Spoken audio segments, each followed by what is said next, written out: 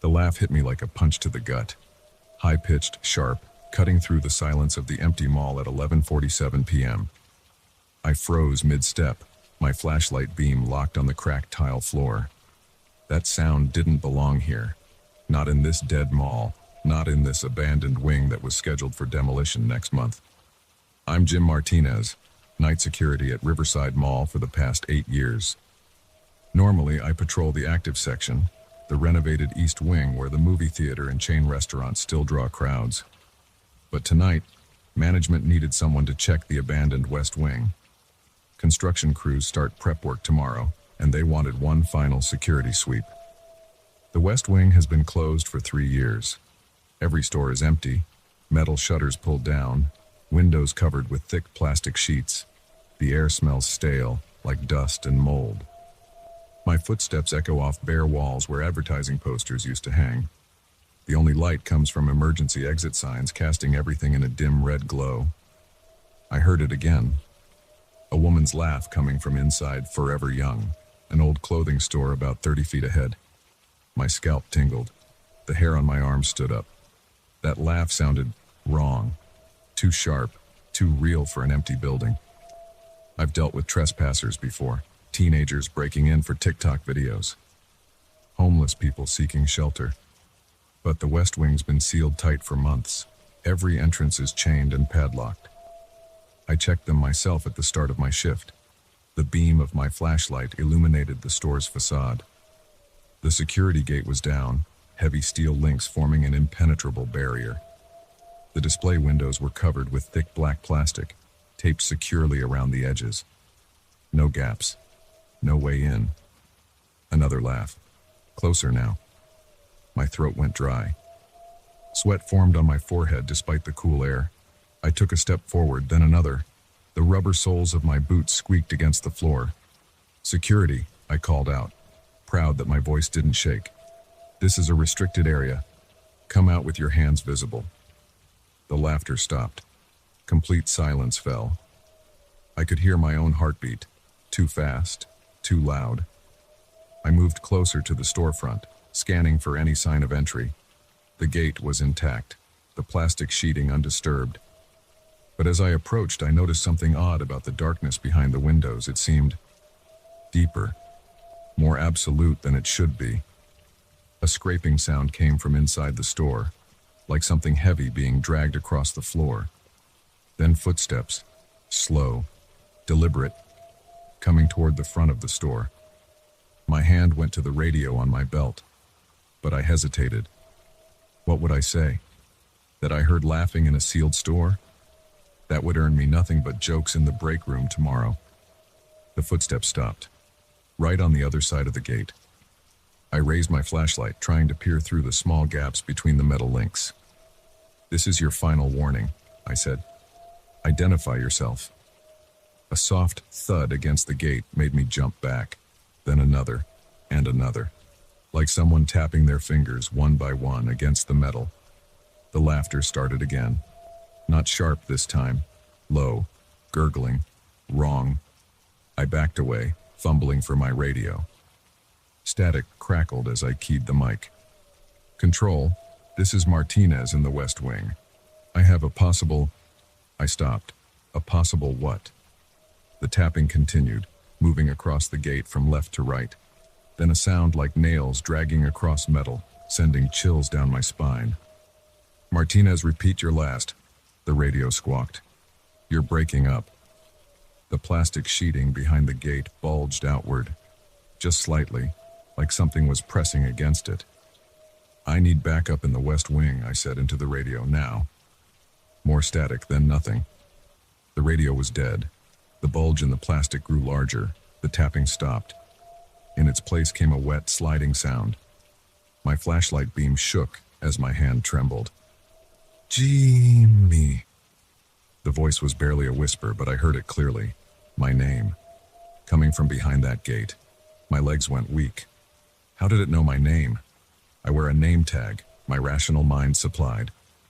But that thought provided no comfort as I watched the plastic sheeting stretch further outward, taking on an impossible shape, like a face pressing through a membrane. Features began to form in the distorted plastic, the suggestion of eyes, a nose, a mouth stretched wide in a grin. The black material grew thinner as it stretched, becoming almost transparent. I ran. My boots pounded against the tile floor as I sprinted back the way I'd come. The laughter followed, echoing off the walls, seeming to come from everywhere at once. The emergency exit signs cast bloody light across my path. I rounded a corner and slammed into a bench, pain shooting through my hip. The flashlight flew from my hand, clattering across the floor. Its beam spun crazily before going dark. Cursing, I pushed myself up. The laughter was closer now. And footsteps, running footsteps far too fast, coming up behind me. The exit door stood at the end of the corridor, its sign burning red in the darkness. 50 feet, I could make it. Something cold brushed against the back of my neck. Like fingers, but wrong. Too long. Too cold. I sprinted harder than I've ever run in my life. The exit sign grew larger. 30 feet, 20, 10. I hit the crash bar with both hands, bursting through into the warm night air. I didn't stop running until I reached the security office in the East Wing, slamming the door behind me and collapsing into my chair. The overnight supervisor found me there 20 minutes later, still shaking. I told him I'd seen someone trying to break in, that I'd chased them off.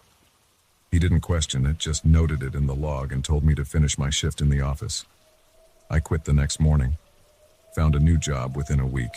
Daytime security at a bank. Better hours. Better pay.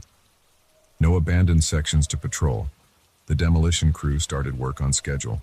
I drove past the mall a few times during the day, watching as they tore down the West Wing piece by piece.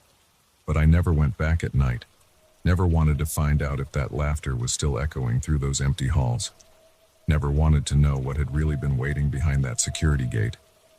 Sometimes, though, when I'm alone in the dark, I hear it. That high, sharp laugh. And I wonder, if I'd stayed just a few seconds longer, would I have seen what was stretching through that plastic? Would I have learned why it knew my name? I don't sleep well on those nights. And I never work after sunset anymore. One thing still bothers me, more than the laugh, more than the shape in the plastic, more than hearing my name whispered in that wet, wrong voice. When I went back the next morning to turn in my resignation, I walked past the West Wing one last time. In the daylight, everything looked normal. The gate was intact, the plastic undisturbed. But there, on the metal links, I saw something that made my blood run cold. 5 distinct marks, spaced like fingers, where something had scraped across the surface. The metal was corroded, eaten away as if by acid. And next to those marks, spelled out in the same corroded pattern, "Goodbye, Jimmy." I walked out of that mall and never looked back. But sometimes when I pass by dark storefronts at night, I hurry past a little faster, and I never ever stop when I hear laughter coming from behind locked doors. They tore down the West Wing last year, built a parking structure in its place. But I won't park there. Won't even drive past it after dark, because sometimes, late at night, people still hear laughter coming from that parking structure. High, sharp laughter that cuts through the darkness like a knife. And sometimes, they say, if you listen carefully, you can hear it calling names. Names of people it remembers. Names of people it's waiting for. I changed jobs again last month. Moved to a new city. Started fresh where nobody knows my name. But I still check the locks twice before I go to bed. Still sleep with the lights on. Still wake up in a cold sweat when I hear laughter in my dreams. Because I know something now that I didn't know before that night. Something that changes the way you see the world forever. Not all empty spaces are truly empty. Not all locked doors stay locked. And sometimes, the things that laugh in the dark know your name. They know your name. And they're patient. So patient. I write this now as a warning. If you're working security, or any job that puts you alone in empty places after dark, remember this. If you hear laughter where there shouldn't be any, don't investigate. Don't call out. Don't shine your light into the darkness. Run. Run as fast as you can and don't look back. Because if you do, you might see what's following you. And once you see it, it never stops following. I know this because I still feel it sometimes. A cold touch on the back of my neck, a whisper of my name in that wet, wrong voice, the sound of footsteps behind me when I walk alone at night. Getting closer, always getting closer. The doctors say I'm paranoid, that I had some kind of breakdown that night, that stress and isolation played tricks on my mind. But they didn't see the marks on that gate, didn't hear their name whispered in the dark. I'm moving again next week. Another city, another fresh start. But I know it won't matter because sometimes late at night when the house is quiet and dark, I hear it. That high, sharp laugh coming from behind my bedroom door. And it knows my name. It still knows my name. I don't know how much longer I can keep running. How many more cities I can flee to. How many more fresh starts I can make. But I know one thing for certain. Somewhere out there, in an empty mall or a dark store or a lonely parking structure, something is laughing. And it's waiting. Waiting for someone else to hear it. Someone else to investigate. Someone else to shine their light into the darkness. Someone whose name it can learn. So remember my warning. Remember my story. And if you ever hear laughter in an empty place, do what I should have done. Run. Just run. Because once it knows your name, you can never stop running. And sooner or later, we all get tired of running. I can hear it now, as I write these words. That familiar laugh echoing up the stairs. Those heavy footsteps coming closer. It's time for me to run again. But I'm so tired of running. So tired. The preceding account was found on a laptop in an empty apartment in Seattle. The tenant, James Martinez, former security guard at Riverside Mall, has been missing for 3 months. His current whereabouts are unknown.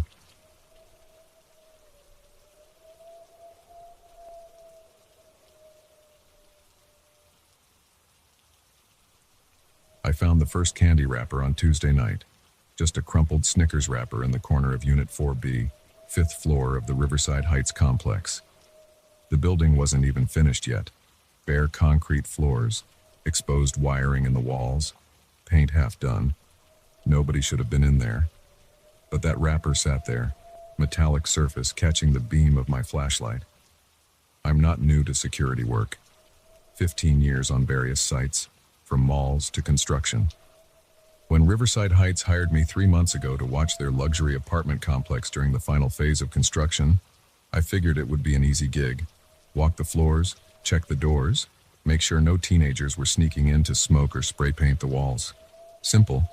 The wrapper bothered me more than it should have. Construction crews had finished that section last week. The cleaning team went through on Friday. That wrapper wasn't there during my Sunday night rounds, I'm sure of it. I picked it up, checked the expiration date printed on the back, still good for another year. I made a note in my log and kept walking. Could have been anything. Maybe one of the contractors sneaked up for a snack.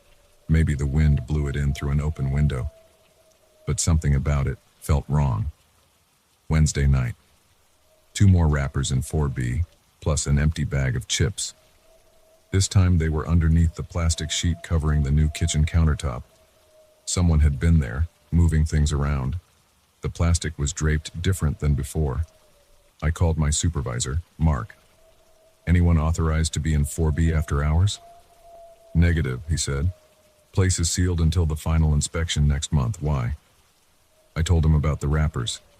He sighed. Probably just workers leaving their trash. Write it up and I'll talk to the site manager. But workers would have used the break room 2 floors down. They wouldn't have snuck into an unfinished unit to eat.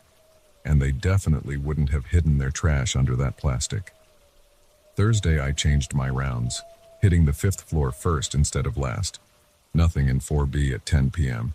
Nothing at midnight. At 2 a.m. I found a shirt. Cheap polyester, blue, stained under the arms, crumpled behind the toilet. It was still damp with sweat. I drew my flashlight and cleared every room, checking the closets behind the plastic-wrapped appliances everywhere someone could hide.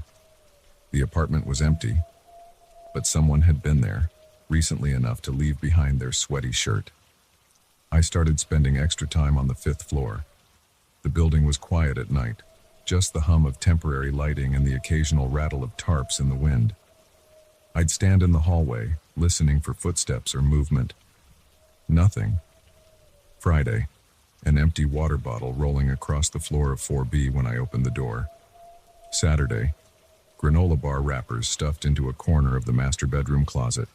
Sunday, a wadded-up paper towel with fresh blood spots. The blood got Mark's attention. He came by Monday morning to check it out himself. Could be innocent, he said, but I could tell he was worried. Worker cuts himself, uses a paper towel, forgets to throw it away. For 5 days straight? Different trash every night, always in the same unit? He walked the apartment with me. Everything looked normal at first glance. But when we really started checking, we found more signs. Scuff marks on the floor that the cleaning crew had definitely buffed out last week. Finger smudges on the windows. A corner of carpet padding pulled back slightly, like someone had been looking underneath. "All right," Mark said finally. "I'll talk to the property manager about setting up some cameras. In the meantime, document everything. If you find anyone up here, call the police immediately. Don't try to handle it yourself." I nodded, but we both knew cameras would take days to approve and install. Whatever was happening in 4B, it was happening now. That night, I brought an extra flashlight and a new pack of batteries. At 10 p.m., 4B was clean. No new trash, no signs of disturbance. I checked every hour. Nothing changed until 3 a.m. The door was still locked when I arrived for my hourly check. But as soon as I opened it, I knew someone had been there. The air felt different, warmer, stuffier, with a faint smell of body odor. A fresh apple core sat on the kitchen counter, brown at the edges but not yet fully oxidized. Someone had been there within the last hour. I did another sweep, more thorough this time. The closets were empty. Nothing under the plastic sheets. No one behind the stacks of drywall in the second bedroom. But in the master bathroom, the mirror had a fresh handprint, visible only when my flashlight hit it at the right angle. I called the police. They sent 2 officers, but by the time they arrived, the apple core had turned completely brown. They took pictures, wrote a report, and told me to call again if I saw anyone. They didn't dust for prints. The next week was more of the same. Every night more evidence would appear between my rounds. Food wrappers, water bottles. Once a used Band-Aid with fresh blood, but never any sign of how they were getting in or out.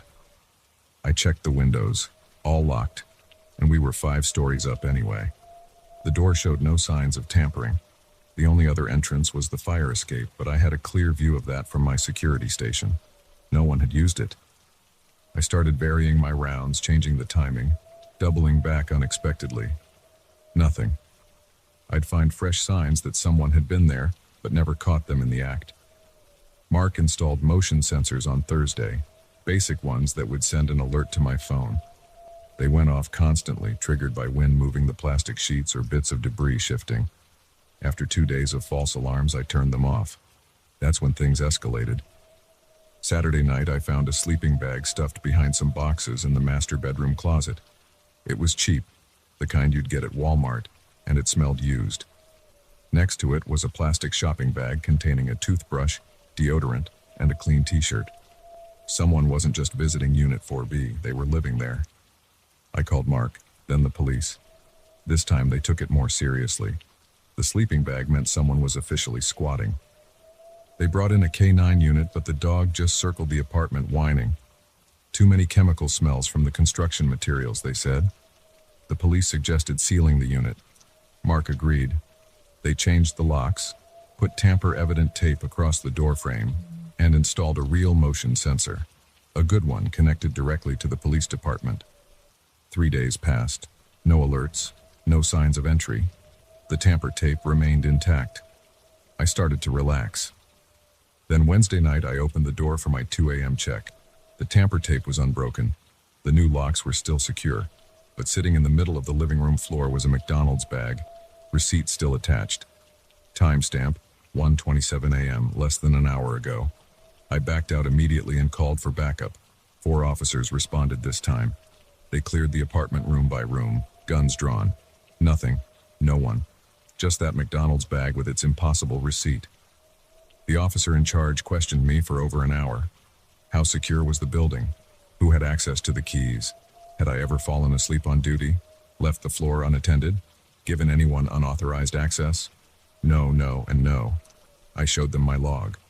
Showed them the security footage from the hallway. No one entering or leaving except me during my rounds. Showed them the intact tamper tape and unmarked locks. They took the McDonald's bag as evidence. Promised to dust for prints, check security footage from the restaurant, maybe get some answers. I haven't heard back. That was yesterday. Tonight's my first shift back after giving my statement. The police added extra patrols, but they can't watch the building all night. That's still my job. It's 1 a.m. now. I'm standing outside Unit 4B, key in hand. The tamper tape is intact. The motion sensor is armed. Everything looks normal.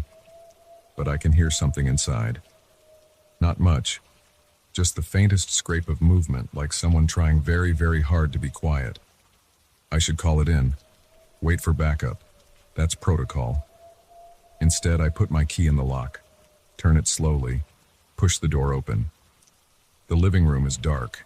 My flashlight beam cuts through empty air, catching dust motes swirling in its path. Nothing moves. Nothing makes a sound. But there's a fresh footprint in the construction dust near the kitchen. The tread looks like cheap sneakers. And it's pointing straight at me. I step inside, letting the door swing shut behind me. The footprint is there, clear as day in my flashlight beam. Just one print, like someone took a single step and then... What? Vanished? The air feels thick, warm, recently disturbed. That body odor smell is back, stronger now, mixed with something else. Fear sweat, maybe. The kind of sour smell people give off when they're trapped. My flashlight catches something else. In the kitchen, on the counter. A piece of paper. I cross the room slowly, shoes crunching on drywall dust. It's a note, written in shaky ballpoint pen on the back of a receipt. Please, I can't leave. The paper is still warm from someone's hands. Movement behind me, just the slightest shift of weight on floorboards. I spin around, flashlight beam cutting through the darkness. For just a second, I think I see something duck into the master bedroom. A shadow. A shape. Gone too fast to be sure. I key my radio. This is Peterson. I need backup at... The lights go out. Not just my flashlight. Everything. The whole building goes dark. In the sudden silence, I hear breathing. Not mine. Somewhere in the darkness of Unit 4B, someone else is breathing. Waiting. And then they start to move.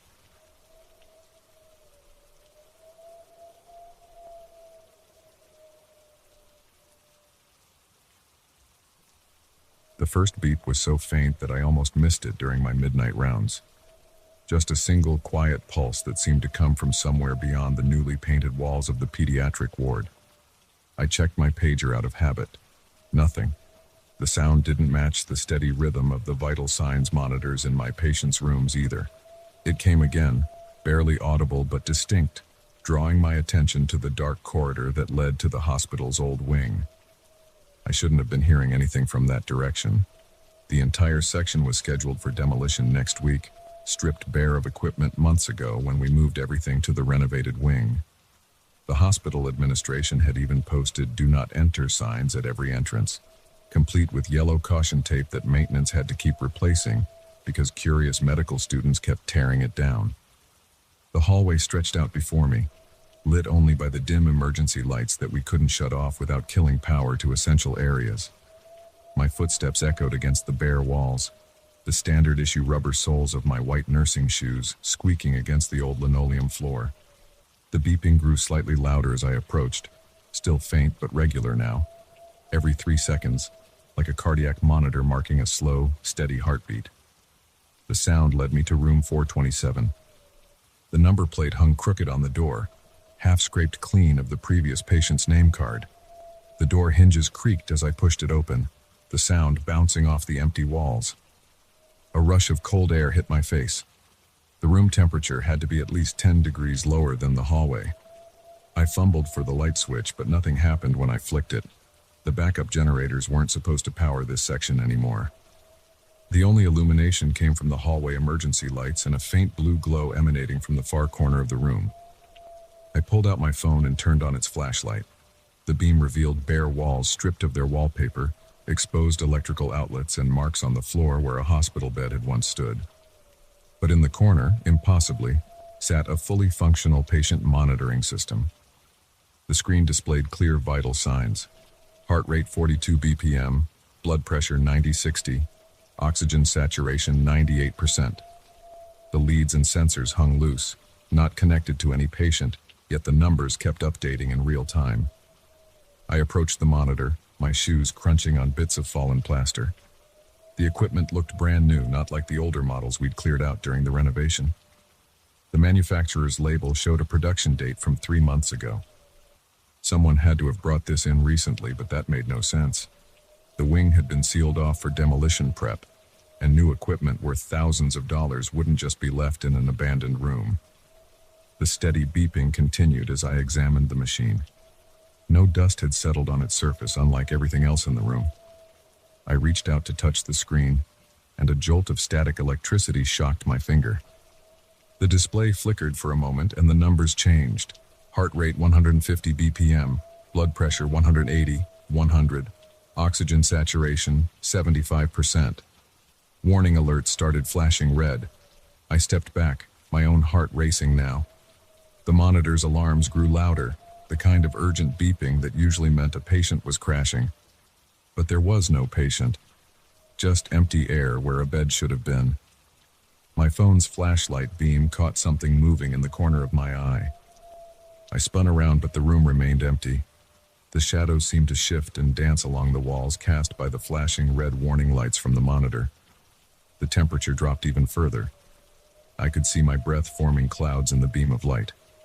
The door slammed shut behind me with a bang that made me jump. I rushed to it and grabbed the handle, but it wouldn't turn.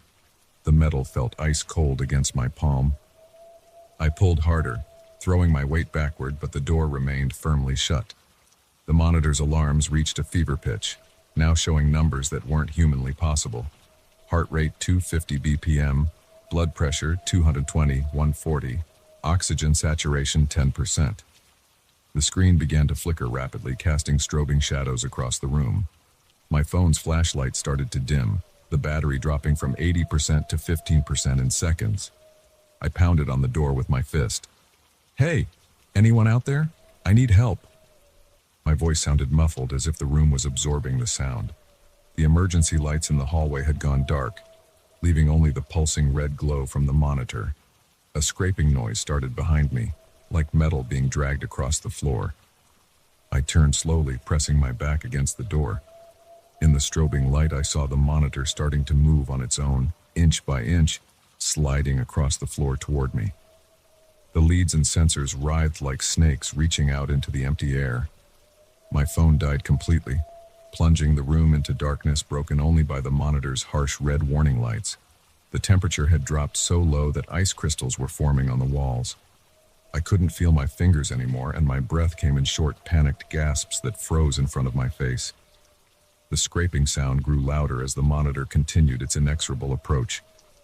The vital signs on the screen changed again, now matching my own racing heart and elevated blood pressure exactly, though nothing was connected to me.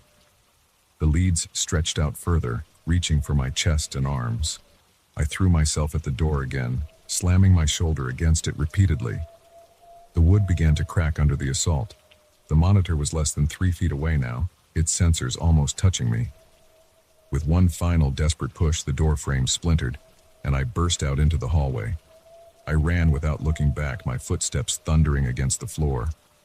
The beeping faded behind me, but I didn't slow down until I reached the newly renovated wing. I collapsed against the nurse's station, gasping for air, my scrubs soaked with cold sweat. "Are you okay?" Sarah, one of the night shift nurses, rushed over to help me up. "You look like you've seen a ghost." I opened my mouth to explain, but the words wouldn't come. How could I describe what had just happened? They'd think I was crazy. I'd think I was crazy if someone told me the same story.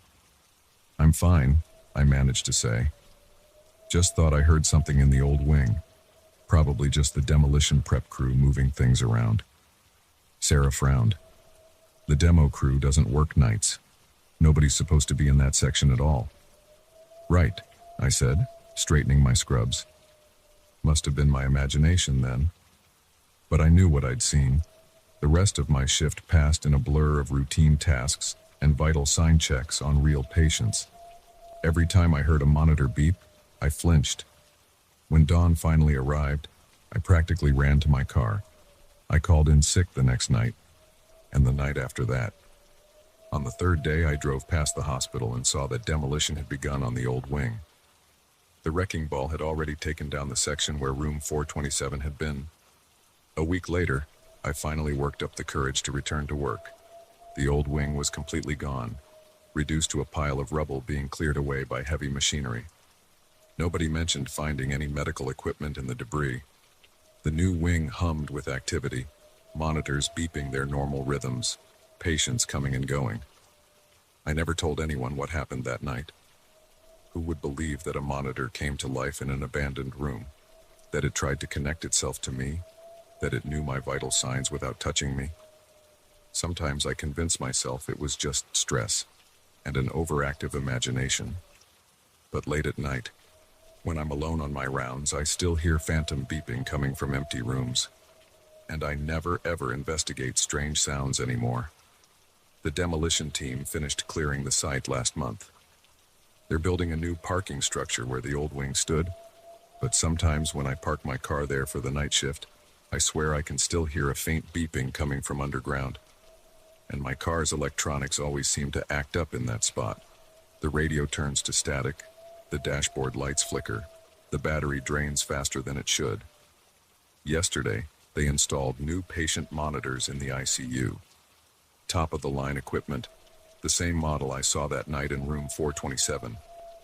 I requested a transfer to the day shift immediately. Let someone else deal with whatever wakes up in empty rooms at midnight. I've learned my lesson about curiosity in hospitals. Some doors should stay closed, some sounds should go uninvestigated, and some rooms should stay empty. But sometimes when I'm checking the vital signs of my patients, I notice the numbers on their monitors matching my own heart rate exactly for a split second. Just a brief glitch, there and gone so fast I might be imagining it. Probably just a coincidence. At least that's what I tell myself.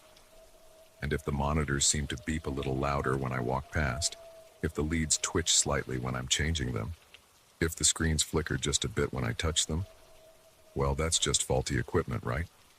Nothing more than electrical interference and an overactive imagination. But I keep a close eye on those monitors now.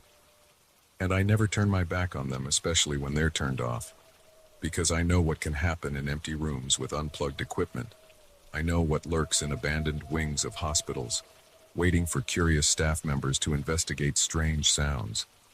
And sometimes late at night when I'm trying to sleep, I wonder about room 427. What if the monitor wasn't destroyed in the demolition? What if it's still down there somewhere, buried under the concrete of the new parking structure, still beeping, still waiting, still hungry? What if it's calling out to its newer brothers and sisters up in the ICU, teaching them how to wake up, how to reach out, how to hunt? I've started looking for a new job, something far away from hospitals and medical equipment, something with no monitors, no sensors, no electronic vital signs. Because I know what I saw that night, no matter what I tell myself or others. And I know that somewhere out there, in some empty room in some quiet hospital, a monitor is beeping softly in the dark, waiting for someone to investigate. The beeping is getting louder.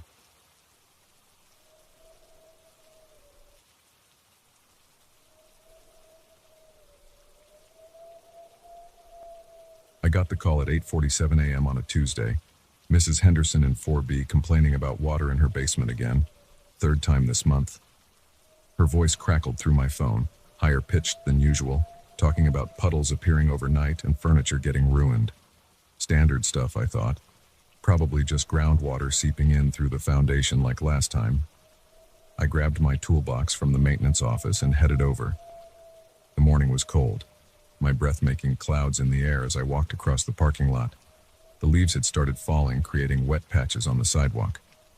Building 4 was the oldest in the complex, built in the 1960s, with those typical basement storage units that always had moisture problems. Mrs. Henderson met me at her door. She was still in her bathrobe, hair uncombed, fingers gripping her coffee mug too tight. Her hands shook as she led me to the basement stairs. "It's worse than before," she said. "And something's not right down there. The furniture, I didn't move it, but it's all wrong." I flipped the light switch at the top of the stairs. The fluorescent tubes flickered 3 times before staying on, casting that harsh white light that makes everything look worse than it is. The air coming up from below felt colder than it should have, even for a basement in October.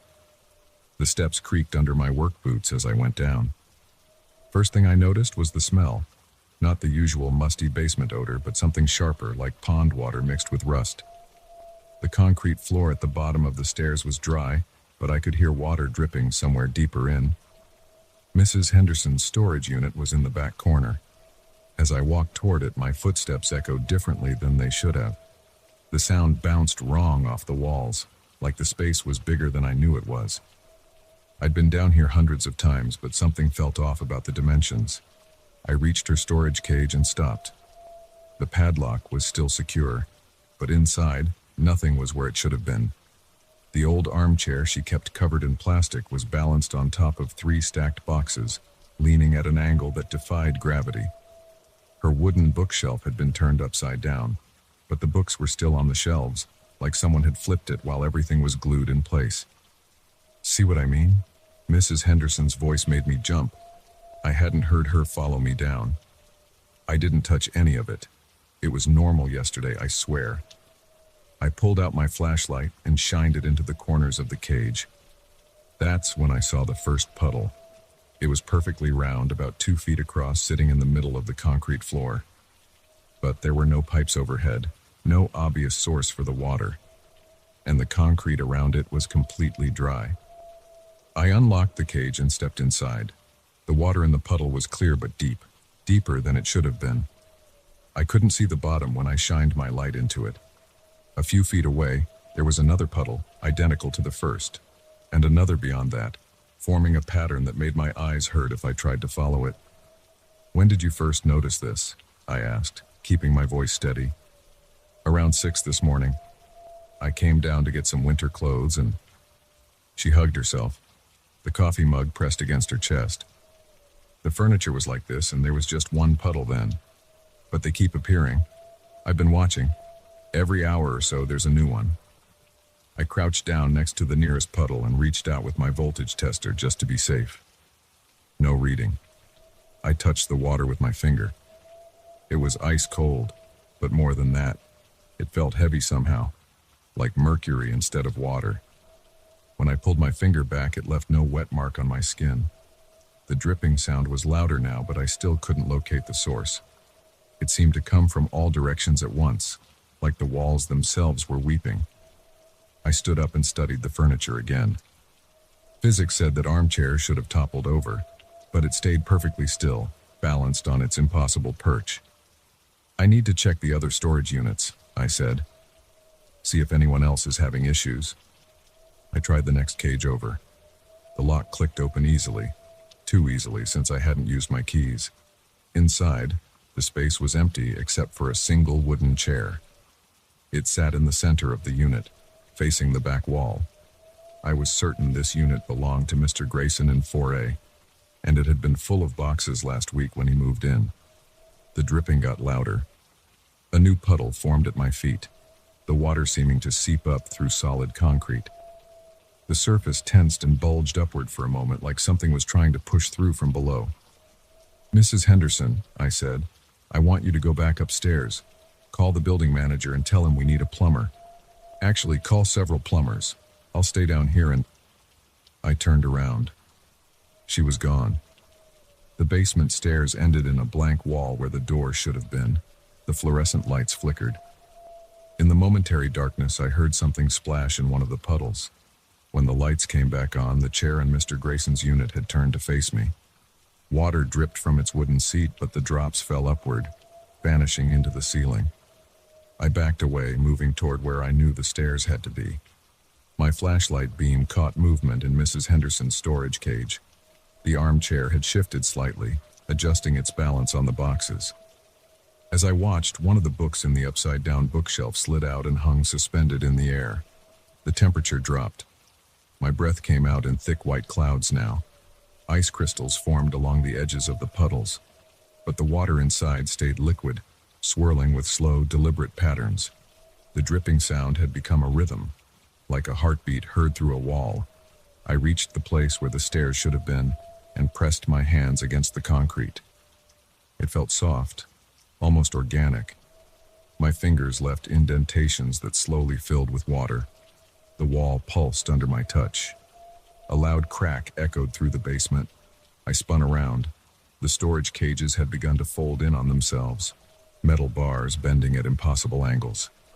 Water poured from every joint and seam, but instead of falling, it flowed sideways and upward, creating geometric patterns in the air. The armchair in Mrs. Henderson's unit finally moved. It rose from its perch on the boxes, floating like a leaf in an invisible current. The plastic cover rippled and fell away, revealing upholstery that writhed like living tissue. It turned slowly until it faced me, and I saw that the pattern on the fabric had changed. It now showed dozens of tiny faces, all with their mouths open in silent screams. My flashlight flickered and died. The fluorescent lights followed, plunging the basement into total darkness. In that moment, I heard something large moving through the water. The splashing came from all directions, surrounding me. Then a sound like wooden joints creaking, and the soft scrape of furniture being dragged across concrete. I fumbled for my phone, hands shaking so badly I almost dropped it. The screen lit up, casting a weak blue glow that reached maybe 3 feet in front of me. In that small circle of light, I saw that the floor had changed. The concrete had taken on the texture of skin, rising and falling with slow breaths. The scraping sounds got closer. My phone's light caught the edge of something moving. A chair leg, a table corner, the edge of a bookshelf. The furniture was closing in, forming a circle around me. Water flowed up the walls and across the ceiling, connecting in patterns that hurt my eyes to look at. I backed up until I hit the wall where the stairs should have been. My phone screen started to flicker. In the strobing light, I saw the armchair float closer. The faces in its upholstery had begun to move, turning to track my movements. Behind it, other pieces of furniture rose into the air. Chairs, tables, shelves, all twisted into wrong angles, all moving with terrible purpose. The phone died. In the perfect darkness, I felt something cold and wet touch my shoulder. It had the texture of fingers, but too many of them, and they moved in ways fingers shouldn't move. The dripping sound had become a roar, drowning out my own panicked breathing. Then light returned, harsh and sudden. I was standing at the bottom of the basement stairs. Mrs. Henderson stood at the top, her hand on the light switch, still holding her coffee mug. "Did you find anything?" she called down. "The water damage?" I looked around. The storage units were normal. The furniture sat properly on the floor, no sign it had ever moved. The concrete was dry. But in Mrs. Henderson's unit, her armchair had been moved. It now sat facing the cage door, and a dark water stain spread across its seat cushion in the shape of a handprint. "Call a plumber," I said, surprised by how steady my voice sounded. "Actually, call several, and don't come down here again. Not alone. Not ever." I climbed the stairs quickly, trying not to run. At the top, I turned for one last look. A single puddle had formed in the center of the basement floor. As I watched, a ripple spread across its surface like something far below had shifted in its sleep. I slammed the door and locked it. Through the wood, I could hear the dripping start again, forming a pattern that almost sounded like words. Mrs. Henderson was saying something about insurance and water damage, but I barely heard her. I was already walking away, my keys jingling too loudly in my shaking hands. I had 15 other maintenance calls to make that day, but they would have to wait. I drove straight to the building manager's office and dropped my keys on his desk. "I quit," I said. He started to protest, but I was already walking out the door. In my rearview mirror, I could see Building 4 getting smaller. Just before I turned the corner, I thought I saw something dark moving behind Mrs. Henderson's basement window. It looked like water flowing upward, but it could have been a shadow. I never went back to check. 3 days later, I read in the local paper that Building 4 had been evacuated due to structural concerns. The article mentioned unusual water damage in the basement and unexplained phenomena that engineers couldn't account for. Mrs. Henderson was quoted about furniture moving on its own and strange sounds coming from below. They ended up demolishing the building. The crew that tore it down quit halfway through, claiming their equipment kept malfunctioning and they found puddles of water in sealed rooms. The basement they filled with concrete, pouring it until it overflowed, using twice as much as the space should have been able to hold. Sometimes I drive past that lot late at night. It's empty now, just a flat expanse of concrete with warning signs and chain link fence around it. But after it rains, puddles form on the surface. Perfect circles of water arranged in patterns that don't match the way water should flow. I don't slow down when I pass by. I don't look too closely at those puddles. And I definitely don't stop to listen on quiet nights, when the only sound is water dripping in places where there shouldn't be any water at all. I've taken other maintenance jobs since then, but I always check my contract carefully now, and I never ever take calls about water in the basement.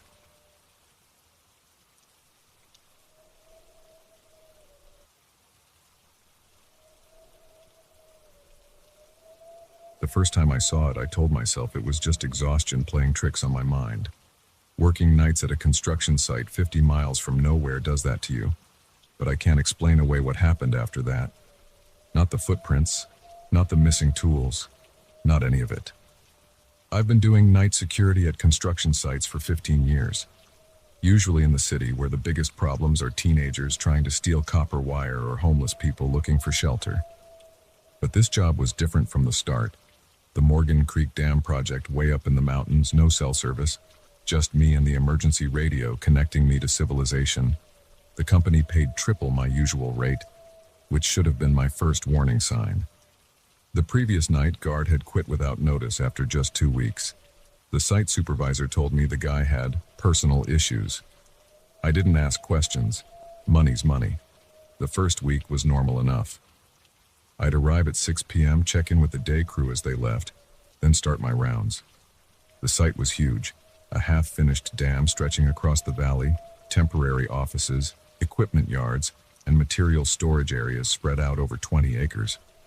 The portable light towers created islands of harsh white light, leaving deep shadows between them. The rest was darkness and wilderness. I had my routine. Walk the perimeter every 2 hours, check the equipment yard, monitor the security cameras in the main office, make sure none of the machines had been left running. Simple stuff. That changed on my 8th night. I was doing my 2 a.m. round when I saw it. A figure standing motionless at the edge of the light from Tower 3, near the eastern equipment yard. Tall, maybe 6.5 feet.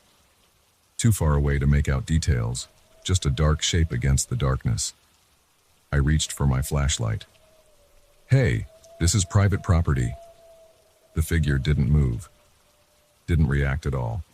I started walking toward it, my boots crunching on the gravel. "I'm armed security. You need to leave now." I wasn't actually armed.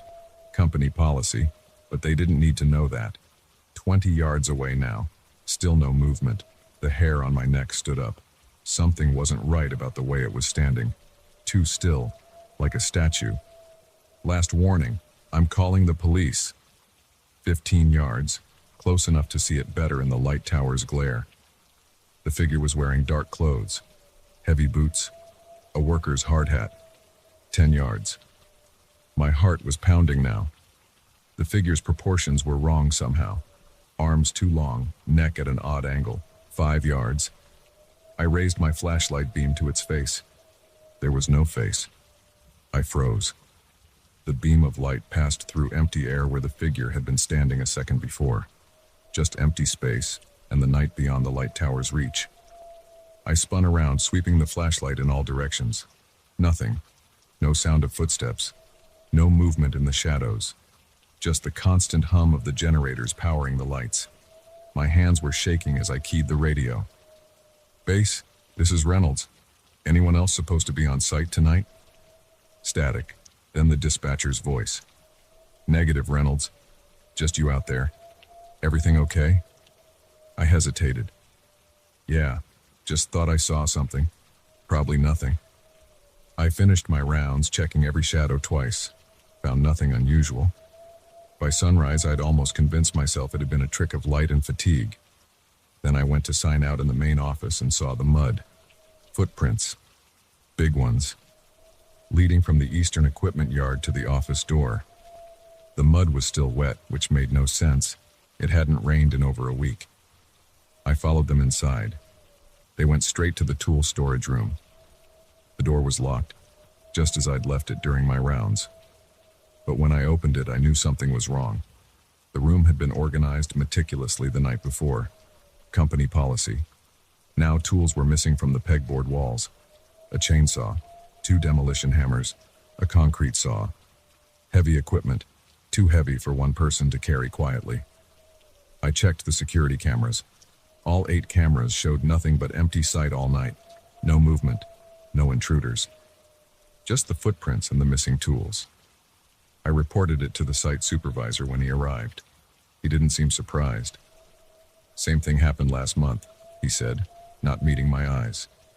And the month before that. Always on the night of a new moon. Always the same tools taken. They show up again a few days later, caked in mud and something else. Something that smells like rot. Why didn't you tell me this when you hired me? He shrugged. Would you have taken the job?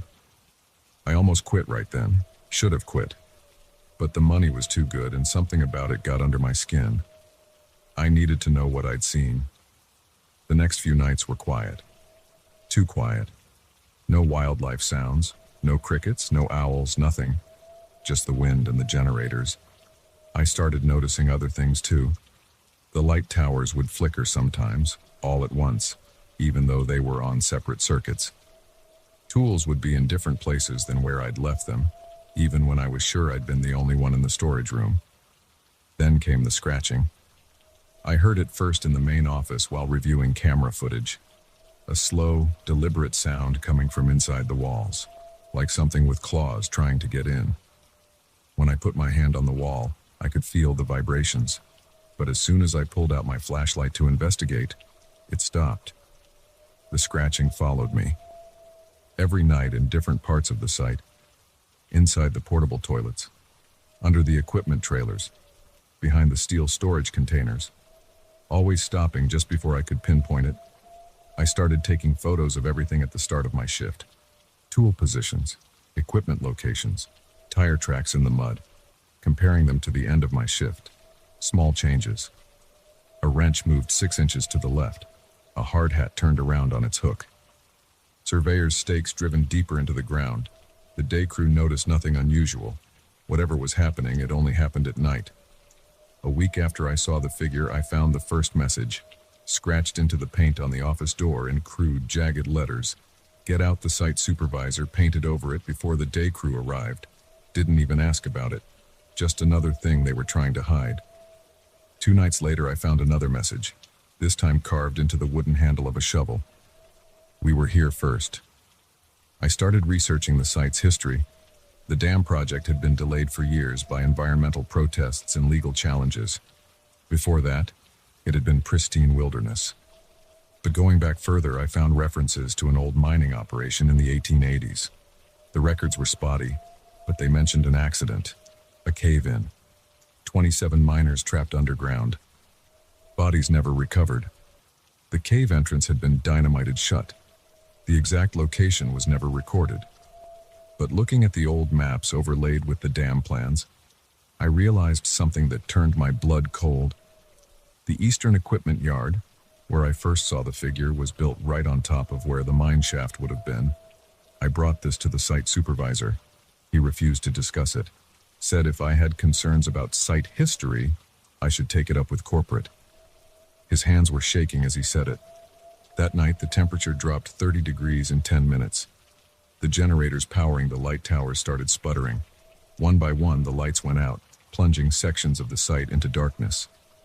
I was doing my rounds when it happened. The backup batteries in the towers should have kicked in, but they didn't. My flashlight beam seemed weaker than usual, barely penetrating the darkness. Then I heard it. Footsteps in the gravel behind me. Heavy boots, slow, deliberate. I spun around. Nothing there. But the footsteps continued circling me, getting closer. The beam of my flashlight caught movement. Multiple figures emerging from the shadows.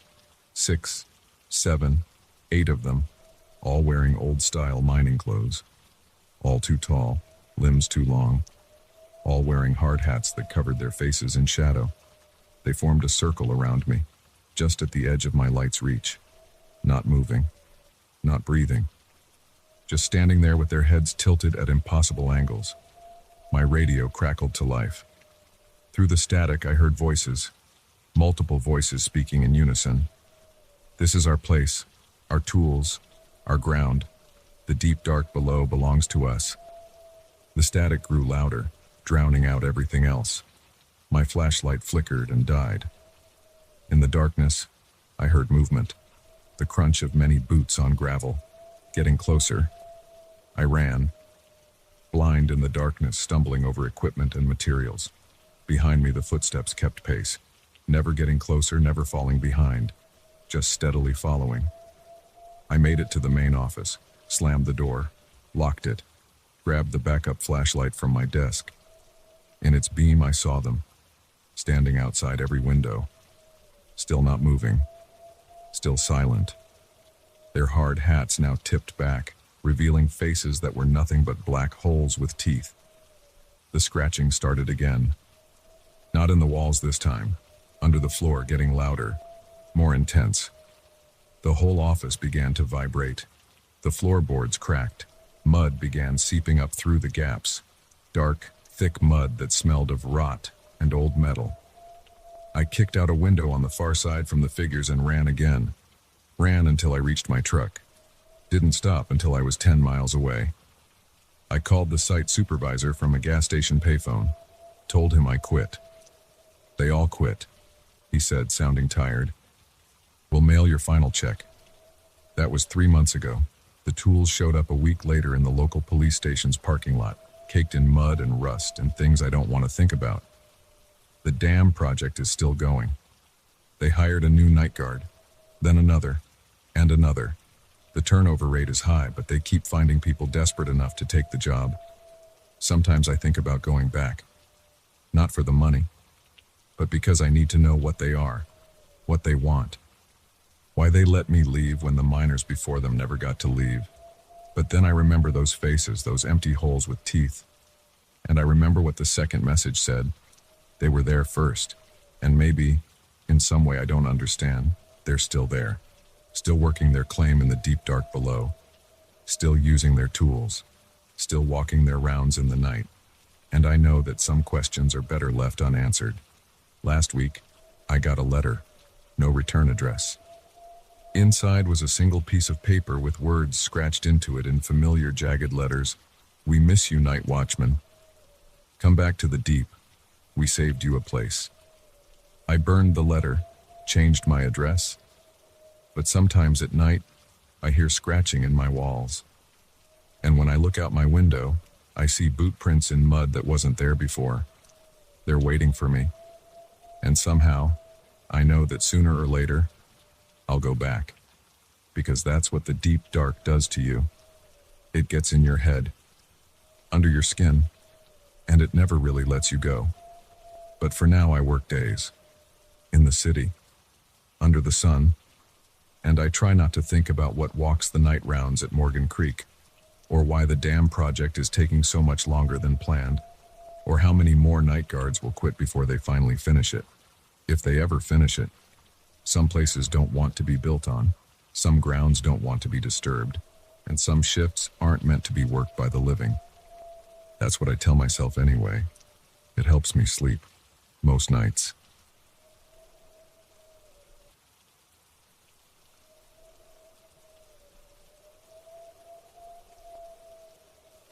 The digital clock on my phone showed 11:47 p.m. when the elevator stopped between the 32nd and 33rd floors. I pressed the emergency button, but nothing happened. No alarm, no response, just dead silence. That's when the floor indicator started showing numbers that didn't exist in our 40-story building. I'm James Chen, IT support at Meridian Financial Group. I should have gone home hours ago, but a server migration kept me late. Now I stood alone in this elevator, watching impossible numbers flash across the display. 54, 67, 83. The elevator moved again, but not up or down. It felt like it shifted sideways, which isn't possible. The sensation made my stomach lurch. When the doors opened, I wasn't on any floor I recognized. I stepped out into what looked like an office from the 1980s. The carpet was brown shag and bulky beige computers sat on metal desks. Cigarette smoke hung in the air. A woman with big hair and shoulder pads typed at a keyboard, but when she turned toward me, her face was blurry, like a photo out of focus. "Hey," I called out. My voice echoed strangely. The woman didn't respond. She kept typing on a computer that showed green text on a black screen. The elevator dinged behind me. I jumped back inside just as the doors started closing. My heart pounded against my ribs. The floor indicator now showed 12B. The elevator moved again, this time with a grinding noise I'd never heard before. My hands shook as I pressed the lobby button repeatedly. Nothing happened. The display changed to 19X. When the doors opened again, I saw our modern office, but something was wrong. Dead plants littered the floor. Dust covered everything.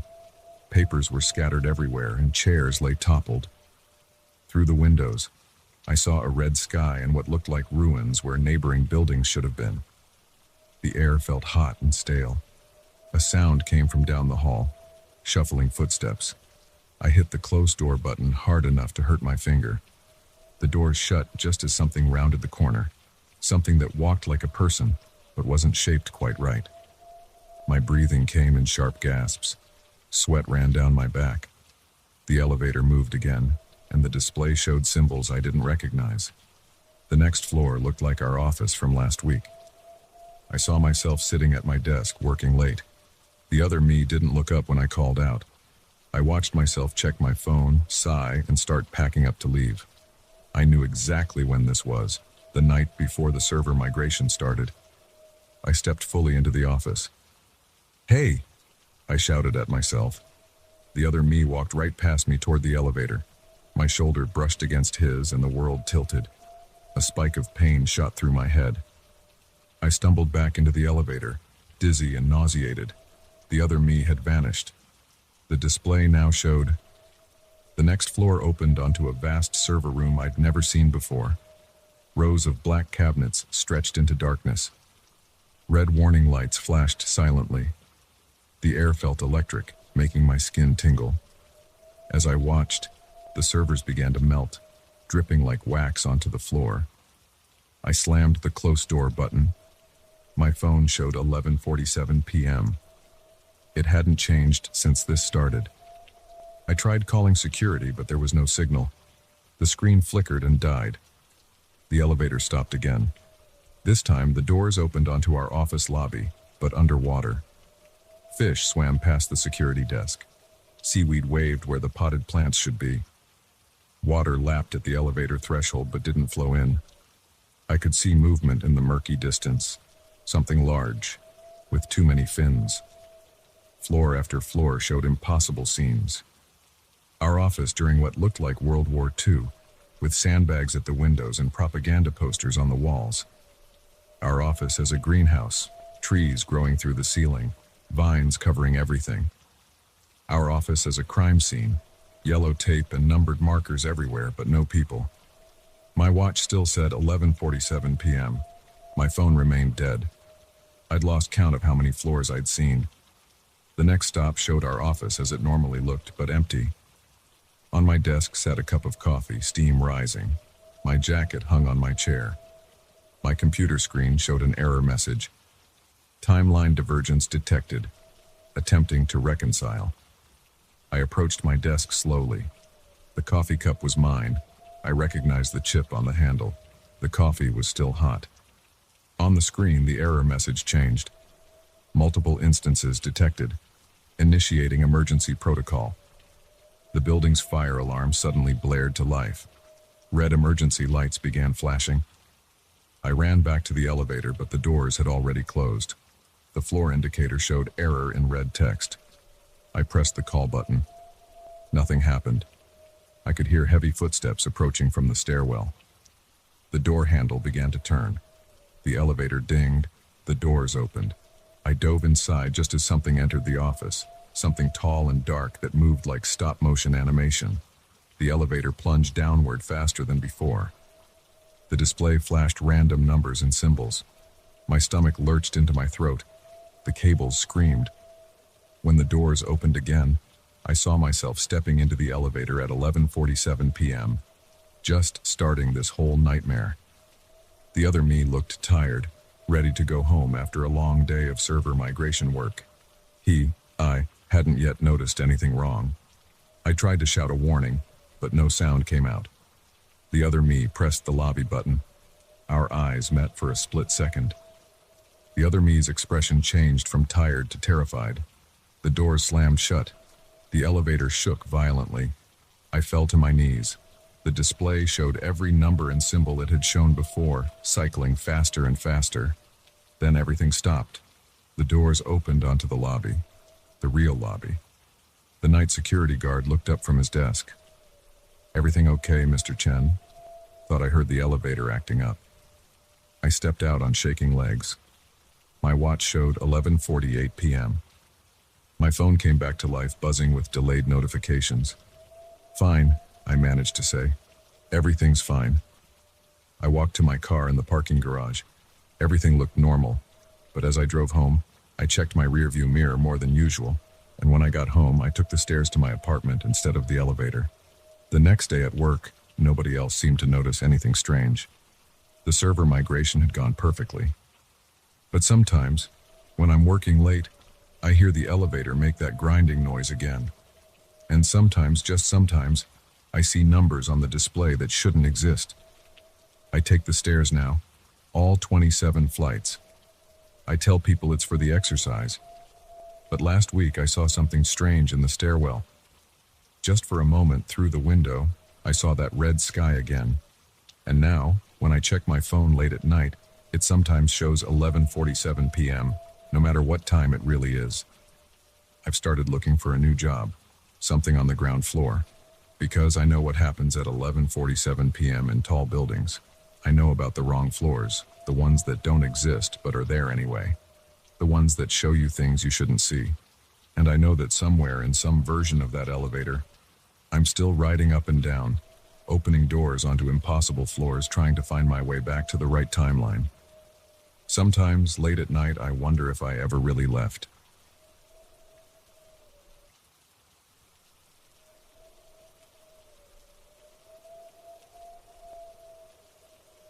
The first call came 3 weeks ago. I remember because it was my first night shift alone at Midwest Customer Solutions after training. The caller knew my mother died when I was 12. Nobody at work knew that. Nobody in my life knew that except my sister, and she passed away last year. I sit at my desk now, staring at the clock on my computer screen. It's 1:58 a.m. My hands are sweating. The phone will ring in 2 minutes. It always does. I started this job because I needed the money. The night shift paid better, and I figured dealing with angry customers at 2 a.m. was worth the extra $3 an hour. The training was basic: how to use the systems, how to talk to customers, how to follow the scripts.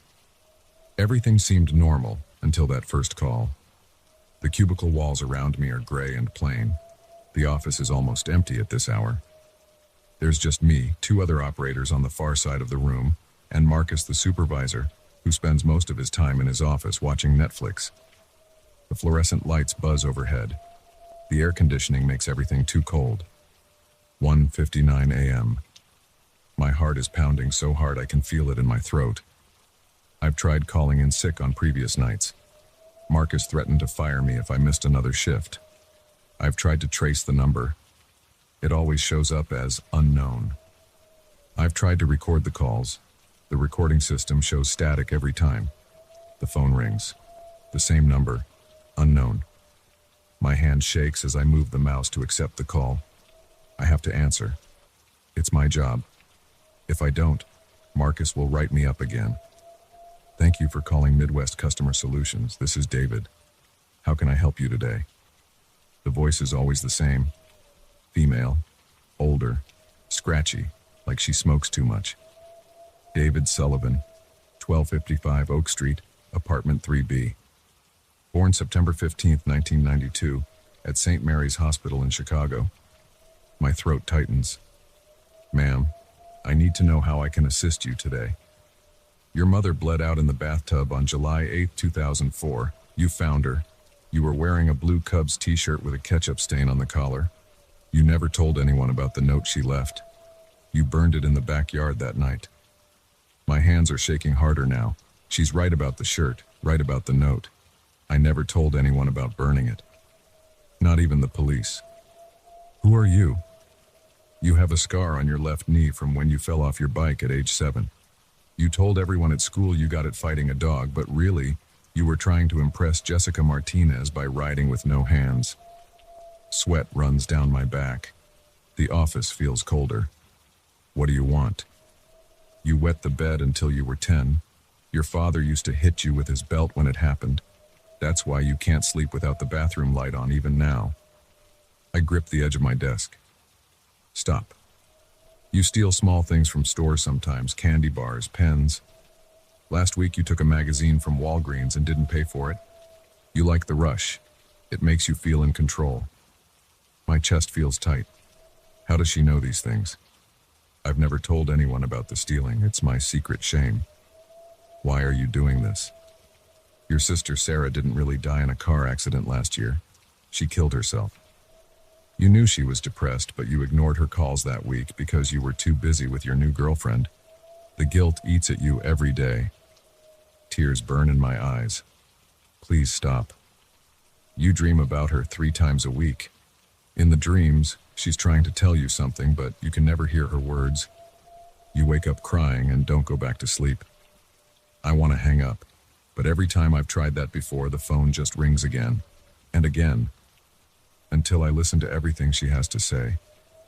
Your girlfriend Emily is cheating on you with her coworker Mike. They meet at the Motel 6 on Reynolds Road every Thursday during her lunch break. You saw her car there last week, but told yourself it was someone else's. My stomach lurches. I did see Emily's car at that motel. I've been trying to convince myself I was wrong. You have $432, $17 in your checking account right now. Your rent is due in 3 days, and you're short $200.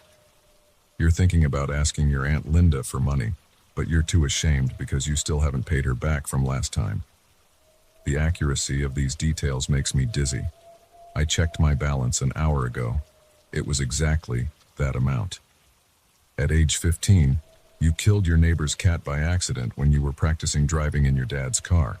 You buried it behind the garage and let everyone think it ran away. Mrs. Henderson put up missing posters for months. She cried every time she saw you. My hands are trembling so badly I can barely hold the phone. These are things I've never spoken aloud, things I've tried to forget. Stop. Please. I can't.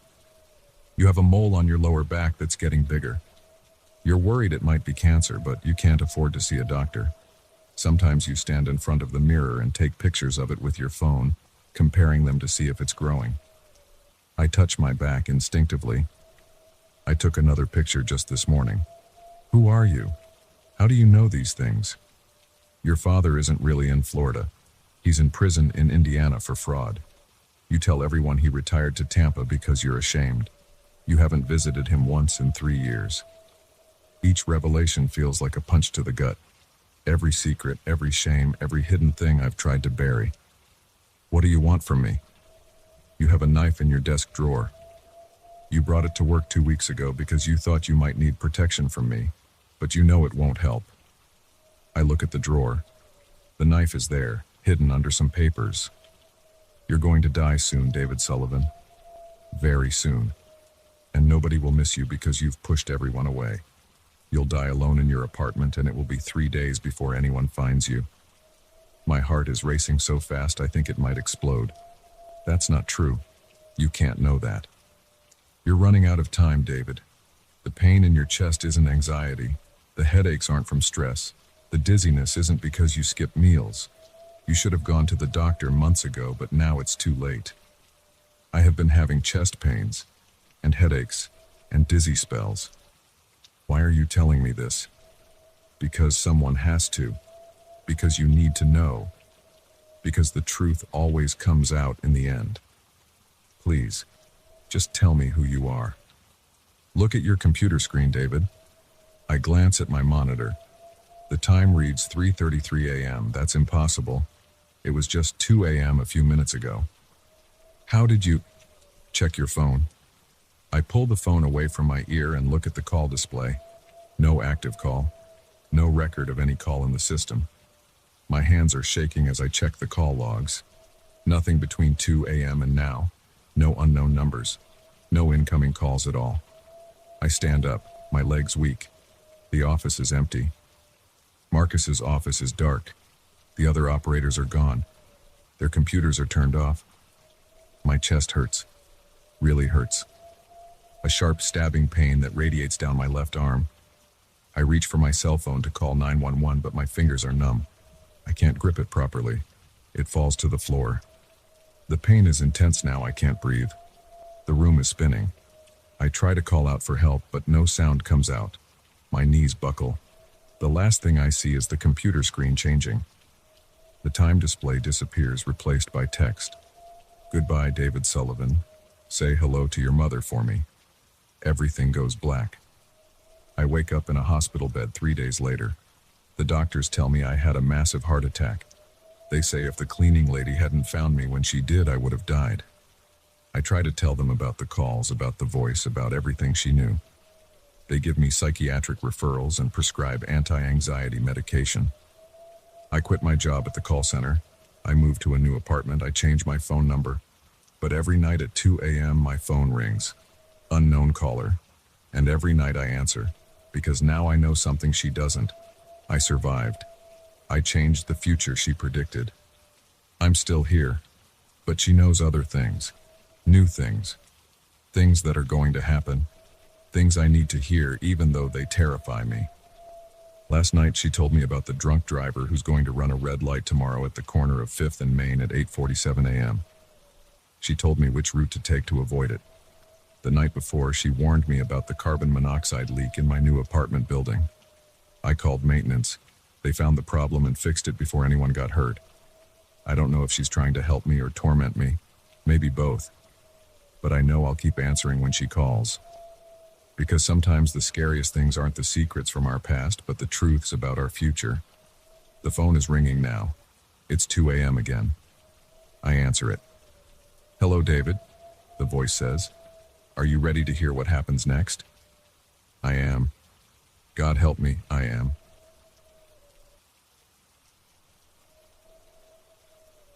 I should have known something was wrong the moment I saw that handprint on my door at 3 a.m. The night shift at the warehouse had been normal, just moving boxes, checking inventory, the usual mind-numbing work. But that handprint, it was bigger than any human hand I'd ever seen, and it looked like it had been pressed into the metal of my apartment door, not just left there with paint or dirt. My head hurt from lack of sleep, and I just wanted to crash.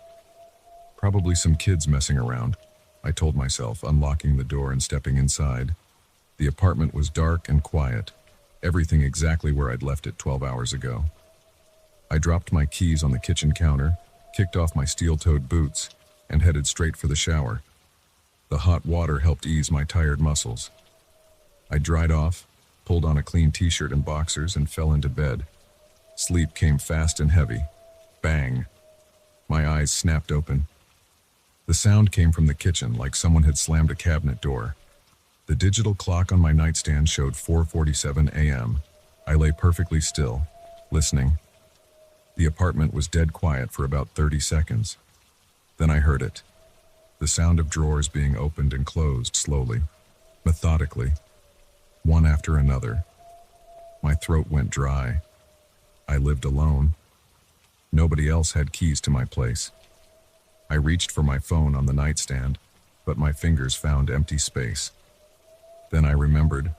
I'd left it charging in the kitchen. Another drawer opened, the sound of metal utensils rattling. My heart pounded against my ribs as I eased out of bed. The floor creaked under my feet, and the sounds in the kitchen stopped immediately. Complete silence fell over the apartment. I had a baseball bat in my closet. Moving as quietly as possible, I retrieved it, gripping the handle so hard my knuckles turned white. The bedroom door was open, just a crack showing a slice of the dark hallway leading to the kitchen. More silence, then footsteps. Heavy ones, but not like shoes or boots on the floor. More like bare feet, wet bare feet, slapping against the linoleum. I raised the bat and edged toward the door. The footsteps grew closer, moving down the hallway toward my room. But something was wrong with the rhythm. It wasn't the normal left-right pattern of human walking. It was irregular, like the feet were hitting the ground at odd intervals. A shadow passed through the slice of hallway visible through the door crack. My chest tightened. The shadow was too tall, too wide to be human, and it moved. Wrong. The footsteps stopped right outside my bedroom door. I could hear breathing now. Wet, raspy breathing that sounded like it was coming through a throat full of liquid. The door began to swing open, slow and steady. I raised the bat higher, ready to swing. But when I saw what stood in the doorway, my arms went limp. It was tall, so tall its head nearly touched the ceiling. Its skin was a sickly gray color, stretched too tight over an emaciated frame. But its proportions were all wrong. The arms hung down past its knees, ending in hands bigger than dinner plates. Hands that matched the print on my door. Its legs bent backward at the knees, like a bird's. And its face. The face had no features except for a mouth that split its head from ear to ear, filled with row after row of needle-sharp teeth. Dark liquid, not water, too thick to be water, dripped from its chin onto my carpet. I couldn't move, couldn't breathe. The thing's mouth opened wider than any mouth should be able to open, and that wet breathing got louder. The smell hit me then, like rotten meat and stagnant water. It took a step into the room. The backward bent legs made its movement jerky and unnatural. Those massive hands swung at its sides, fingers twitching. My survival instinct finally kicked in. I swung the bat as hard as I could. It connected with the thing's ribs with a solid thunk, but the bat just bounced off like I'd hit a concrete wall. The impact sent vibrations up my arms, making me drop the weapon. The creature didn't even flinch. Instead, it reached for me with one of those huge hands. I ducked under its arm and ran. My shoulder slammed into the doorframe as I bolted past it, but I barely felt the pain. Pure adrenaline drove me down the hallway toward the front door. Behind me, I heard it moving. Those wet footsteps speeding up, getting closer. I reached the front door and grabbed the handle. It didn't turn. The door wouldn't open. I looked down. The deadbolt was unlocked. The chain wasn't on. But the door wouldn't budge, like it had been welded shut. The footsteps stopped. Hot breath hit the back of my neck, smelling like decay. Slowly, I turned around. It filled the hallway from floor to ceiling now, somehow even larger than before. That grotesque mouth smiled, showing rows of teeth that went all the way down its throat. One massive hand reached for me. I dove to the side, rolling across the living room floor. My shoulder hit the coffee table, sending magazines scattering. The creature followed, its head brushing against the ceiling, leaving wet marks on the white paint. I scrambled to my feet and ran for the kitchen. My phone was still there on the counter, charging. I grabbed it, fingers trembling as I tried to dial 911. The screen was black. Dead. Impossible. It had been charging for hours. A shadow fell over me. I turned to see the creature filling the kitchen doorway, its body contorted to fit through the opening. Those hands reached for me again, fingers spreading wide enough to wrap around my entire torso. I grabbed the first weapon I could find, a knife from the dish rack. The blade was still wet from washing. I slashed at the nearest hand.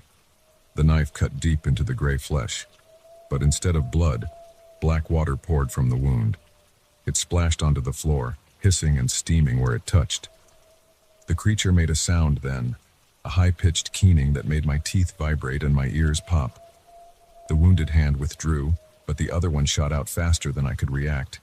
Fingers like steel cables wrapped around my chest, squeezing the air from my lungs.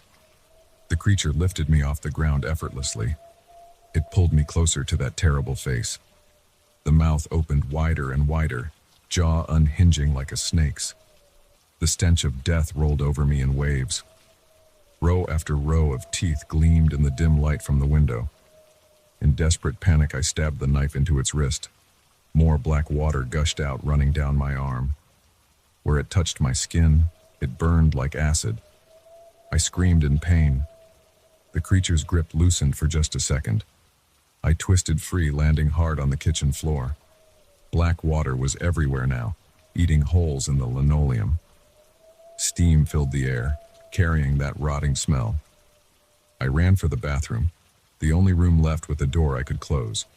Behind me, the creature's keening grew louder, making the windows rattle in their frames. I slammed the bathroom door and turned the lock, knowing it wouldn't hold for long. The bathroom window was small, but I might be able to squeeze through. I climbed onto the toilet and reached for the latch. The door exploded inward, showering me with splinters. A hand bigger than my entire head reached through the doorway. I lost my balance and fell, cracking my head against the sink. Everything went fuzzy. I lay on the bathroom floor, blood trickling down my face, looking up at the creature as it squeezed its massive body through the doorway. Its mouth opened once more, but this time something else emerged from its throat. A long black tongue that writhed like a living thing. The tongue touched my leg. Instant, searing pain shot through my body. I tried to scream, but no sound came out. My vision started to go dark around the edges. The last thing I saw was that massive mouth descending toward my face, rows of teeth stretching into infinity. Then, everything went black. I woke up in my bed. Sunlight streamed through the windows. For a moment, I thought it had all been a nightmare. Then I saw the holes eaten into my carpet by the black water, the splintered remains of my bathroom door. The handprint, pressed deep into the metal of my front door, now visible from the inside too. That was 3 days ago. I haven't slept since then. Every night at exactly 4:47 a.m., I hear those wet footsteps in my kitchen. Every night they get closer to my bedroom. I've tried staying at hotels, sleeping in my car, even just driving all night. But no matter where I am, when that time comes, I hear those footsteps. Last night I found another handprint, this one pressed into the hood of my car. Tonight will be the 4th night. I don't think I'll survive to see a 5th. The sun is setting now. In a few hours it'll be 4:47 a.m. again. I can already hear water dripping somewhere in my apartment. The sound is getting louder.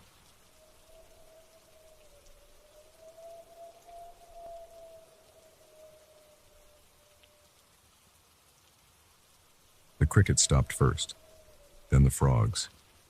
In the 3 years I'd lived here, that had never happened. I stood in my backyard at 11:47 p.m., holding Max's leash, watching him stare at the tree line. His hackles were up. Every muscle in his German shepherd body was rigid. I checked my phone again, 11:48 p.m. The silence pressed against my ears. No wind, no rustling leaves, nothing. "Come on, buddy," I said. My voice sounded too loud in the quiet. "Do your business so we can go inside." Max wouldn't move. His ears were forward, his tail straight out behind him. I'd seen him react to deer, coyotes, and the neighbor's cat, but this was different. He didn't make a sound. No growling, no barking, just staring. I swept my phone's flashlight across the trees. The beam caught the white bark of the birches, the dark trunks of the oaks. Nothing moved. But something felt wrong. The darkness between the trees seemed deeper than usual. Max's leash went taut as he took 3 slow steps backward, pressing against my legs. I felt his trembling through my jeans. The rational part of my brain said to go inside, that it was just some animal in the woods. But my hand was sweating on the leash, and my heart hammered against my ribs. I took another look at the tree line. The flashlight beam seemed weaker now, like the darkness was eating it. That's when I saw the first movement, a slight shifting of shadows between two oak trees.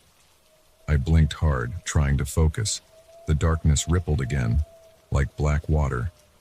Max, inside. Now. I started backing up toward the house, trying to keep my eyes on the trees. The motion stopped, but I could feel something watching us. The pressure of its attention made my skin crawl. We were 15 feet from the back door when Max let out a whimper.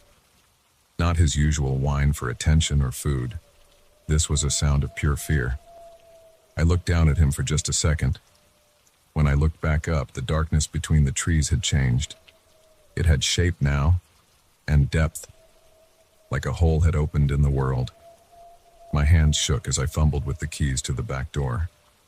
The metal clinked loudly in the silence, too loudly. The shape in the trees shifted again. It seemed closer, though I hadn't seen it move. I got the door open and pushed Max inside. As I followed him in, I heard something that made my blood run cold. Footsteps in the grass behind me. Not animal footsteps. They were too deliberate, too heavy, and they were getting closer. I slammed the door shut and locked it, then hit every light switch I could reach. The kitchen and living room blazed with light. Max ran to the corner and crouched there, trembling. I grabbed my phone to call someone. The police? What would I tell them? That the darkness was walking? The screen showed no signal. Not low bars. No signal at all. I tried the landline. Dead silence. No dial tone. Something scraped against the back door. A long, slow sound, like nails on wood. I backed away, keeping my eyes fixed on the door. The scraping moved to the window. Then it stopped. The kitchen lights flickered once, twice. Max whimpered again. I ran to my bedroom and grabbed the baseball bat from under my bed. When I came back to the kitchen, all the lights were still on, but they seemed dimmer. The air felt thick, hard to breathe. The scraping sound started again, this time at every window at once, like whatever was out there had split into multiple things. Or maybe it had always been multiple things and they'd just been waiting. I checked my phone again, 11:52 p.m. Only 5 minutes had passed since we'd been outside. It felt like hours. The lights flickered again, longer this time. In the moments of darkness, I heard something new, a sound like wet cloth being torn coming from the walls. When the lights came back on, the windows were completely black. Not just dark, black. Like they'd been painted over. Max started growling. The first aggressive sound he'd made all night. He was staring at the ceiling. I looked up and my throat closed up.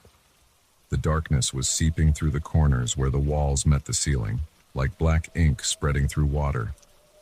I grabbed Max's collar and pulled him toward the front door. We had to get out, had to get to the car.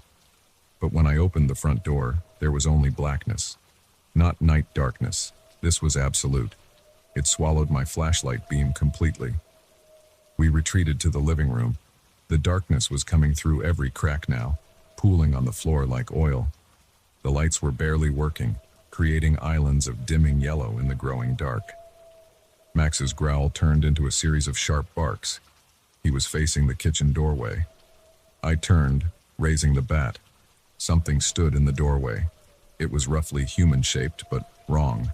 Too tall, too thin. Its edges weren't solid. They shifted and wavered like smoke. But its center was the darkest thing I'd ever seen, darker than the blackness around it. It took a step forward. The sound its foot made on the hardwood floor was wet, heavy. Max's barking stopped abruptly. When I glanced at him, he was frozen, every muscle locked. The thing in the doorway tilted what might have been its head. The movement was jerky, unnatural, like it was trying to mimic human motion but didn't quite understand how it worked. My back hit the wall. I hadn't realized I was moving backward. The bat felt useless in my hands, but I gripped it tighter anyway. The thing took another step. The lights dimmed further. I could feel its attention on me, like physical pressure. The air grew colder. It raised what might have been an arm. The limb stretched longer than any human arm could, reaching toward me. Its fingers were too long, too numerous. They moved like tentacles. Max suddenly unfroze and launched himself at the thing, teeth bared. His jaws snapped shut on empty air as the figure dissolved into smoke. For a moment, I thought it was gone. Then the smoke rushed forward, surrounding Max. His angry barks turned to yelps of pain, then silence. The smoke pulled back. Max lay on the floor, not moving. No! I swung the bat through the smoke. It passed through with no resistance. The temperature dropped another 10 degrees. My breath came out in white clouds. The smoke reformed into the figure, closer now. Close enough that I could see there was depth to its darkness, like looking into a well that went down forever. The cold radiating from it burned my skin. I tried to run, but my legs wouldn't move. The figure reached for me again. Its fingers brushed my cheek, sending jolts of icy pain through my skull. Images flashed through my mind. Endless darkness. Shapes that couldn't exist. A hunger older than time. The lights went out completely. I felt more fingers on my face, my neck, my chest. Each touch was like being stabbed with an icicle. The thing was all around me now. I couldn't see it in the darkness, but I could feel it. Could feel its hunger. My heart was beating so fast it hurt. I couldn't breathe. The cold was inside me now, spreading through my veins. My thoughts were getting sluggish. Something warm pressed against my leg. Max.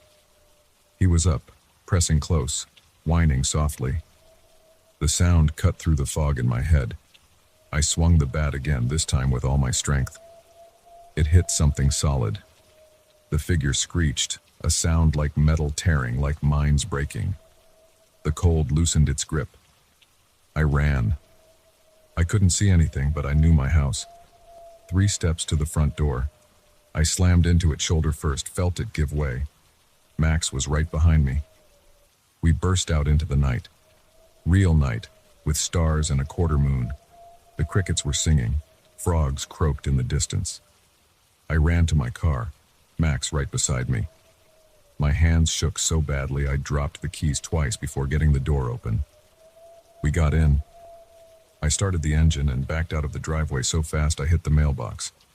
As we sped away, I looked in the rearview mirror. My house was dark, but it was just regular darkness. The thing was gone. Or at least, I couldn't see it anymore. I drove to a motel 50 miles away, paid cash. Max wouldn't leave my side, not even to eat or drink. We sat on the bed, both of us trembling, until sunrise. I called in sick to work, spent the day making arrangements. By noon, I had a real estate agent lined up to sell the house. By evening, I had a small apartment in the city rented month-to-month lease.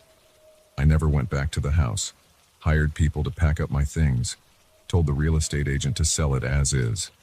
She probably thought I was crazy, taking such a loss on the property. Let her think that. It's been 6 months. Max and I live in the apartment now. The city noises bother him sometimes. Sirens, traffic, people. But he doesn't complain. Neither of us misses the quiet of the countryside. Sometimes when I can't sleep, I think about that night. About what would have happened if Max hadn't gotten up when he did. About what that thing wanted, what it was. But mostly, I try not to think about it at all. I keep the lights on at night, and when I hear the crickets through my apartment window, I'm grateful for the noise. Max still sleeps pressed against my leg. Sometimes he whimpers in his sleep, and I wonder if he dreams about it. I wake him up when he does that. Better not to let those dreams run their course. I check the local news from my old town sometimes. 3 houses in my old neighborhood have gone up for sale in the past 6 months. All sold well below market value. All the families moved out in a hurry. I wonder if they saw it too. If it's still there, hiding in the darkness between the trees, waiting. But I won't go back to find out. Some questions are better left unanswered. The crickets are chirping outside my window right now. Max is sleeping peacefully for once. The city lights shine through my blinds, keeping the darkness at bay. That's enough. It has to be enough. But sometimes when I'm almost asleep, I feel phantom fingers on my face, cold as death. And I wonder if it followed us. If it's just waiting for the right moment, for me to let my guard down. So I keep the lights on, and I listen to the crickets. and I try to convince myself that as long as I can hear them, everything is okay. But I know better now. I know that when the crickets stop, the real darkness begins.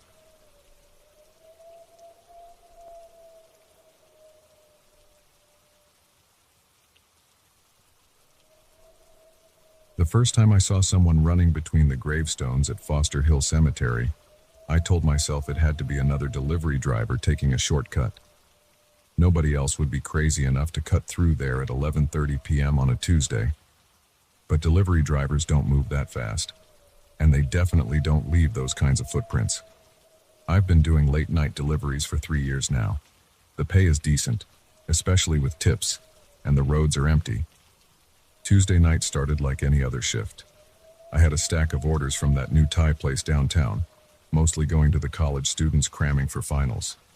The GPS kept trying to route me around Foster Hill Cemetery, adding an extra 10 minutes to each trip. After the third delivery, I decided to save some time and cut through the cemetery grounds. Other drivers did it all the time. The cemetery gates were always open, some historical preservation rule from back when it was first built in 1843. The narrow access road wound between sections of tilting headstones and crumbling monuments. My headlights swept across names weathered almost to nothing.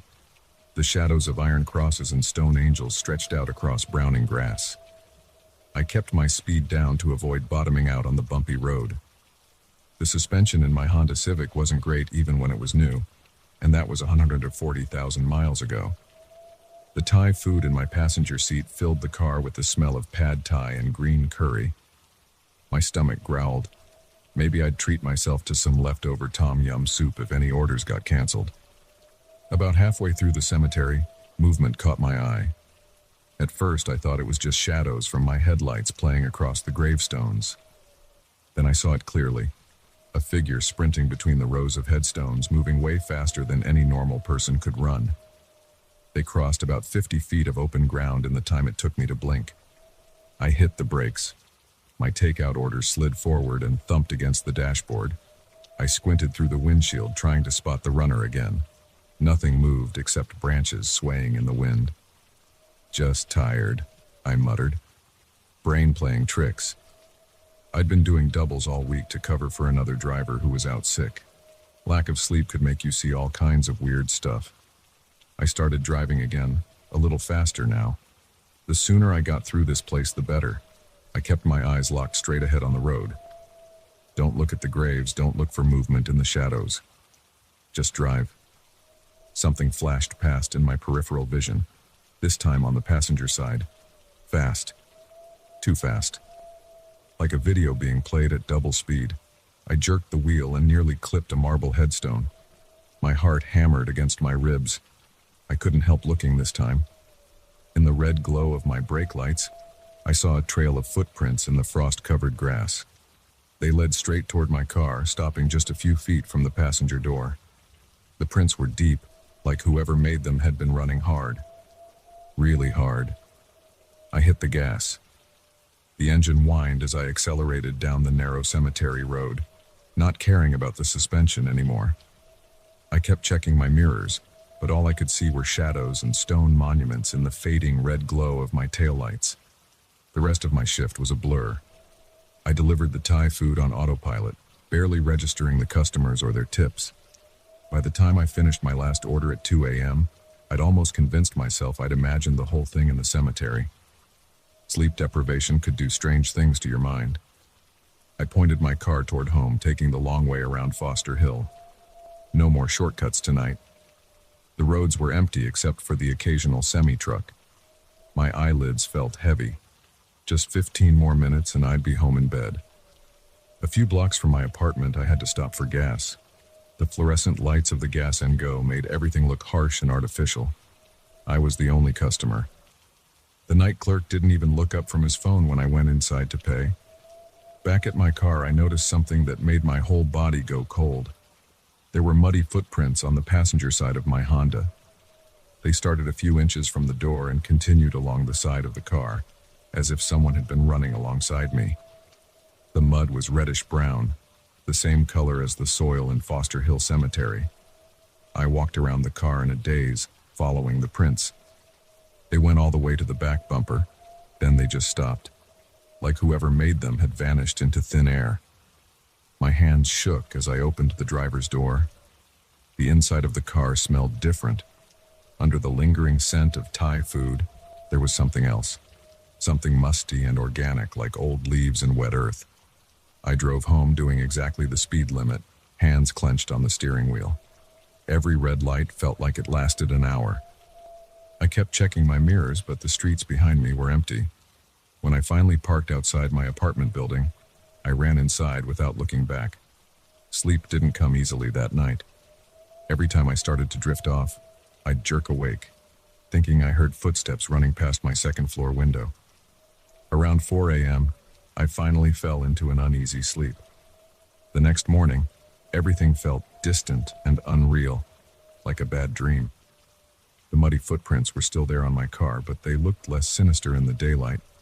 I told myself there had to be a rational explanation. Maybe some kid had played a prank while I was delivering food. Maybe another driver had splashed mud on my car. Maybe. My phone buzzed. Text from my supervisor. Driver shortage tonight. Need you to cover the late shift again. Time and a half. I stared at the message for a long time. The smart thing would be to say no. Take a night off, get some real sleep. But my rent was due next week, and time and a half was time and a half. Okay, I texted back.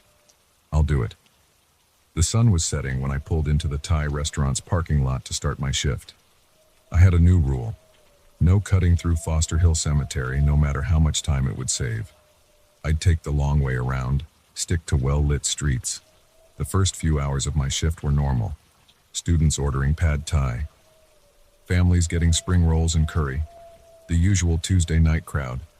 I kept to main roads even when my GPS tried to route me through the cemetery. The detour added time to each delivery, but it was worth it for peace of mind. Around 10:30 p.m., I got an order going to an address right on the other side of Foster Hill. Even taking the long way around would add 20 minutes to the delivery time. The customer had already called twice asking where their food was. I sat in my car staring at the GPS. The cemetery route would take 7 minutes. The safe route would take 27. The customer was already angry. My rating would take a hit. Too many low ratings and I'd lose my spot in the priority queue for orders. This is stupid, I said out loud. It's just a cemetery. Nothing happened last night. You were tired and seeing things. Before I could talk myself out of it, I turned onto the road leading to Foster Hill's gates. The entrance looked different tonight. Darker. The iron gates cast long shadows in my headlights.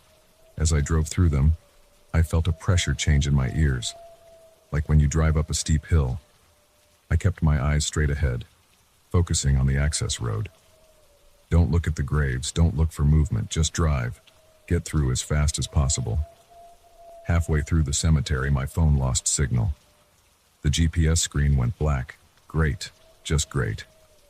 I knew the route well enough to finish the delivery, but being cut off from communication made me nervous. The access road curved around a large marble mausoleum. As I turned the corner, my headlights swept across something that made me slam on the brakes. Footprints. Dozens of them, maybe hundreds, crisscrossing the road ahead of me.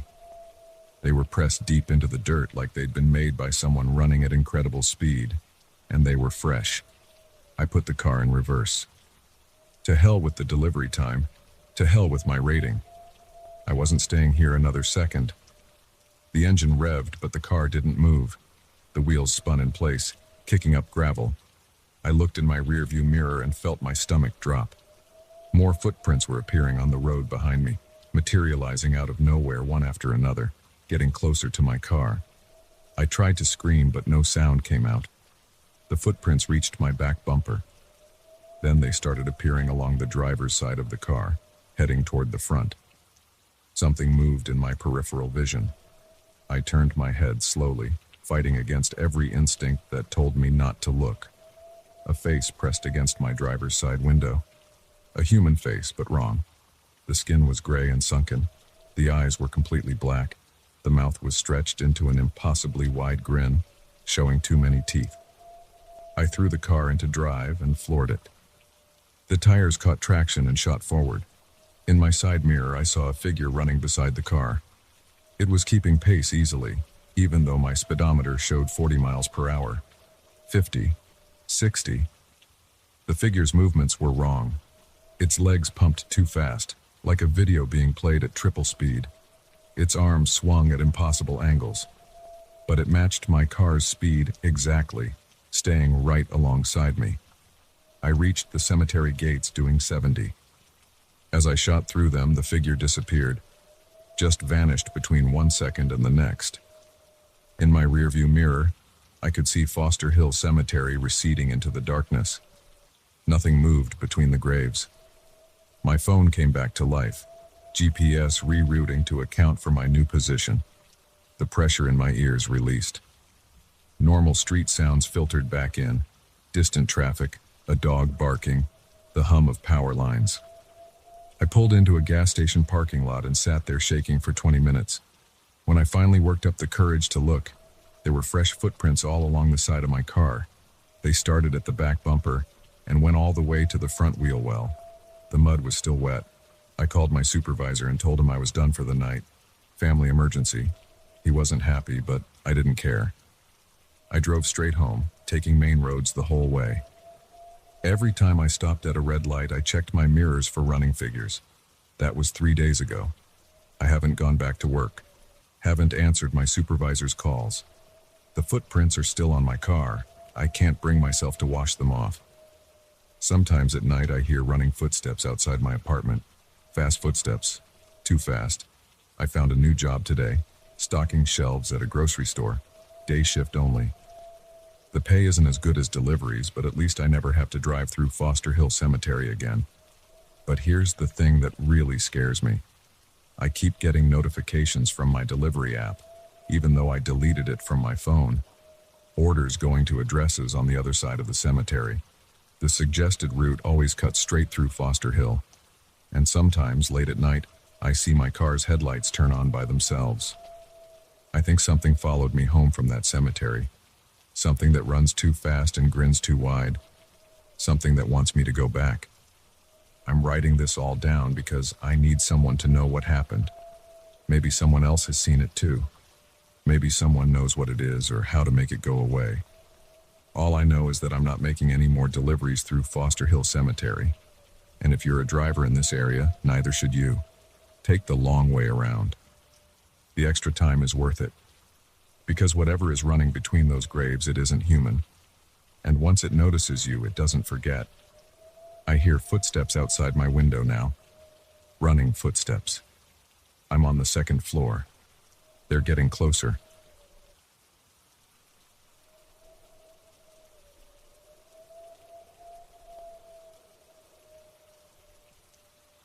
I heard the footsteps again last night. They were right above my head, clear as day, walking back and forth across the roof of the Riverside office building. The thing is, I've worked here as a janitor for 8 years, and I'm the only one with access to that roof. The door stays locked. I check it 3 times every night, but someone or something keeps getting up there anyway. It started 3 weeks ago. I was doing my usual night rounds, checking all the doors and windows before leaving at 11 p.m. That's when I first noticed the cigarette butts scattered near the air conditioning units on the roof. They weren't there during my morning inspection. Marlboro Reds. I don't smoke. I sweep them up, dump them in my garbage bag, and double-check the roof access door. The heavy steel door is secured with both a deadbolt and a padlock. The keys hang on my belt loop. Master set number 4, issued to me by building management when I started this job. Nobody else has copies. I've asked. The next night, more cigarette butts and footprints in the gravel. Size 11 or 12 work boots, different from my size 9 sneakers. I take pictures with my phone and send them to my supervisor, but he just tells me to make sure I'm locking up properly. I am. Every single night. Tonight started like any other.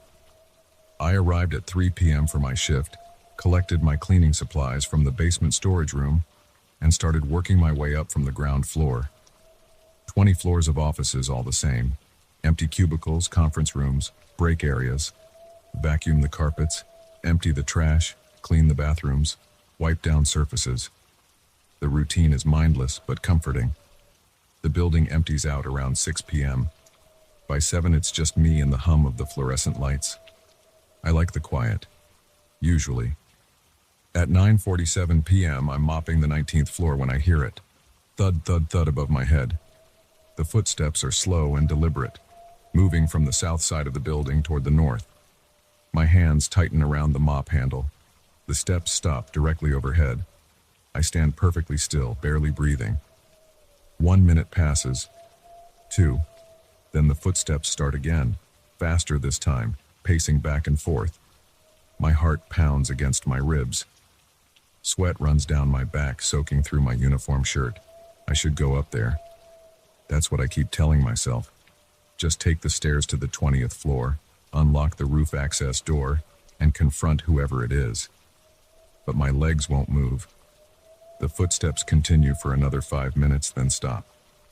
Silence fills the building again, broken only by the drip of my mop in the bucket and my own shaky breathing. I force myself to finish mopping the floor. My hands tremble as I wring out the mop head one final time. It's 10:15 p.m. when I finally take the service elevator to the 20th floor. The hallway is dark except for the red exit signs at each end. I flip on my flashlight and walk to the roof access door. The deadbolt is still engaged. The padlock is secure. I press my ear against the cold metal and listen. Nothing. I unlock both locks and push the door open slowly. Cool night air hits my face. The gravel crunches under my feet as I step onto the roof. My flashlight beam sweeps across the empty expanse. Air conditioning units cast long shadows. The city lights spread out below, a grid of yellow and white. No one is here. But there, next to the north edge, 3 fresh cigarette butts. Marlboro Reds. Still warm. I bag them as evidence, even though I know my supervisor won't care. As I'm straightening up, something catches my eye. A scuff mark on the ledge, like someone sat there dangling their legs over the edge. My stomach churns. I back away from the ledge and hurry to the door. Double-check the locks. Triple-check them. I practically run through my final tasks, wanting to get out of here as fast as possible. But I can't stop thinking about those footsteps, about the cigarettes, about that scuff mark 20 stories above the street. The next day, I arrive early. I need to check something. I head straight to the basement and pull out the building blueprints. They're old and yellowed, but still legible.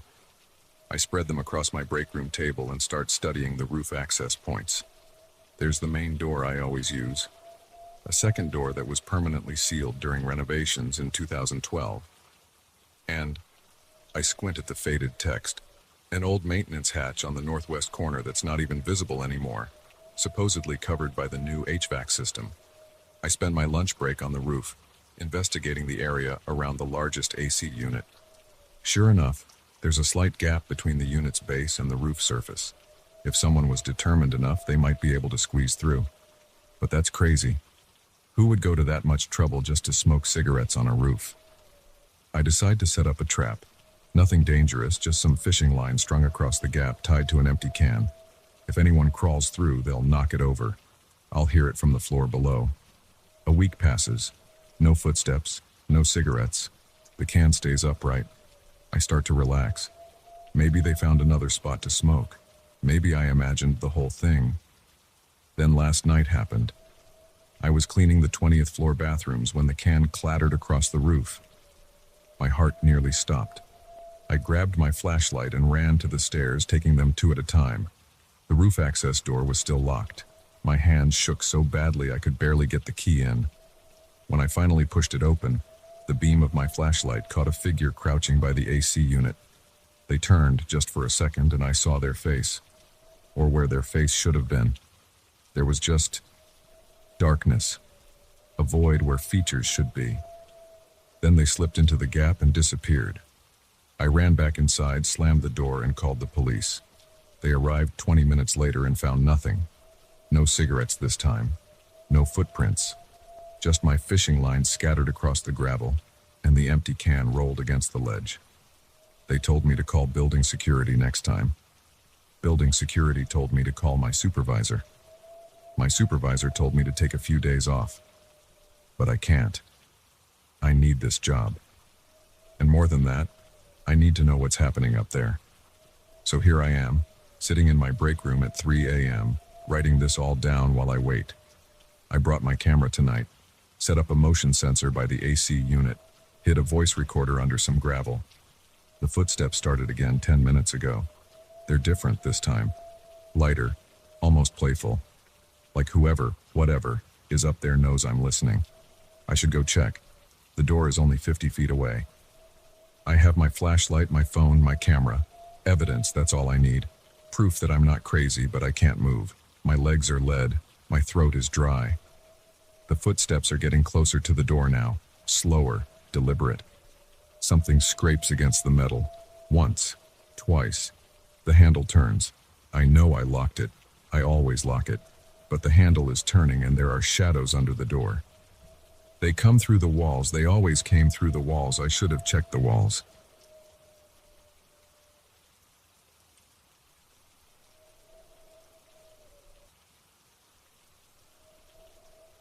The banging on my motel room door jolted me awake at 3:17 a.m. My head pounded, and the cheap digital clock's red numbers burned into my eyes. 3 loud knocks came again. "Hey man, open up. It's Dave from last night." I sat up in the lumpy bed, my t-shirt damp with sweat. The voice wasn't familiar. I hadn't talked to anyone named Dave last night. I hadn't talked to anyone at all. "Come on, you said I could crash here. We had a deal." My throat went dry. The fluorescent light from the parking lot leaked through gaps in the thin curtains, casting strips of sickly light across the stained carpet.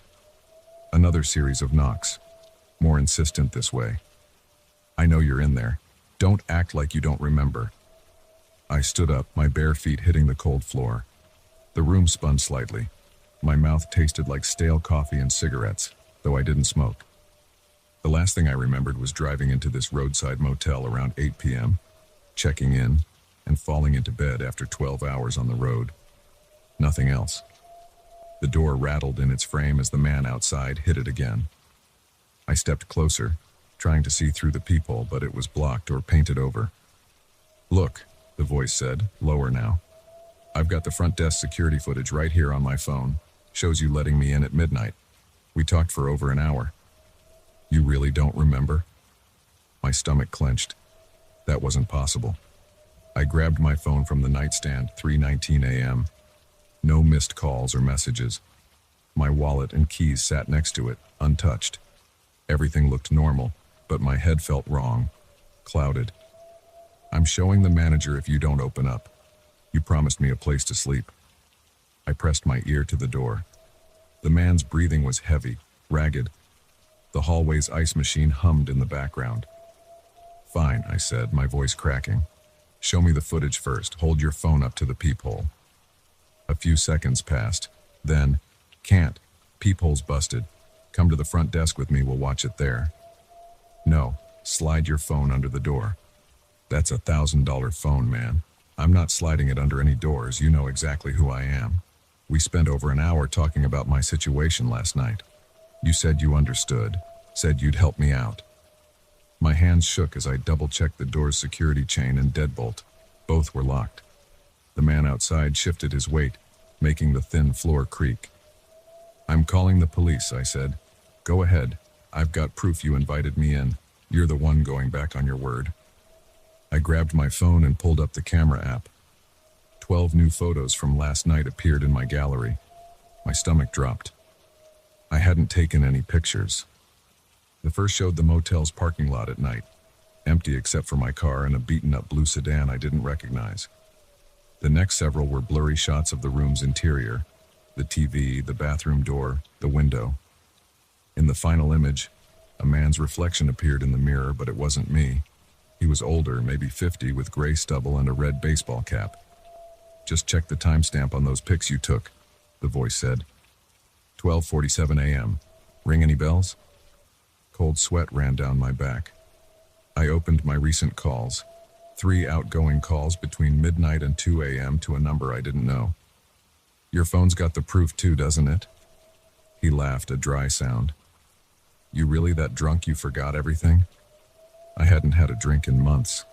I scrolled through my text messages. Nothing new, but my browser history showed searches from 1:13 a.m. Cheap motels near Highway 16, identity theft protection, how to disappear completely. Last chance, the man said. Open up or I'm getting the manager. I backed away from the door, trying to control my breathing. The room felt smaller, the walls pressing in. I had to think, had to figure out what happened in those missing hours. My laptop sat on the room's small desk. I opened it. The screen was already on, showing a local news website. The top story's headline made my blood run cold. Police seek person of interest in gas station robbery. The grainy security camera image showed a man in a red baseball cap. More knocking, harder now. Time's up, you've got 10 seconds. I grabbed my keys and wallet, shoving them in my pockets. The window, I could break it, run to my car, but my legs felt weak, unsteady. 10, 9, 8. The desk lamp flickered. I noticed something written on the notepad next to it, in my handwriting. Let him in, he knows. Has to end tonight. 7, 6. My phone buzzed. A text from the unknown number. Remember now? 5, 4. The lamp went out. In the darkness, I heard a key card slide into the door's electronic lock. The green light blinked on. 3. The deadbolt clicked open by itself. 2. The security chain snapped taut, then broke free from the wall. 1. The door swung open. The man in the red baseball cap stood in the hallway, holding up his phone. On the screen, security footage played. Me, 6 hours ago, smiling as I held the door open for him. Ready to finish what we started? He asked. I looked at the notepad again. Below my message, smaller words appeared, writing themselves. You can't run from yourself. The man stepped into the room. His face flickered like bad reception, becoming mine for a split second before settling back into its older features. He closed the door behind him. Let's talk about last night, he said. All of it. The clock read 3:23 a.m. Outside, my car's alarm began to wail. He sat in the room's only chair, perfectly still. You remember the gas station, don't you? What happened after you saw me there? I pressed my back against the far wall. I didn't stop at any gas stations. I drove straight here. He pulled out a receipt, held it up. Murphy's Gas and Go, 11:47 p.m. My signature at the bottom. You followed me, he said. Watched me go in, saw what I did. Then you followed me here, got the room next door. Took all those pictures for evidence. Smart. Real smart. My phone buzzed again. Another text from the unknown number. Check your trunk. I didn't follow anyone, I said. I don't know what you're talking about. He smiled. His teeth were stained yellow. No? Then why'd you make those calls to the police tip line? Why'd you write down my plate number? I glanced at the notepad again. More words had appeared. Blue sedan, PCR 847. You said you wanted to help, he continued. Said you understood about needing money, about desperation. Said you'd keep quiet if I split it with you. That's why you let me in, why we talked so long, making plans. The car alarm kept screaming. Nobody came to investigate. But then you got nervous, didn't you? Started having second thoughts. That's when you really started drinking. Found that bottle in your trunk. My hands went to my temples. The pounding in my head got worse. I don't drink, I said. Haven't touched it since the accident? He leaned forward. Since Sarah? The name hit me like a physical blow. I hadn't spoken it in 2 years. How do you know about her? You told me everything last night about the crash, about running, about trying to start over. He stood up. About how you never forgave yourself. The room spun. I slid down the wall until I sat on the floor. But you can't run forever, he said. Can't hide from what you've done. That's what you said last night, right before you passed out. Right before you gave me your key card and told me to come back. I closed my eyes, tried to breathe. When I opened them, he was kneeling in front of me. His face flickered again. My face, older, haunted. The gas station robbery, I said. How much did you take? We took, he corrected, 4,127. Your cut's in your trunk, with the empty bottle and Sarah's picture, the one you always carry but pretend you don't. My phone buzzed one final time. The message showed a photo. My trunk open, revealing a paper bag full of cash, a bottle of cheap whiskey, and a crumpled photograph I thought I'd burned years ago. Time to face it, he said. His voice was mine now, aged by guilt and time. Time to remember everything. The clock hit 3:33 a.m. The car alarm went silent. And slowly, horribly, I began to remember what I'd done.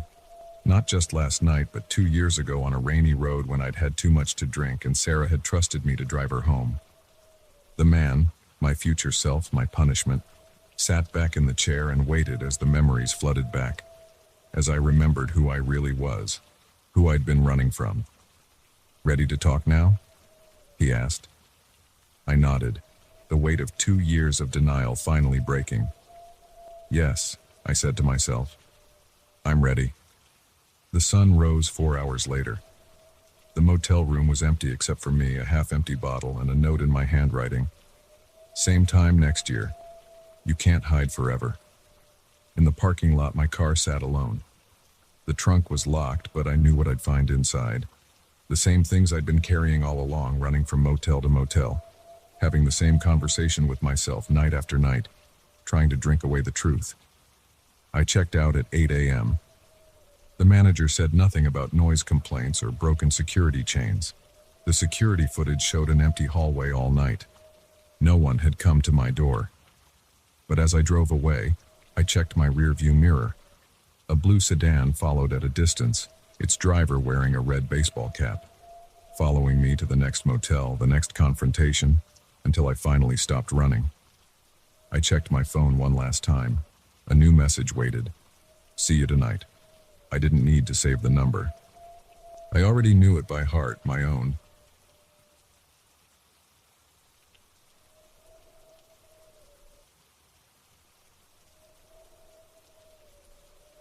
The first thing I noticed was the static. It crackled through my car's speakers like angry insects, drowning out the classic rock station I'd been listening to for the past 3 hours. I reached for the dial, trying to find a clear signal, but there was nothing but white noise on every frequency. That's when I heard it, my name, whispered through the static, clear as day. David. My hand froze on the dial. The voice was soft, almost gentle, but something about it made the hair on the back of my neck stand up. I glanced at the clock on my dashboard. 2:37 a.m. The headlights cut through the darkness ahead, illuminating an empty stretch of Arizona highway. No other cars in sight, just desert and cacti on both sides, their shadows twisted in the moonlight. I hadn't seen another vehicle for at least 40 minutes. The last sign of civilization had been a rundown gas station where I'd stopped to fill up and grab some coffee. The old man behind the counter had given me an odd look when I'd mentioned I was heading east on Route 60. The static continued, but the voice didn't return. I tried adjusting the antenna, but nothing changed. My throat felt dry. I reached for my coffee cup, but it was empty. The whisper came again, louder this time. David, listen. I hit the brakes. The car slowed, tires crunching on the asphalt. My heart was pounding against my ribs. I needed to check my phone, maybe call someone. Just hearing another human voice would help clear my head. I pulled over to the shoulder, put the car in park, and grabbed my phone from the cup holder. The screen lit up, showing one bar of signal. There was a notification for an unsent message. My stomach dropped when I saw the sender. It was my own number. With trembling fingers, I opened the message. Don't stop. The timestamp showed it was from 1 minute ago, but I hadn't touched my phone in hours. I stared at the screen, my breath coming in short gasps. The radio static suddenly grew louder, and through it I heard that whisper again.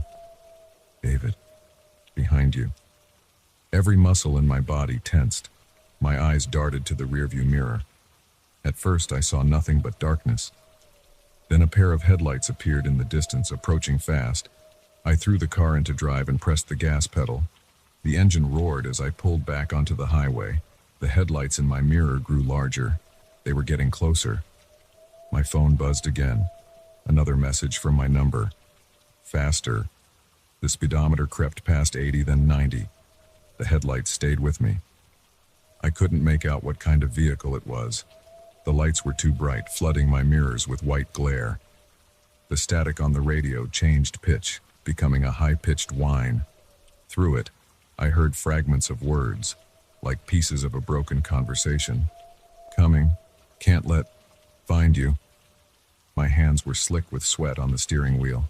The road ahead stretched endlessly into the darkness. No exits, no turnoffs, no other cars. Just me and whatever was behind me. The phone buzzed again.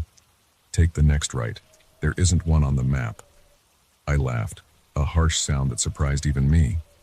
Take a right? There was nothing but desert out there. I'd run right off the road into the cacti and rocks. The headlights behind me suddenly flared brighter, so bright I had to look away from the mirrors. The engine of the pursuing vehicle roared louder.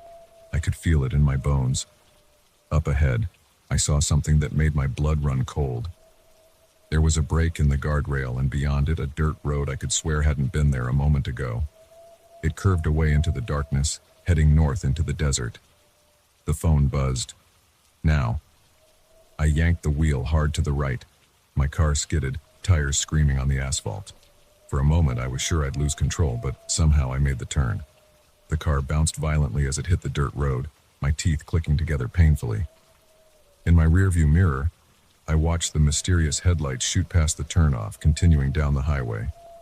They didn't slow down or try to follow. I kept driving on the dirt road, my heart still racing. After about a mile, I slowed down and stopped.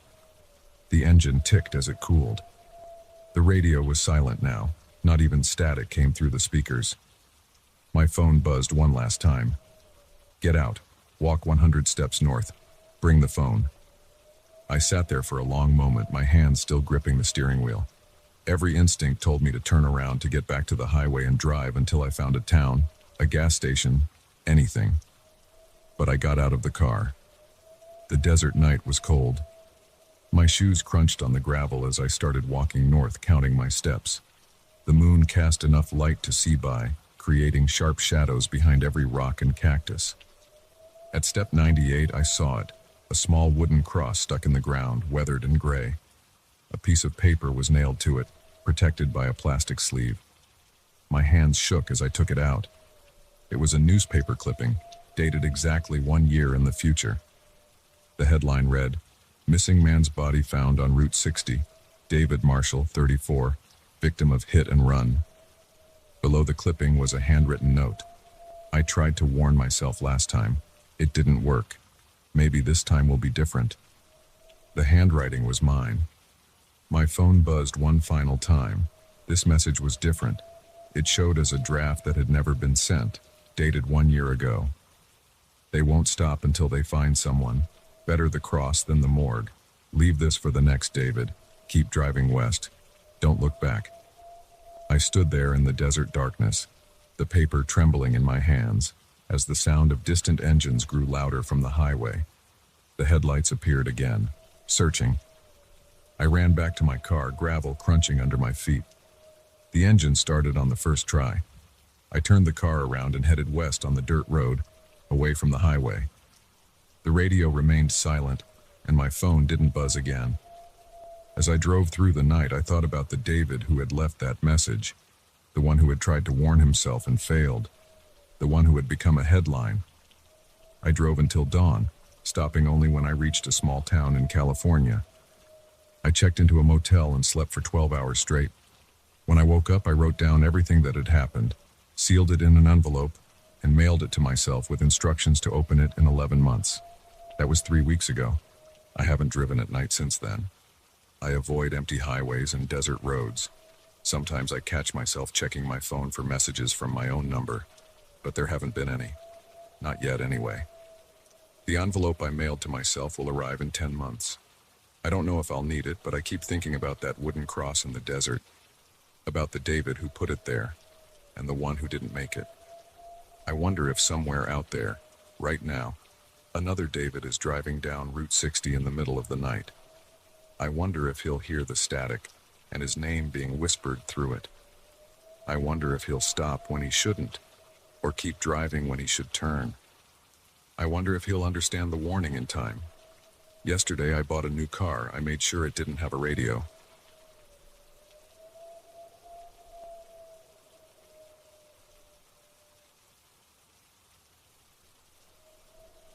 I first heard them 3 weeks ago, a soft tinkling sound that woke me at 2:47 a.m. I know the exact time because I checked my phone thinking someone was at the door. The sound came again, distinct metal chimes clinking together somewhere outside my bedroom window. I got up to look, expecting to see the neighbor's wind chimes moving in a night breeze. There were no wind chimes, not in my yard, not in any of the neighboring yards, and there was no wind. The air was dead still, warm and heavy for October in Connecticut. I stood at the window for 5 minutes listening. The sound had stopped. I went back to bed and lay there in the dark, telling myself I'd imagined it or heard something else. Maybe ice cubes settling in the freezer or the house creaking as it cooled. But I knew what I'd heard. Wind chimes, clear as day. The next night it happened again. 3:12 a.m. The same delicate metallic tinkling, slightly louder this time. I got up faster, went straight to the window. Nothing moving outside. No wind. No chimes visible anywhere. But the sound continued for almost 10 minutes while I stood there searching the darkness. My skin got cold despite the warm night air coming through the screen. During the day, I checked all the yards on our street. Mrs. Henderson, 2 doors down, had wind chimes on her front porch, but they were heavy copper tubes that would make a much deeper sound than what I'd heard. No one else had any. I even walked around the block looking in backyards where I could see them. Nothing. The third night, the chimes woke me at 1:55 a.m., louder still, close enough that they had to be right outside my window. I switched on my phone's flashlight and shined it out into the yard. The beam caught nothing but my wife's herb garden, the wooden fence, the maple tree with its branches stretching over the lawn. The chimes kept ringing, a high, sharp singing of metal on metal. I went downstairs and out the back door in my boxers and t-shirt. The sound was clearer outside, definitely coming from the direction of the maple tree. I walked toward it, phone light sweeping back and forth. The chimes grew louder with each step, but when I reached the tree and shined the light up into its branches, there was nothing there, just leaves and empty air. The sound stopped abruptly. Total silence fell. I stood under the tree for 20 minutes waiting, but it didn't start again. I didn't tell my wife Karen about it. She was dealing with enough stress at work, and I didn't want her losing sleep too. But over the next week, the pattern continued. Each night between 1 and 3 a.m., the chimes would wake me. Each night they sounded louder and closer. Each night I searched and found nothing. I started taking sleeping pills, but they didn't help. The chimes cut through the chemical drowsiness like a knife through fog. I installed a security camera pointed at the backyard. The footage showed nothing, no movement, no source for the sound. But you could hear it clearly on the recordings, proving I wasn't imagining things. After 2 weeks, I stopped sleeping entirely. I'd lie in bed beside Karen, waiting for the chimes to start. When they did, I'd get up and search again, even though I knew I wouldn't find anything. During the day, I was a zombie at work, making mistakes, zoning out in meetings. My boss asked if everything was okay at home. I said yes, knowing I sounded unconvincing. The neighbors started giving me weird looks. They'd seen me wandering the yard in the middle of the night, shining flashlights into trees. Mrs. Henderson asked Karen if I was having episodes. Karen started watching me with concern, suggesting I see someone about anxiety or depression. Last night, everything changed. The chimes started at 2:23 a.m., loud enough to rattle the windows. I got up automatically, heading for the back door. Karen stirred but didn't wake. She'd gotten used to my nightly wanderings. The sound hit me like a physical force when I stepped outside, much louder than before, with a sharp, almost angry quality to the metallic ringing. I walked toward the maple tree, no longer needing a light to guide me. The moon was nearly full, casting everything in pale silver. That's when I saw them. Hanging from the lowest branch of the maple tree was a set of wind chimes I'd never seen before. Long silver tubes, at least a dozen of them, suspended from a wooden disc. They were swinging violently despite the complete absence of wind, crashing against each other with enough force to produce the intense ringing that had been haunting my nights. I stopped about 10 feet from the tree, staring. The chimes seemed to swing even harder as I watched, as if responding to my presence. The sound became deafening, drowning out everything else. I could feel the vibrations in my chest. I took a step closer. The moonlight caught the metal tubes, and I saw that they were covered in strange markings. Not letters or numbers, but symbols I didn't recognize. They seemed to shift and change as the chimes moved, making my eyes hurt when I tried to focus on them. Another step. The wooden disc at the top started spinning faster and faster, making the tubes whirl in a blur of silver. The sound changed pitch, becoming higher, more piercing. My ears started to ring in harmony with it. I reached out toward the chimes. I don't know why. Some compulsion I couldn't fight. Just before my fingers touched the nearest tube, I noticed something dark dripping from the bottom of the wooden disc. It fell in thick drops, hitting the grass with a hiss. Where it landed, the grass withered and turned black. I yanked my hand back and stumbled away from the tree. The chimes spun faster, their ringing reaching an impossible pitch. The dark liquid was flowing freely now, running down the tubes and spattering the ground. Smoke rose where it fell, carrying a smell like burning meat. I ran back to the house, slammed the door and locked it. Through the kitchen window I could see the chimes still spinning, could hear their screaming song. The dark liquid had formed a perfect circle on the ground beneath them, and nothing grew in that circle anymore. That was 6 hours ago. The sun is up now. Karen left for work, giving me a worried look when I said I was taking a sick day. I'm sitting at the kitchen table watching the maple tree through the window. The chimes are still there, hanging motionless in the morning light. The grass beneath them is dead, black as ash in a perfect circle. I don't know what to do. I can't leave them there. Whatever that liquid is, it's killing everything it touches.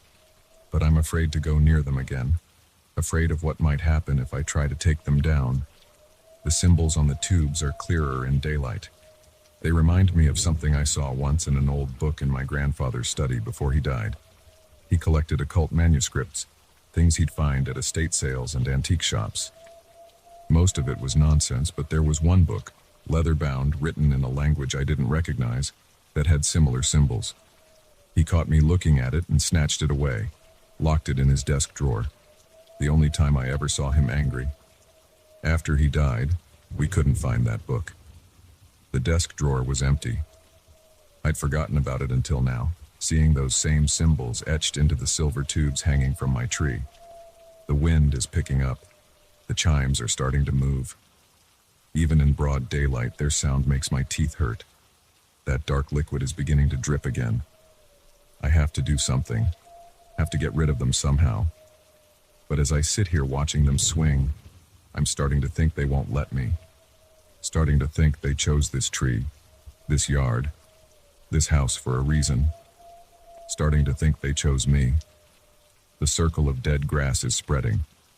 The chimes are ringing louder. And I swear, in the spaces between the sounds, I can hear something like voices calling my name. I'm going to try to take them down.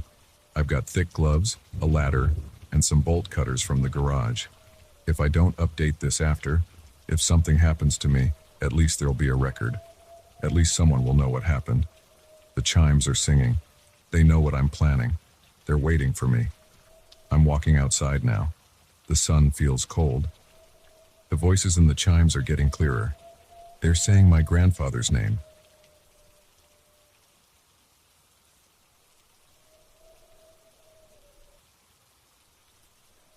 The passenger seat sensor light came on at 2:47 a.m. on a Tuesday. I checked the rear view mirror, then looked right. Empty seat. But the dashboard kept insisting someone weighing exactly 143 pounds was sitting there. I drive nights for Uber and Lyft in downtown Chicago. After 8 years, you see everything. Drunk college kids, fighting couples, people having mental breakdowns. But this was different. The app showed a pickup for Marlene Davies, 1894. But when I tried to tap her profile, I got an error message. User not found. The whole thing started on Michigan Avenue, right in front of the old water tower. It was drizzling, the kind of cold October rain that soaks into your bones. I just dropped off my last passenger and was about to head home when the new ride request came in. The ping showed a 497 rating. Almost perfect. The pickup spot was right where I was parked. I waited 5 minutes, engine idling, wipers squeaking across the windshield. No one came. I was about to cancel when that sensor light blinked on. At first, I figured it was just malfunctioning. These cars take a beating, things break. I reached over and pushed down on the passenger seat. The fabric compressed like someone was actually sitting there. When I pulled my hand back, the impression remained for a few seconds before slowly rising back up. "Hello?" I said, feeling stupid talking to an empty seat. The car's temperature dropped about 10 degrees. I could see my breath fogging in front of my face. I grabbed my phone to cancel the ride, but the app wouldn't let me. Every time I hit cancel ride, it just refreshed back to the active trip screen. The navigation was already running, directing me to an address in Lincoln Park. This is where any sane person would have gotten out of the car and called it a night. But I've got alimony payments and a kid in college. I needed the fare. Plus, I'll admit, I was curious. In 8 years of driving, I'd never seen anything like this. I put the car in drive and pulled away from the curb. The seat sensor stayed on, that little icon glowing on my dash like a miniature accusation. Every few blocks I'd glance over, but there was nothing to see. Just an empty seat with an invisible 143-pound weight pressing into it. The navigation took me north on Lakeshore Drive. At 3 a.m., the road was almost empty. The lake was invisible in the darkness to my right, but I could hear the waves crashing against the breakwater. The rain had picked up, drumming on the roof. The temperature kept dropping. I cranked the heat, but it didn't help. My hands were shaking on the steering wheel, though I told myself it was just from the cold. The radio started crackling with static. When I tried to change stations, it just cycled through white noise. We turned off Lakeshore onto Fullerton. The streets were dark here, tree branches hanging low over the road. Old brownstones loomed on either side. The navigation directed me to stop in front of a 3-story Victorian that looked like it hadn't been touched since the 1890s. The house was completely dark, paint peeling, windows boarded up, dead vines crawling up the walls. A no trespassing sign hung crooked on the iron fence. According to my phone, this was the destination. "End ride?" I asked out loud. Nothing happened. The seat sensor stayed on. I pulled up the property records later. The house had been abandoned since 1894 when the original owner died in a fire. Her name was Marlene Davies. She was 27 years old. The front door of the house creaked open. No lights inside, just absolute darkness. The seat sensor finally clicked off. The temperature in the car immediately returned to normal. I sat there for a long time, engine running, wipers still going. Finally, I got up the nerve to check the back seat. Empty. But on the passenger seat where the weight had been, I found a single pearl button, old and yellowed with age. The kind they used to sew on wedding dresses in the 1890s. I drove straight home after that and called in sick the next day. Spent hours researching the house and Marlene Davies. Found an old newspaper article about the fire. They never found her body in the wreckage. The article mentioned she was last seen getting into a carriage late at night, wearing her wedding dress. She was supposed to be married the next day. That was 3 weeks ago. I'm back to driving now, but I won't go near Lincoln Park at night. Sometimes when it rains, my passenger seat sensor still flickers on and off. The pearl button sits in my glove compartment. I don't know why I kept it. Maybe as proof to myself that it really happened. Last night I got another ride request. Different name, but same error message when I tried to view the profile. The pickup location was the water tower again. I canceled immediately and went offline. Some fares aren't worth the money. I keep thinking about that empty seat, the weight pressing into it. 143 pounds of something I couldn't see. I've been driving nights in Chicago for 8 years. I thought I'd seen everything. I was wrong. The next day I went to the library and found more articles about Marlene Davies. Turns out she wasn't just another fire victim. Her fiancé had been investigated for her disappearance but never charged. They found blood in his carriage but no body. The police at the time figured he killed her and used the fire to cover it up. The house on Fullerton wasn't actually her home. It belonged to her fiancé. The fire started in the basement, where they later found evidence someone had been held captive, chains bolted to the wall, scratches in the wooden pillars. The fiancé claimed he was out of town when it happened. Perfect alibi. A week after my experience, I drove past the house again, during daylight. It was just a vacant lot. According to city records, the Victorian had been demolished in 1975. But I know what I saw that night. I've started noticing things since then. The seat sensor activates more often now, usually late at night when I'm alone. The temperature drops. The radio goes to static. But the weight is different each time. 160 pounds, 118 pounds, 175 pounds. Different pickup locations, different destination addresses. Always houses that aren't there anymore. Last night I picked up a historian from the Chicago Historical Society. During the ride, I casually asked about disappearances in the city during the 1890s. She got excited, said she was actually researching that exact topic. Turns out there were dozens of young women who vanished during that period, all last seen getting into carriages at night. None of their bodies were ever found. The passenger seat sensor just came on again. 136 pounds this time. The app shows a pickup for Catherine Miller, 1891. Outside, it's starting to rain. The temperature is dropping. My phone's navigation is already running, showing a route to an address in the old Stockyards district. I should go offline, drive home, forget about all of this. But I keep thinking about those women. Decades of searching for answers, trying to be found. Maybe that's what they're still doing, looking for someone to help them tell their stories. The seat sensor is still on. The weight shifts slightly, like someone adjusting in their seat. Through the static on the radio, I can almost make out a voice. The navigation screen is waiting.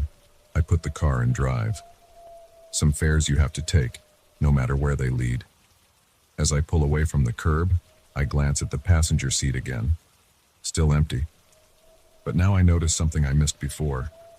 Tiny water droplets appearing on the leather, like tears falling from invisible eyes. The dashboard clock reads 2:47 a.m. Behind me, the city sleeps. Ahead, the streets are dark and empty, leading somewhere I'm not sure I want to go. But I keep driving, because maybe, just maybe, these women need more than just a ride. Maybe they need someone to witness their stories, to acknowledge what happened to them, to prove they were here, that they mattered, that they haven't been forgotten. The navigation tells me to turn left, deeper into the industrial district. Buildings loom on either side, abandoned factories and warehouses from another century. The rain is falling harder now. The radio static has resolved into something that might be words, might be crying. I check the time again. 3:33 a.m. The passenger seat sensor shows the weight has changed to 139 pounds. Through the static, I hear what sounds like a woman's voice saying, "Please." The navigation shows we're almost there. Ahead, an old warehouse comes into view. According to the nav, this is the destination. But something's wrong. The building looks fresh, new, like it did in 1891. Through the rain-streaked windshield, I can see lights inside. Movement in the windows. The seat sensor clicks off. The temperature returns to normal. The radio goes quiet. On the passenger seat, there's another pearl button. And something else. A small piece of paper, yellow with age. An old newspaper clipping I've never seen before. Catherine Miller, 19, missing. Last seen entering warehouse district late Tuesday night. Reward offered for information. I sit there for a long time, engine idling, wipers pushing back the rain. Finally, I reach over and pick up the button and the clipping. Add them to my growing collection in the glove compartment. Evidence of things that can't be explained. Proof that some stories refuse to end. The navigation has gone dark. The warehouse ahead looks abandoned again, falling apart. But now I know. Somewhere in there are answers. truth buried under decades of silence. I should drive away, go home, forget about all of this. But I know I won't, because tomorrow night, or the next, another name will appear on my app. Another weight will press into that passenger seat. Another story waiting to be heard. For now, I put the car in reverse. Back to the streets I know, the normal world of living passengers and logical destinations. But I keep the pearl buttons, keep the newspaper clippings, keep checking the seat sensor every time it activates. Because in this city, not all passengers are visible. Not all rides end where they're supposed to. And sometimes the most important fares are the ones that don't show up in the system at all. The rain is letting up as I head home. But I know this isn't over. Somewhere out there, more women are waiting. More stories need to be told, and every night at 2:47 a.m. that passenger seat sensor might light up again. I'll keep driving, keep watching, keep collecting those pearl buttons and newspaper clippings, because maybe that's why they chose me, not just as a driver, but as a witness. Someone to prove they existed, that they mattered, that they haven't been forgotten. The city streets are empty now, but I know better. Some passengers you can't see, some rides never really end, and sometimes the most important destinations are the ones that don't exist anymore. I check my rearview mirror one last time before turning onto my street. For a second, I think I see something. A woman in an old-fashioned dress, pearl buttons gleaming in the darkness. But when I look again, the back seat is empty. Tomorrow night, I'll be back on the road, waiting for that sensor to light up. Waiting for another name that doesn't exist in the system. Waiting to learn what really happened to these women, one ride at a time. Because in this city, not all ghosts want to scare you. Some just want a ride home. Some just want their stories told. And some just want someone to remember they were here. The passenger seat sensor just flickered again. Time to go back to work.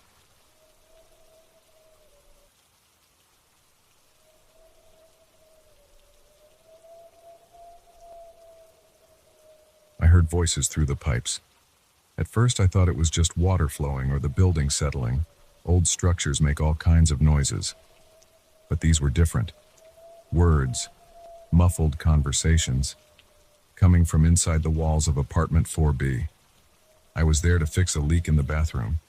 Pretty routine job. The Riverside apartments were built in 1922, and the plumbing showed every year of its age. I'd been doing maintenance there for 8 years, long enough to know every squeaky floorboard and rusty pipe. But I'd never heard anything like this before. The tenant, Mrs. Peterson, was out for the day. She'd given me the key and asked me to lock up when I finished. I pressed my ear against the bathroom wall, following the sound. The voices were clearer now, a man and a woman talking. Their words were still too muffled to make out, but the rhythm was unmistakable. I knocked on the wall. The voices stopped immediately. "Hello?" I called out. Nothing. I pulled out my phone and checked the building plans. According to the blueprint, there should just be solid wall between 4B and 4A. But blueprints can be wrong, especially in buildings this old. I found all sorts of things that weren't in the plans. Blocked off doorways, sealed windows, even entire rooms that had been walled over during renovations. I got my tools from the truck and started removing the bathroom tiles. The grout was crumbling anyway. Might as well check for water damage while I was at it. 4 tiles in, I hit something that didn't feel right. Instead of solid plaster and lath, my hammer went through into empty space. I widened the hole, carefully removing more tiles. Behind the wall was a narrow gap, maybe 2 feet wide. The beam of my flashlight revealed cobwebs and decades of dust. And something else. Shapes in the darkness that didn't belong. I made the opening bigger until I could squeeze through. The space was tight, barely wide enough to turn around in. The air was stale and thick with dust. My flashlight beam caught something metallic on the floor. An old tin box about the size of a shoebox. Next to it was a leather bag, cracked and stiff with age. The voices had stopped completely now. Just the sound of my own breathing and the crunch of plaster dust under my boots. I picked up the tin box first. It was surprisingly heavy. The lid was rusted shut, but I managed to pry it open with my screwdriver. Inside were stacks of paper money, old bills, the kind with the big portraits. They were bundled with rubber bands that had gone brittle and snapped when I touched them. Had to be at least a few $1,000s there. The leather bag was full of jewelry. Gold necklaces, rings, watches, all tarnished but clearly valuable. At the bottom was a small notebook, its pages yellow and fragile. I shined my light on the first page. The handwriting was faded but still readable. June 15th, 1947. Made the drop-off at midnight. M says we need to lay low for a while, too much heat after the Harrison job. Money's good though, best score yet. Split 3 ways comes to $12,000 each. Not bad for one night's work. Police still haven't connected the dots. Papers are calling it a wave of burglaries, but they don't know half of it. As long as we stick to the plan and keep our mouths shut, we're golden.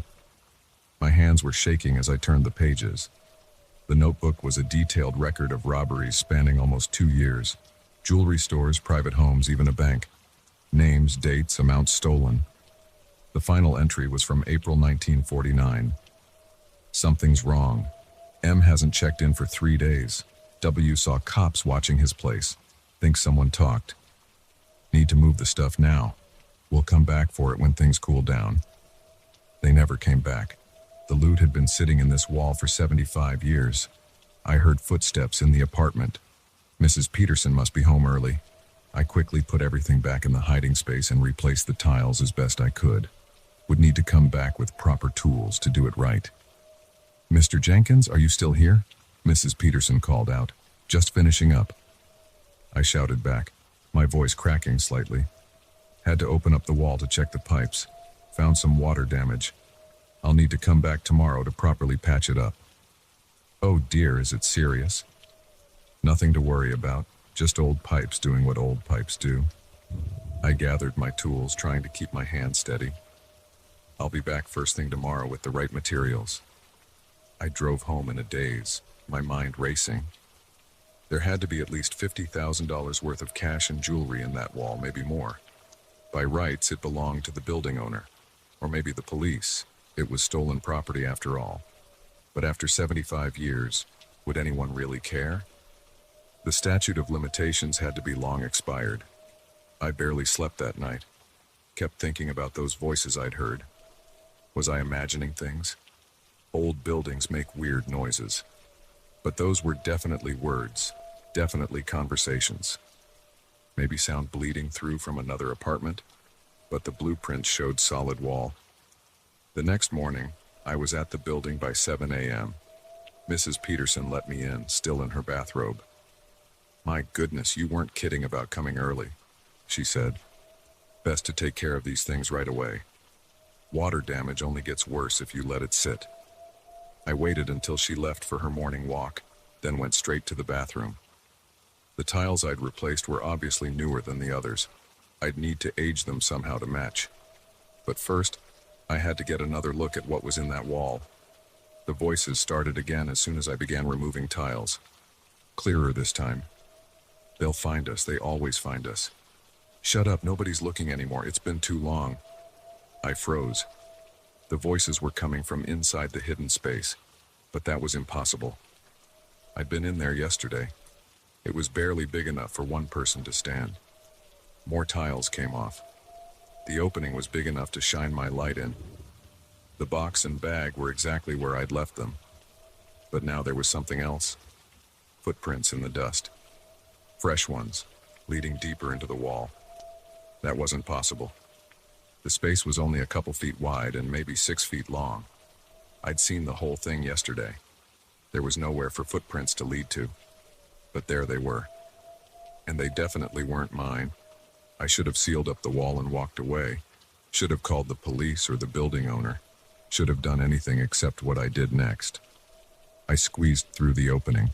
The footprints led to what looked like solid wall at the back of the space. But when I pressed against it, it moved. A hidden door, perfectly concealed. The voices were louder now. "Someone's here." "Quick, hide it." I pushed the door. It swung open with a grinding noise, decades of rust protesting. Beyond it was darkness. I swept my flashlight beam around.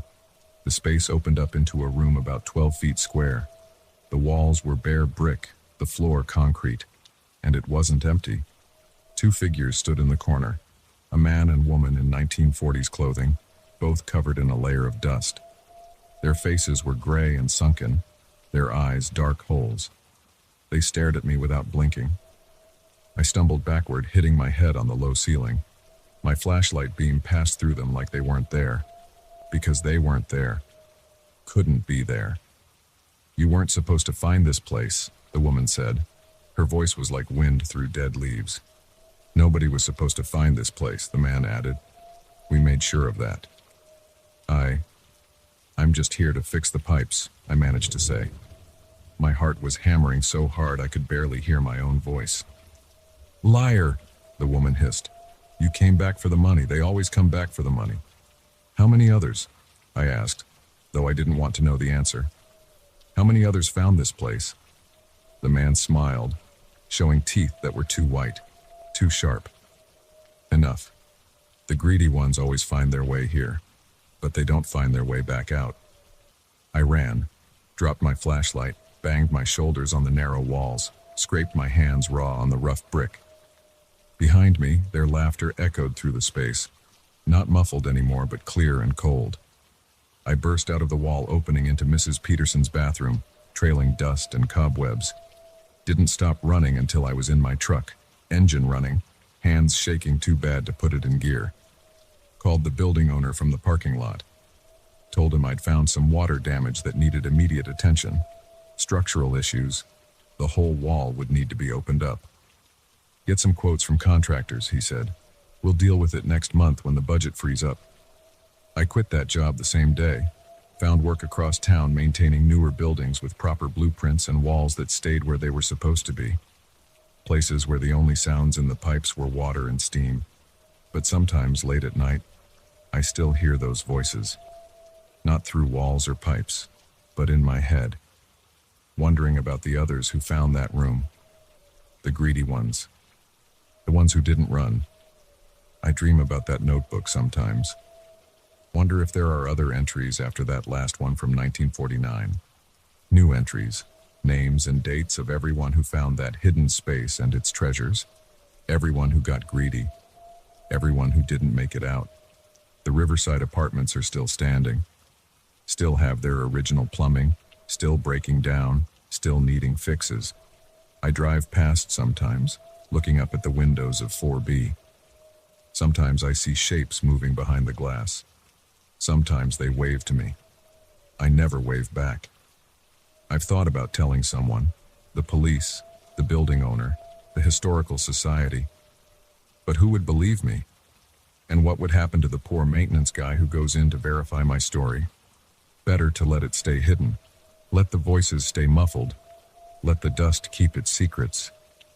But if you're ever doing work in an old building and you hear voices through the walls, take my advice. Fix what needs fixing, patch what needs patching, and leave everything else alone. Some spaces are meant to stay hidden. Some treasures are meant to stay lost. And if you do find something, money, jewelry, mysterious notebooks, just put it back. Seal up the wall. Walk away. The voices might talk to you, might show you things, might offer you riches. Don't listen. Don't look. Don't take. Because the thing about hidden spaces is this. They're usually hidden for a reason. And sometimes that reason is still there, still watching, still waiting for greedy people to stumble in. I got lucky. I ran. But those voices, those figures in the dark, they're patient. They've got nothing but time. And sooner or later, someone else will hear them through the walls. Someone else will get curious. Someone else will get greedy. And maybe that someone won't run quite fast enough.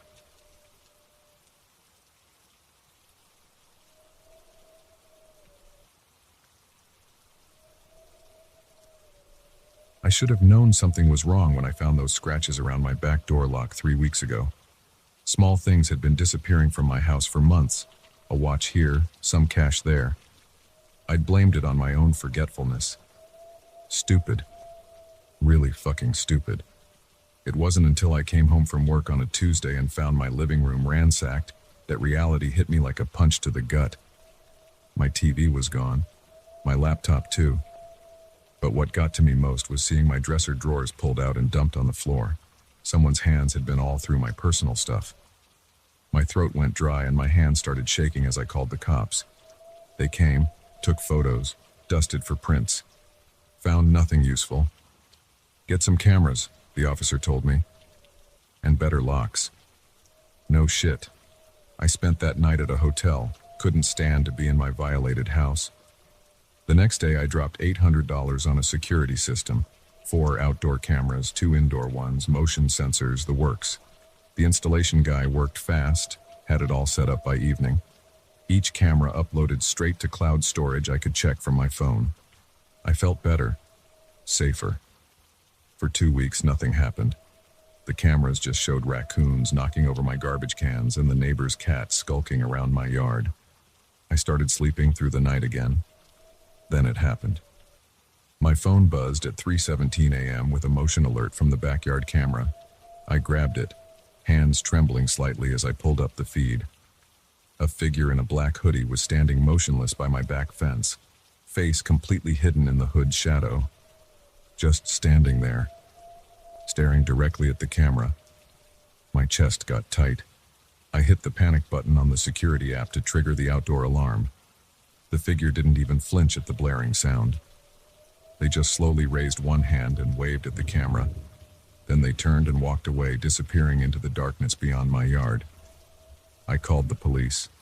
They came out, found nothing. Probably just some teenager messing around, they said. But my gut told me different. This felt personal, deliberate. The next night, another alert. 3:17 a.m. again. This time the hooded figure was closer to the house, standing beneath my bedroom window. Again, they faced the camera directly. Again, they waved. Again, they vanished when I triggered the alarm. This pattern repeated for 5 straight nights, each time at exactly 3:17 a.m. Each time the figure was closer to my house. Each time, that same deliberate wave at the camera. The police stopped coming out after the 3rd night. Said they couldn't do anything without evidence of an actual crime. I started taking sleeping pills to make it through my work days. Bought a gun, installed extra locks. But none of it helped with the sick feeling in my stomach every time my phone buzzed at 3:17 a.m. On the 6th night, I was ready. I sat in my dark living room, gun in my lap, staring at my phone as the minutes ticked by. 3:16 a.m. My hands were sweating. The house felt too quiet, like it was holding its breath. 3:17 a.m. The alert came. My fingers fumbled with the phone. The hooded figure was standing on my back porch now, right in front of the door. They raised their hand to wave at the camera, same as always, but this time they didn't leave. Instead, they reached for the door handle. I heard the soft click of the lock turning. My throat closed up. I'd checked that door 3 times before sitting down. I'd installed new deadbolts. There was no way. The door swung open. The figure stepped inside. The indoor camera caught them walking straight toward it, head tilted up to stare directly into the lens. Still, the hood kept their face in perfect shadow, even with the camera's night vision. My hand shook so bad I almost dropped the gun as I stood up. "Stop right there," I tried to shout, but it came out as a croak. They turned toward my voice, stood perfectly still. Then that same slow wave. I fired. The muzzle flash lit up the room for a split second. When my vision cleared, the figure was gone. The back door stood wide open, letting in the cool night air. The police actually came out for shots fired. Found no blood, no evidence anyone had been hit. The security footage showed everything exactly as I remembered, except for one detail that made my blood run cold. In the video, the back door never opened. The figure had walked right through it like it wasn't there. I didn't sleep at all that night, or the next. I sat in my living room, alternating between staring at my phone and the back door, jumping at every little sound. The figure didn't return. After 4 days without an incident, exhaustion finally won out. I passed out on my couch around midnight, The buzz of my phone jolted me awake. 3:17 a.m. Heart pounding, I checked the feed. The hooded figure was inside my house, standing at the foot of my empty couch. I scrambled up, gun already raised, but the living room was empty. I checked every room, every closet. Nothing. But when I reviewed the security footage, there they were, walking through my house, looking directly into each camera, waving. The footage showed them walking right past me multiple times as I searched the house, like I was the ghost, not them. I fled to my parents' house the next day, stayed there a week. Every night at 3:17 a.m. my phone would buzz. The footage always showed the same thing, the hooded figure moving through my empty house, waving at each camera in turn. Finally, I couldn't take it anymore. I had to know. I went back to my house, determined to confront whatever this was. I sat in my living room, waiting. At 3:16 a.m., I didn't check my phone. I just watched the back door. 3:17 a.m. My phone buzzed. The door remained closed. The room remained empty. Fighting against every instinct screaming at me to run, I forced myself to check the security feed. The hooded figure was standing right behind my chair. I spun around. Nothing there. But on my phone screen, I watched as they slowly leaned down, bringing their hidden face close to the back of my head. They reached around me with both hands, making a strangling motion inches from my throat. Then they straightened up and waved at the camera. I ran, drove straight to a hotel, spent hours reviewing the footage, trying to understand. That's when I noticed something that turned my blood to ice water. The timestamp on the footage wasn't 3:17 a.m., it was 3:17 p.m. In broad daylight, I checked the live feeds. In every camera, the hooded figure stood waiting, waving. Even now, as I write this, they're still there. Waiting, waving, always watching. The police say the cameras are working fine. The security company says there's no evidence of tampering. Nobody else can see the figure in the footage. Just me. I haven't been back to my house in 3 days. I'm in a motel room 50 miles away. But it doesn't matter. Every time I check my phone, every security camera shows the same thing. That hooded figure standing, staring, waving. Always at 3:17. My hands are shaking so bad I can barely type. I just checked the cameras again. The figure isn't in my house anymore. They're here, standing in this motel room, waving at my phone's camera. I can see them on the screen right behind me, but when I turn around, nothing. I don't know what to do. I can't keep running, can't keep watching. But I can't look away either. It's 3:16 p.m. now. Almost time for their daily visit. My phone is face down on the bed. I'm not going to check it this time, not going to look at the footage. Maybe if I just ignore it. But we both know I'm going to look. I always look. And they'll be there waving just like always. Here comes the buzz. 3:17 p.m. I have to check. I have to know. I'm picking up my phone now. Opening the app. The figure is there, of course. Waving. But something's different this time. They're reaching up, pulling back their hood.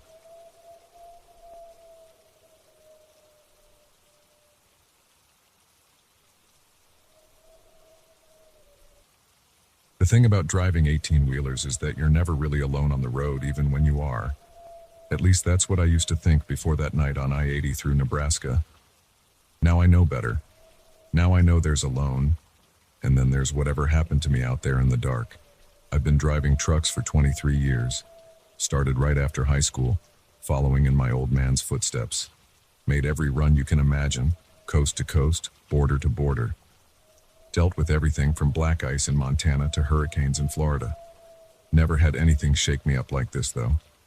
Never had anything make me question my own eyes and mind like what I saw in that mirror. It was late October, about 2 a.m. I was hauling a load of auto parts from Chicago to Salt Lake City. The schedule was tight, had to make delivery by noon the next day. The road stretched out empty ahead of me. Nothing but darkness and the occasional reflector post marking the shoulder. My headlights cut through the pitch black, showing just enough asphalt to keep moving forward. The cab of my Peterbilt was warm against the autumn chill outside. I had the radio tuned to some late-night talk show, volume low, just enough to keep me company. The steady hum of the engine and the rhythmic thump of tires on concrete seams had me in that zone. Long-haul drivers know well. Alert, but relaxed. Focused, but comfortable. I reached for my thermos of coffee, taking a long drink. The bitter liquid was lukewarm now, but I needed the caffeine. Still had about 4 hours to go before I'd hit my mandatory rest period. The dashboard clock's red numbers glowed. 2:17 a.m. That's when I saw it. Just a quick glance in the rearview mirror, the kind you do automatically every few minutes when you drive for a living. But something wasn't right. There was someone sitting in the sleeper cab behind me. My heart slammed against my ribs. I jerked the wheel slightly, the truck drifting toward the shoulder before I corrected. In that mirror, clear as day, I could see a man. He sat perfectly still, head slightly bowed, wearing what looked like a dark jacket. The dim glow from my instruments provided just enough light to make out his shape. I whipped my head around, twisting in my seat to look behind me. The sleeper cab was empty. Completely empty. My sleeping bag was rolled up on the bunk, a few clothes hung from hooks, but no person. No man in a dark jacket. My hands were shaking on the wheel now. Sweat broke out across my forehead despite the cool air blowing from the vents. I forced myself to look back at the road to keep the truck steady. Count to 10, I told myself. You're tired. Your eyes are playing tricks. I waited 30 seconds, then slowly raised my eyes to the rearview mirror again. He was still there. Hadn't moved an inch. Same position, same bowed head, same dark jacket. I could see more details now. Graying hair cut short, hands folded in his lap. The image was so clear, so solid. This isn't happening, I said out loud, my voice sounding strange and tight in the quiet cab. This is not happening. I hit the dome light. Yellow illumination flooded the cabin. Again, I turned to look behind me. Empty. The sleeper cab was completely empty. But in the mirror, there he sat, unaffected by the light I'd turned on. My heart was hammering so hard I could barely hear anything else. I pulled onto the shoulder, gravel crunching under the tires as I brought the rig to a stop. The engine idled roughly. I put it in park, hands trembling so bad I could barely work the gear shift. I unbuckled my seatbelt and stood up, moving into the sleeper cab area. Nothing. No one. I touched the bunk where the figure appeared to be sitting in the mirror. The sleeping bag was cool and undisturbed. I checked every corner, moved everything around. Completely empty. Back in the driver's seat, I stared at the mirror. He was still there, hadn't shifted position at all, just sitting, waiting. "Who are you?" I asked, my voice cracking. No response, no movement, just that bowed head and folded hands. I covered the mirror with my hand, counted to 20, removed my hand. He remained. The rational part of my brain started working overtime, trying to make sense of it. Maybe there was something wrong with the mirror itself. Some trick of the light or reflection. I adjusted it different ways, but the figure stayed consistent, maintained the same position no matter the angle. My phone showed no signal out here in the middle of nowhere, Nebraska. Who would I call anyway? What would I say? I'm seeing a ghost in my mirror, but not in real life. I sat there for maybe 15 minutes, engine idling, trying to decide what to do. I couldn't drive like this, constantly distracted by that figure in my mirror. But I couldn't just abandon my truck and cargo either. I had deadlines, responsibilities. Finally, I reached up and turned the mirror away completely, angling it toward the ceiling where I couldn't see anything in it. My hands were still shaking as I put the truck in gear and pulled back onto the interstate. I drove like that for the next 20 minutes, using just my side mirrors. The whole time my skin crawled with the feeling of being watched. Every few seconds I had to fight the urge to look at that rear view mirror, to check if he was still there. The need to know became overwhelming. At 3:05 a.m. I reached up and adjusted the mirror back to normal position. My heart nearly stopped. He had moved. Now he was looking directly at me in the mirror. I could see his face clearly. Maybe 60 years old, deeply lined, pale skin, dark eyes that seemed to stare right through me. His expression was blank, emotionless, just staring. I screamed. I'm not ashamed to admit it. A raw, terrified sound that filled the cab. Again, I jerked the wheel, but caught myself before going off the road. My chest felt tight, like I couldn't get enough air. The next exit was 2 miles ahead, according to a sign. I pushed the truck as fast as I dared, hands clenched on the wheel, trying not to look in that mirror again. But I could feel those eyes on me, could sense that unwavering stare. The exit led to a small town, just a gas station, a diner, and a few scattered buildings. The gas station was closed, but its lights were on in the empty lot. I pulled in, brakes hissing as I parked. I had to look one more time. Had to know. The mirror showed him still staring, but now his lips were moving. No sound came out, but I could see him forming words. I strained to understand, to read his lips, but couldn't make it out. That was enough. I grabbed my phone and wallet, threw open the door, and practically fell out of the cab in my hurry to get away. The cold air hit me like a slap. I slammed the door and backed away from the truck, breathing hard, my breath forming clouds in the fluorescent lights of the gas station. For a long time, I just stood there staring at my truck. Everything looked normal from the outside. No sign of anything strange through the windows. Just my rig sitting there quiet and dark. The diner across the street had a neon Open 24 HRS sign buzzing in the window. I headed for it, legs shaky, needing to be around other people, needing to be somewhere bright and normal.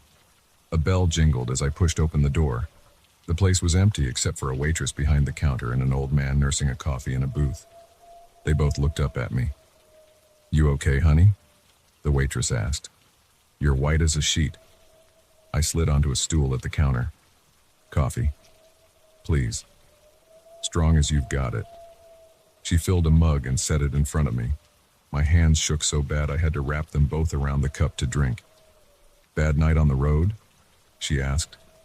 I laughed, a strange hollow sound. "You could say that. Want to talk about it?"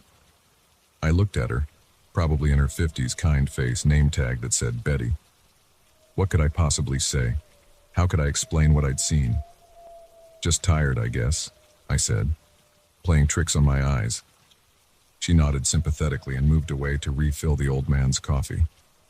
I sat there for over an hour, drinking cup after cup, trying to convince myself I had imagined the whole thing. Just fatigue, just my mind wandering after too many hours alone on the road. But I knew better. What I'd seen had been real as the coffee cup in my hands, as real as the vinyl countertop I was sitting at.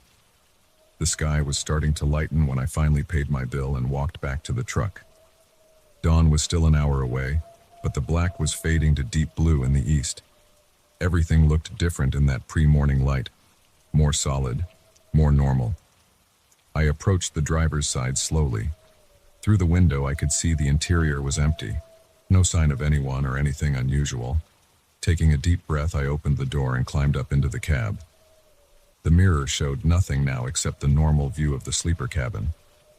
My sleeping bag, my clothes hanging up, nothing else. I adjusted it several times, checking all angles. Nothing. Relief flooded through me, followed immediately by doubt. Had I imagined the whole thing? Was I losing my mind? I started the engine and pulled back onto the interstate as the sun began to rise. The morning was clear and cold, promising a bright autumn day ahead.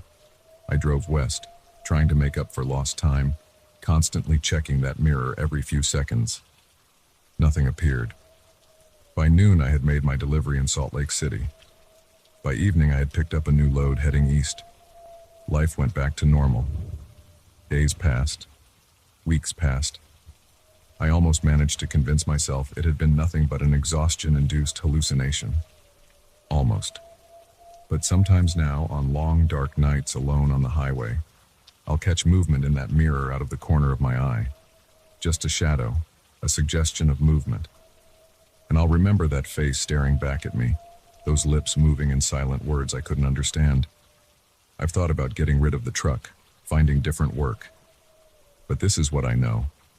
This is what I do. So I keep driving, keep watching that mirror, and keep wondering if he'll come back.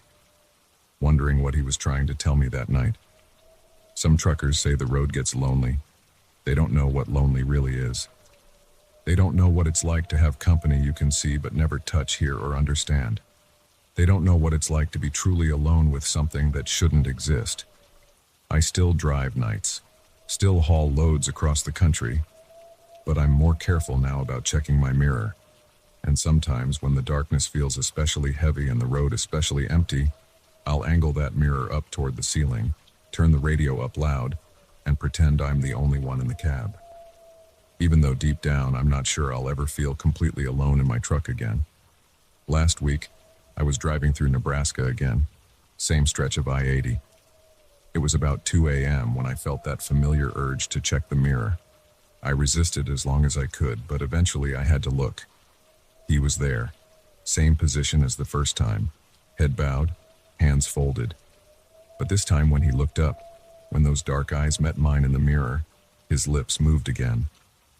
And this time I understood what he was saying. Your brakes. I instantly hit the pedal, slowing the rig. Not a moment too soon. Through my headlights I saw a deer bound across the highway directly in front of me. If I hadn't slowed down, I would have hit it at full speed. At best, it would have destroyed my truck. At worst, when I looked back at the mirror, he was gone. Haven't seen him since. But now I wonder, why did he appear that first time?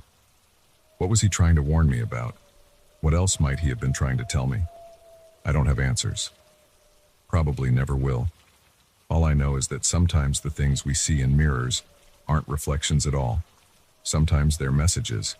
And sometimes, just sometimes, we should pay attention to the passengers we pick up in the night, even if they're only visible in that small rectangle of glass above the dashboard. The road is different for me now. Every mile brings the possibility of seeing him again. Every glance in the mirror carries the weight of potential meaning. Am I afraid? Sure. But I'm also grateful. That figure in my mirror saved my life. So I keep driving. Keep watching. Keep wondering. Because out here on the long, dark highway, you're never really alone, even when you are.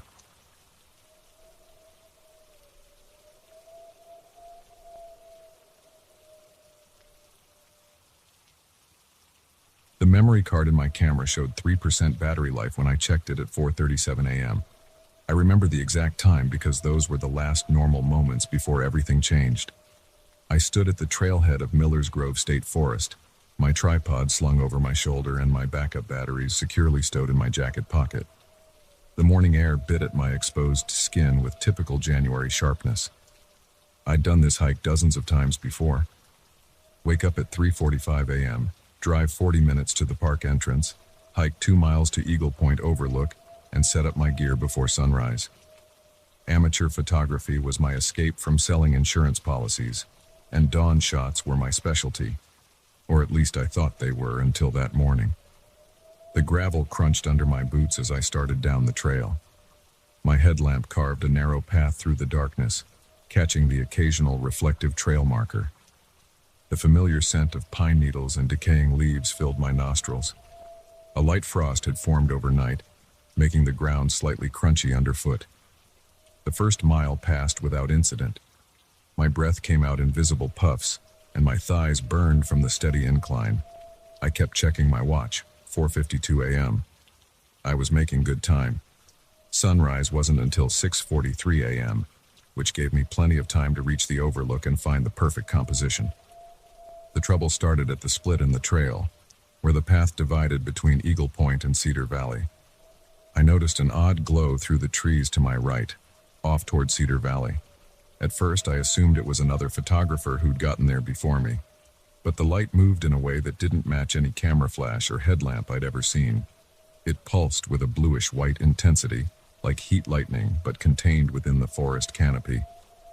The light danced between the tree trunks, casting strange shadows that seemed to twist and writhe across the frozen ground. My first instinct was to grab my camera. Whatever this was, it would make an incredible shot. I switched off my headlamp to reduce any light pollution and pulled out my camera. Through the viewfinder, I could see the lights more clearly. They moved in patterns that defied normal physics, splitting, merging, spiraling around tree trunks and bouncing off branches. The display lit up the forest like some kind of natural disco, but completely silent. My hands shook as I adjusted the settings. ISO 3200, f2, 8, 1/60th of a second. I snapped several shots, but the LCD screen showed only darkness with faint blurs. The lights were somehow evading capture, like they existed outside the camera's ability to record them. The rational part of my brain suggested ball lightning, or some kind of atmospheric phenomenon. But ball lightning doesn't dance in patterns. It doesn't move with purpose. These lights moved like they were alive, like they were performing some kind of ritual in the pre-dawn forest. I had to get closer. The smart thing would have been to stay on the marked trail, to maintain a safe distance and observe. But 20 years of amateur photography had taught me that the best shots never came from playing it safe. I secured my tripod to my backpack and started picking my way through the underbrush toward the lights. The ground sloped steeply here, and my boots struggled to find purchase on the frost-slick leaves. I stumbled several times, catching myself on tree trunks. The bark was rough and cold under my palms. The lights continued their dance about 100 yards ahead, maintaining that distance no matter how quickly or slowly I moved. My breathing grew heavy from the effort of the off-trail hiking. Sweat began to soak through my base layer despite the cold. I checked my watch again, 5:14 a.m. The eastern sky hadn't even begun to lighten yet. The darkness between the trees felt absolute, except for those mesmerizing lights. After another 15 minutes of careful progress, I noticed the lights had stopped moving.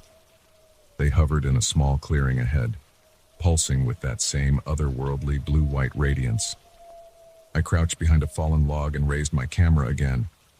The battery indicator now showed 2%, but I had to try for another shot. The clearing came into focus through my viewfinder. The lights hung about 6 feet off the ground, clustered together like a swarm of fireflies. But these weren't fireflies. Each light was about the size of a softball, and they emitted no heat that I could feel despite their brightness. The air temperature actually seemed to drop the closer I got to them. I pressed the shutter button. The sound seemed impossibly loud in the silent forest. The lights reacted instantly, scattering in all directions like startled birds, but instead of flying away, they began to spiral inward, moving faster and faster until they formed a tight, brilliant column of light that stretched from forest floor to canopy. The hair on my arms stood up. Static electricity crackled in the air. My camera's LCD screen went black, and I felt the battery in my pocket grow hot through my jacket. I dropped both just as a high-pitched whine filled the air, building in intensity until my teeth ached. What happened next happened so fast that my brain struggled to process it. The column of light exploded outward in all directions, temporarily blinding me. When my vision cleared seconds later, the clearing was dark again. But it wasn't empty. I could see movement in the frost-covered leaves. Footprints were appearing in the ground one after another, as if invisible feet were walking across the clearing. But the patterns made no sense. They overlapped and crisscrossed, some pointing one way, others the opposite direction. Some were deep, like whatever made them was very heavy, while others barely disturbed the surface. My heart pounded against my ribs as I watched these phantom footprints form. They moved faster, more chaotically, like a frenzied dance. Then, just as suddenly as they began, they stopped. The last set of prints led to the center of the clearing and simply ended, as if whatever made them had vanished into thin air. I stayed frozen behind that log for what felt like hours but was probably only minutes. My hands shook so badly I could barely hold my flashlight when I finally worked up the courage to examine the clearing. The beam picked out the footprints clearly. They were real, not a product of my imagination. I forced myself to approach them methodically, like I was documenting a crime scene. The prints varied in size and depth. Some looked human, roughly size 10 or 11. Others were smaller, like a child's. And some didn't look human at all. They were elongated, with strange protrusions where toes should be, and a shape that suggested whatever made them walked differently than any animal I knew. My flashlight beam caught something metallic near the center of the clearing. My camera lay face down in the leaves, its battery compartment open and empty. The spare battery from my pocket was nowhere to be found. The camera itself was ice cold to the touch, like it had been in a freezer. The eastern sky was beginning to show the first hints of gray when I finally gathered my courage and equipment. My watch had stopped at 5:14 a.m., its digital display frozen despite the battery being less than a year old. My phone showed 6:22 a.m., but the screen kept flickering and the compass app spun wildly in all directions. I took one last look at the clearing before leaving. The footprints remained, but they were already starting to fade as the frost melted in the approaching dawn. By the time the sun cleared the horizon, they would be gone completely. I had no photos, no evidence, nothing but my own recollection of what I'd seen. The hike back to my car passed in a blur. I stuck to the marked trail, moving as quickly as I dared in the growing light. Every rustle of leaves made me jump. Every shadow between the trees seemed to hold movement. The forest felt different now, like a familiar room where all the furniture had been shifted slightly out of place. I reached the parking lot just as the sun broke over the eastern ridge. My car was the only one there, just as it had been when I arrived. But something was different. In the frost coating my windshield, a pattern had formed. Not the random crystalline structures of natural ice, but a series of concentric circles perfectly formed, with strange angular symbols between them that I'd never seen before. By the time I found my ice scraper in the trunk, the sun had risen high enough to begin melting the frost. The patterns disappeared before I could photograph them, leaving me with nothing but mental images that seemed to fade more with each passing hour, like the memory of a dream. I haven't been back to Miller's Grove since that morning. My camera never worked again, despite replacing the battery and memory card. The photos I thought I'd taken of the lights don't exist on any backup. My watch started working again after a few days, but it's never kept accurate time since.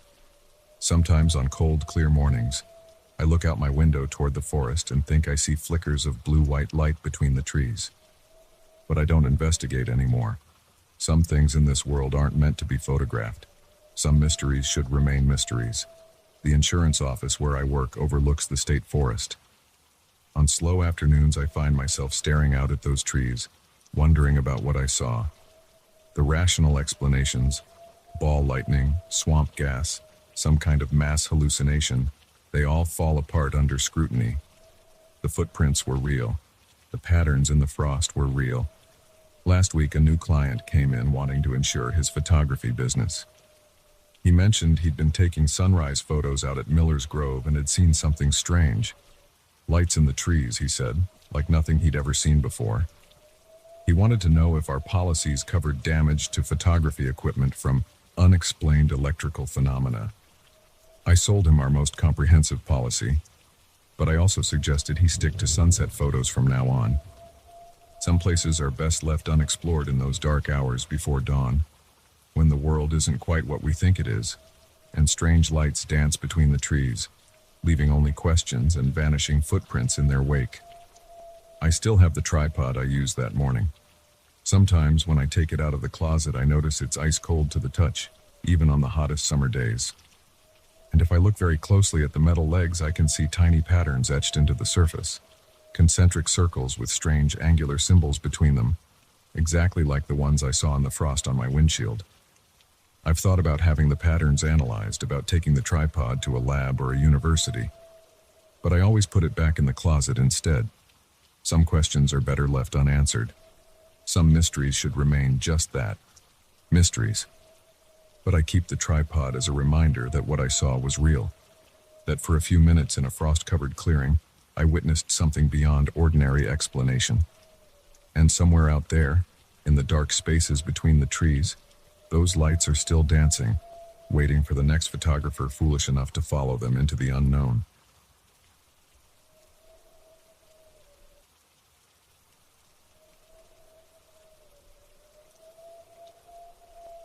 My name is David Mitchell, and I need to tell someone what's been happening at my office. I've typed this out 3 times already, deleting each version because it sounded crazy.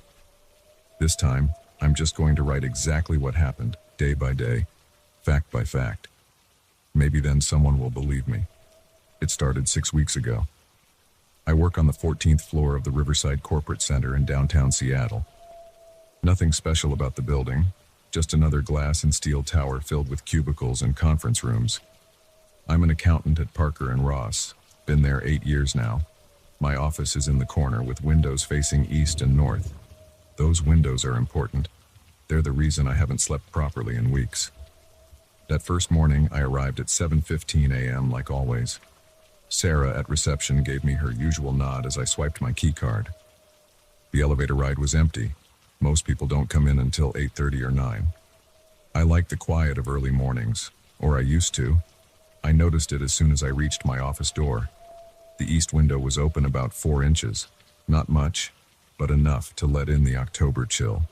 My coffee cup almost slipped from my hand. I know, absolutely know, that I closed and locked that window the night before. I always do, every single night before leaving. It's automatic, like checking your front door.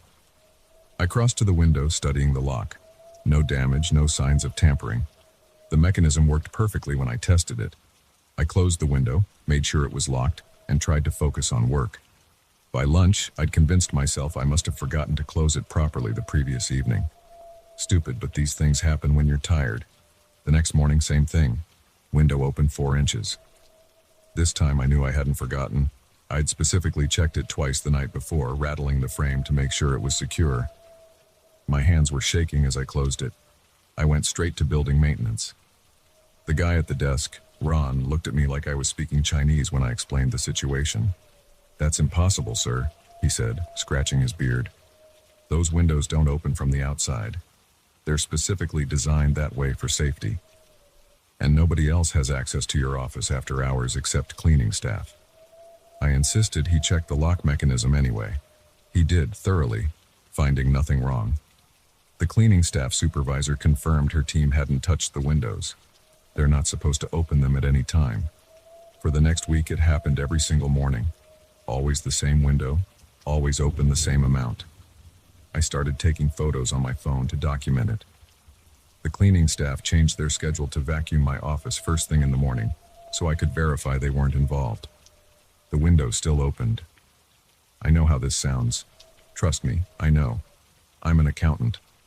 I deal in concrete numbers and provable facts. If a client told me this story, I'd think they were confused or lying, but I know what I'm seeing. After 2 weeks, I bought a security camera. Nothing fancy, just a basic wireless model that would record to my laptop. I set it up facing the window, hidden behind some books on my shelf. The first night, I triple-checked the window was locked, started the recording, and left at my usual time. The next morning, I barely made it through my office door before pulling out my laptop. The window was open, of course. My hands were trembling so badly I could hardly type my password. The video loaded. 3 a.m., nothing. 3:30 a.m., nothing. 4 a.m., the window lock clicked. By itself, no one touched it. The mechanism simply turned, and the window slowly swung open 4 inches. No sound except the faint hum of the heating system.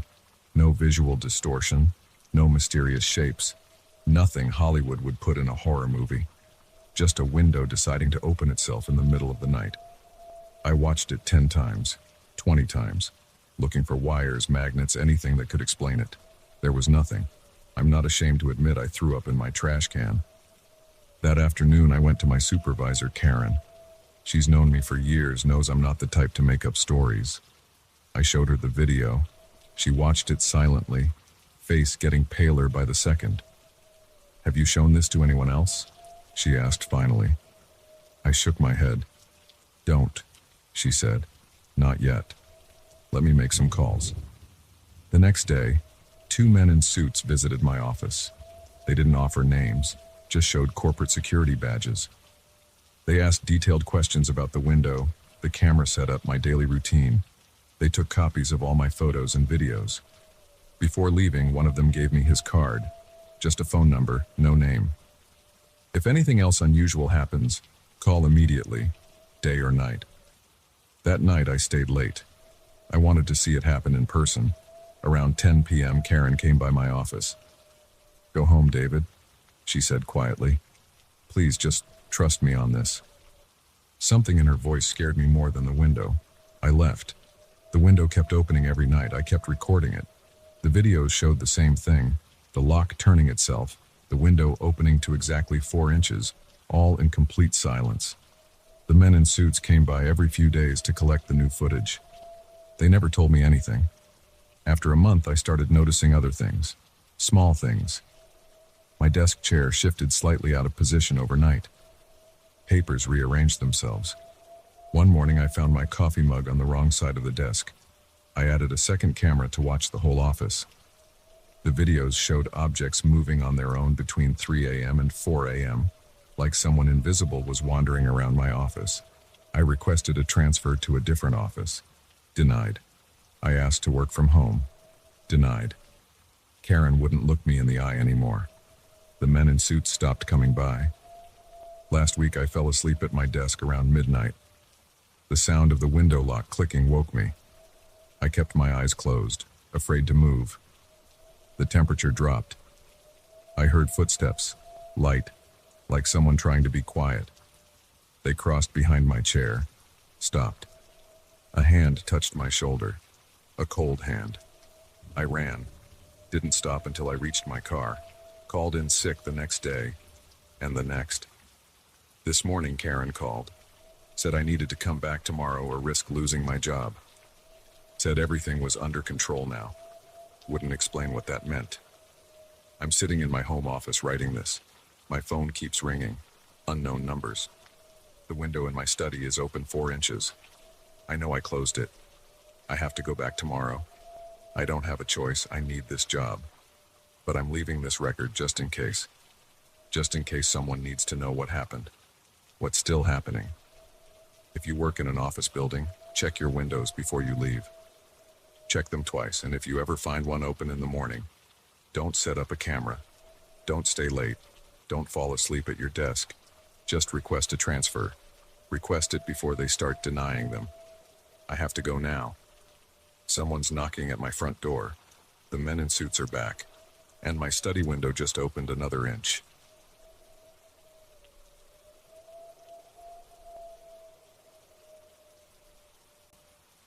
I first noticed something was wrong when my coffee mug wasn't where I'd left it. Not a big deal, right? That's what I told myself. I live alone in my 2-bedroom apartment on the 4th floor of a decent building in Boston. No pets, no roommates, no cleaning service. Just me. So when I found my blue ceramic mug on the kitchen counter instead of in the sink where I'd left it the night before, I figured I must have moved it without remembering. But then things kept happening. Small things. A drawer in my bedroom slightly open when I knew I'd closed it. My keys on the coffee table instead of the hook by the door. The dining room chair pulled out 2 inches from the table. Each time I brushed it off. Stress from work, lack of sleep, whatever. I had reasonable explanations. Until the morning I found my laptop closed when I distinctly remembered leaving it open to download updates overnight. That's when the cold feeling hit my stomach. I checked the door. Locked, deadbolt secure. Windows, all locked. No signs of forced entry. But something was off. I'm not the paranoid type. I work in software development. I deal with facts, with code that either works or doesn't. There's no middle ground, so I approach this logically. First step, verify if something was actually happening or if I was losing my mind. I bought a small security camera on Amazon. Nothing fancy, just a basic wireless model that connects to your phone. I set it up in the living room, angled to catch most of the apartment's common area and the hallway leading to the bedrooms. The camera had night vision, motion detection, and saved footage to the cloud. I figured I'd either catch something or prove to myself I was being ridiculous. The first 2 nights nothing happened. The footage showed an empty apartment, occasional headlights from passing cars creating moving shadows on the walls. Normal stuff. I started to feel stupid for even buying the camera. Then came night 3. I woke up to a notification on my phone. The camera had detected motion at 3:17 a.m. My hands shook as I opened the app. The footage was clear, thanks to the infrared. I watched as a figure, human-shaped, tall, walked slowly from the direction of my front door into the living room. They moved with purpose, like they knew the layout, like they'd been there before. The person wore dark clothes and what looked like gloves. I couldn't make out their face. They kept their head down, and the angle wasn't right. They went to my desk first, opened the top drawer and looked through it for about 30 seconds. Then they moved to the bookshelf, ran their fingers along the spines of my books.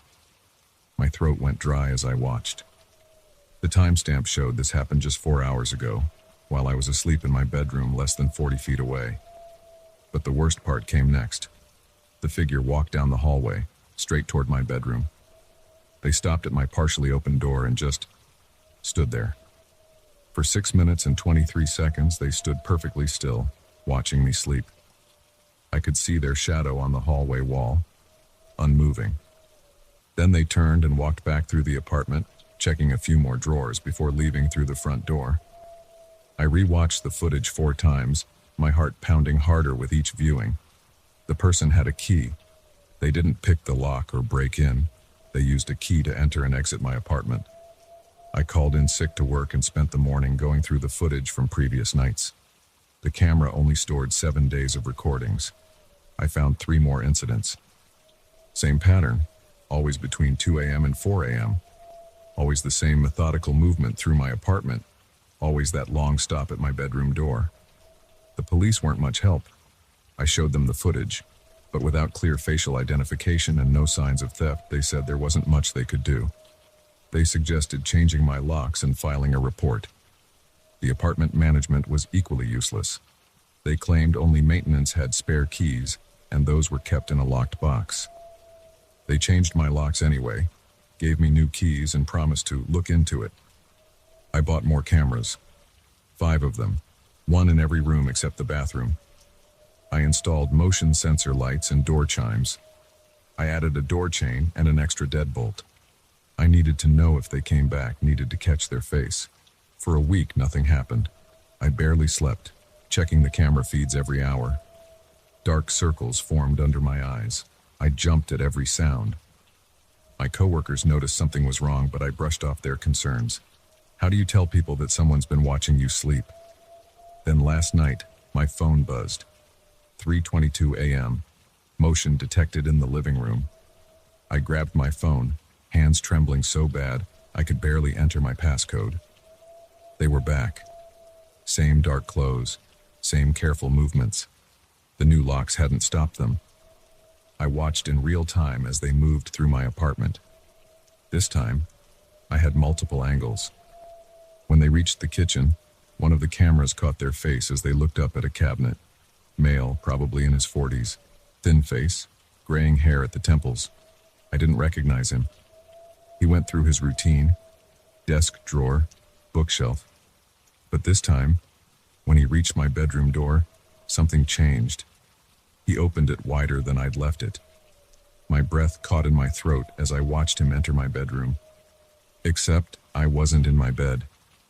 I was sitting in my closet, heart threatening to burst from my chest, watching through my phone as he approached my carefully arranged pillows under the blanket.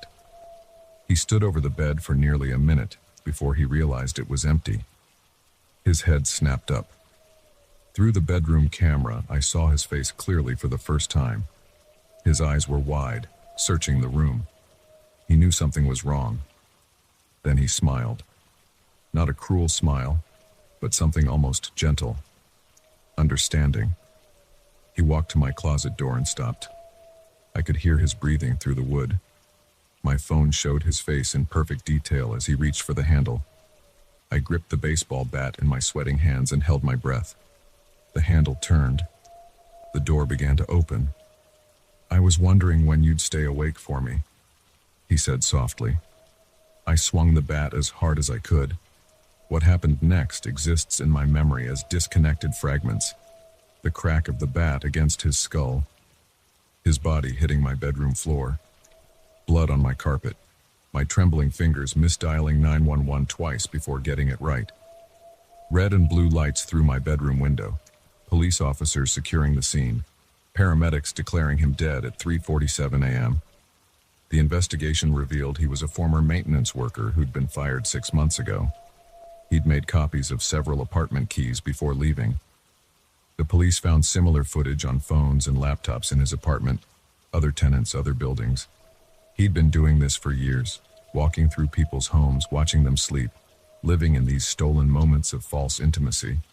They found journals too, detailed accounts of his nights, of the lives he observed. He knew our routines, our habits, what books we read, what shows we watched. He felt connected to us, wrote about us like we were characters in his private story. I moved out the next day. I couldn't stand to be in that apartment knowing how many nights he'd watched me sleep, knowing his blood was soaked into my carpet. I'm staying at a hotel while I look for a new place. I've barely slept. Every sound makes me jump. The police say I won't face any charges. Clear case of self-defense. They're investigating how many other apartments he had access to, how many other people he watched. They asked me to make a statement, but I didn't have much to add.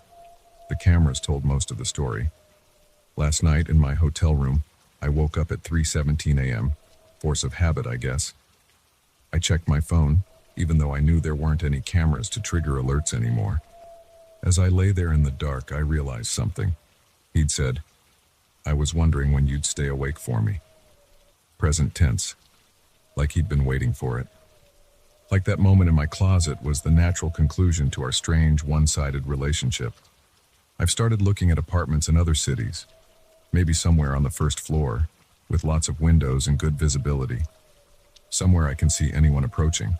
I'll still have cameras, of course, multiple angles, infrared capability, cloud storage, but I won't have any maintenance workers, won't have any spare keys floating around. The detective handling the case called yesterday. They found more journals going back almost a decade. Hundreds of people, hundreds of lives he'd invaded. She asked if I wanted to know what he'd written about me. I said no. I don't want to know what he saw on all those nights. Don't want to know what details of my life he collected. Some questions are better left unanswered. But sometimes, when I wake up in the middle of the night, I find myself wondering how long he watched me before I noticed that first coffee mug out of place. How many nights did he stand in my doorway while I slept, completely unaware? How many other people are out there right now, sleeping peacefully in their beds, while someone stands in their doorway, watching, waiting, collecting moments of their lives? I keep the bat next to my hotel bed. The cameras are always recording, and I don't sleep with my door open anymore. Not even a crack. They still haven't found all the keys he made.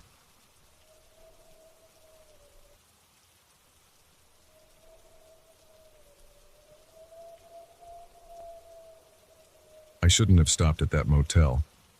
The sign said vacancy in red neon, and I was dead tired from driving 16 hours straight. I just wanted to sleep. Now I'm sitting in my car, hands shaking on the steering wheel, trying to put distance between me and whatever happened in room 115. I need to write this down while it's fresh. People need to know. It started around 6 p.m. yesterday. I was driving back to Chicago from a business meeting in Tennessee. My eyes kept closing on the highway, and after my car drifted onto the rumble strip for the third time, I knew I had to stop. The Pine Grove Motel sat just off exit 237 in southern Indiana. The parking lot had only 3 other cars. Paint peeled from the wooden walls and half the exterior lights were burnt out. The office smelled like stale cigarettes. An old man sat behind the counter watching Wheel of Fortune on a tiny TV. His name tag said, Earl. "Need a room," I said, pulling out my wallet.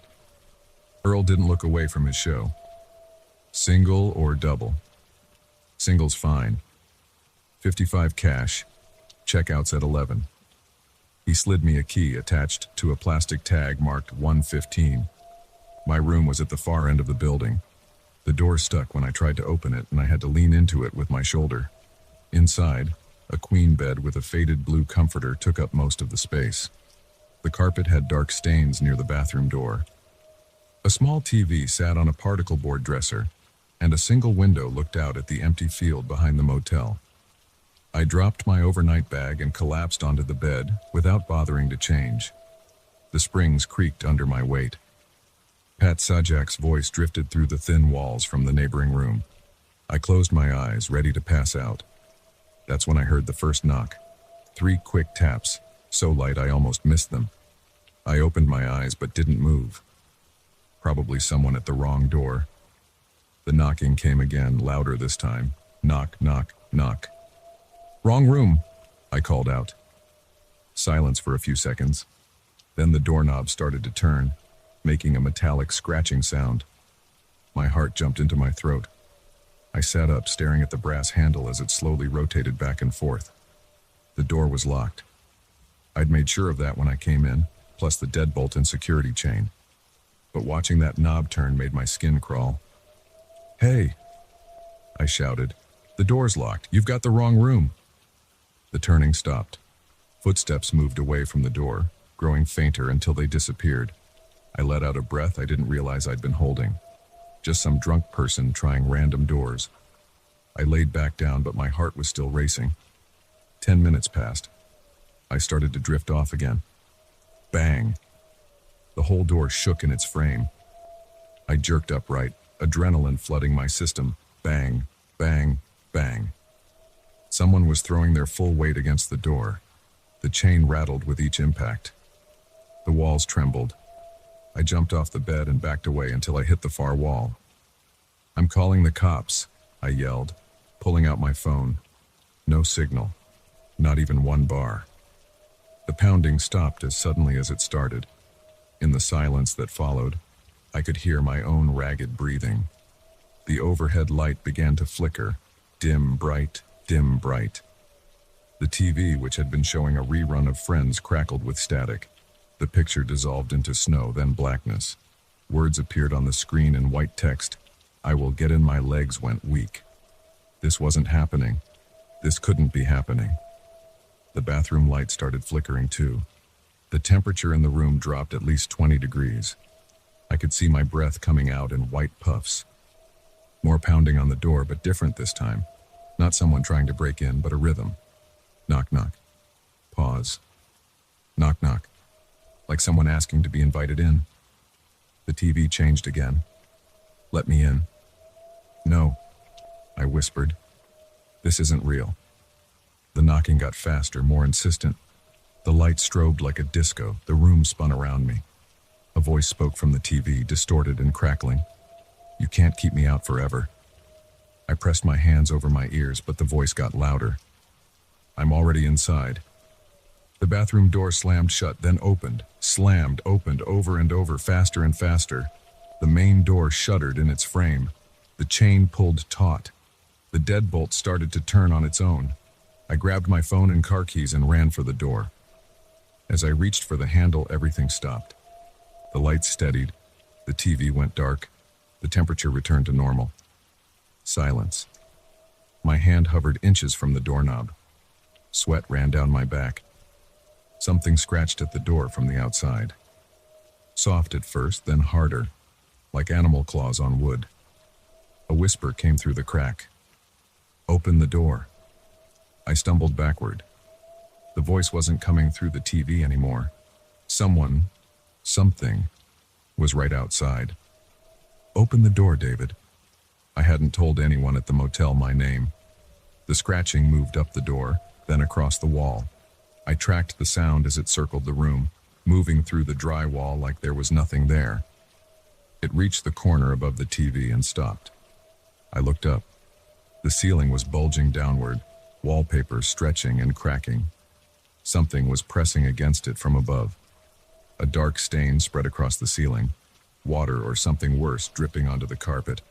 The bulge grew larger, straining against the plaster. The TV turned on by itself. The screen showed a static-filled image of the room, my room, from an impossible angle looking down from the ceiling. I could see myself on the screen, pale and terrified, staring up at the camera, except there was no camera. The ceiling creaked. A seam split open, plaster dust raining down. Something reached through the crack. A hand, but wrong. Too long, too many joints, fingers bent backward. The TV spoke again, but this time in my voice. "You can't keep me out forever." I ran. I didn't bother unlocking the door. I hit it with my shoulder, breaking the chain clean off. I sprinted across the parking lot to my car, fumbling with the keys. Behind me, the lights in room 115 went crazy, strobing like a lighthouse. The TV flickered through the window.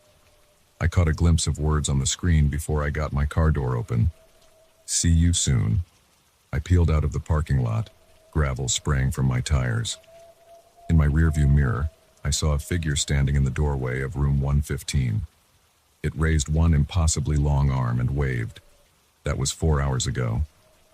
I've been driving north ever since, staying on main roads with plenty of traffic. The sun's coming up now. Things feel almost normal in the daylight, but my phone keeps glitching. Random texts appear and disappear. The screen flickers sometimes, just for a second. And a few minutes ago, a message popped up from an unknown number. "Thanks for letting me in." I don't know what followed me out of that motel. I don't know what it wants. But I know it's not finished with me. The GPS says I'm still 3 hours from Chicago. My hands are shaking so bad I can barely hold the steering wheel. Every time I check the rearview mirror, I expect to see those long fingers reaching for the back of my neck. The sun is fully up now. Traffic is picking up.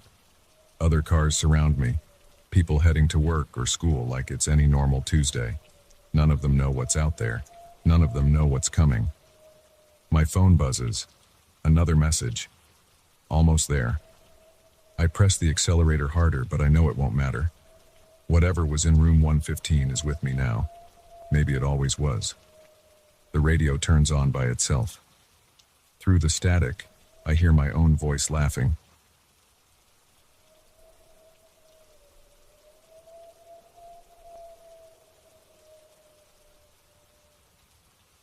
The first time I saw him, I thought nothing of it. That was my mistake. It was 11:43 p.m. on a Tuesday in March. I remember checking my phone repeatedly, cursing the late bus. The stop on Henderson Street was always deserted at that hour. Just a metal bench under a flickering streetlight surrounded by closed storefronts and empty sidewalks. The temperature had dropped to 40 degrees, and my thin jacket wasn't doing much against the wind. I was scrolling through emails when movement caught my eye. A man stood about 30 feet away near the darkened entrance of Pete's liquor store. He wore a black coat that reached his knees. His hands were in his pockets. He faced the brick wall, completely still. My thumb froze mid-scroll. Something about his stillness made my skin prickle.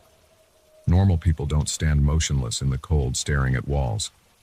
I looked back at my phone, but kept him in my peripheral vision. After 2 minutes, he hadn't moved an inch. The bus's headlights finally appeared in the distance. I stood up, shifting my weight from foot to foot. The man remained frozen. As the bus pulled up with a hiss of brakes, I glanced over again. He had turned his head slightly, just enough that I could see the side of his face in the dim light. His skin was pale, almost gray. His eyes were fixed straight ahead, unblinking.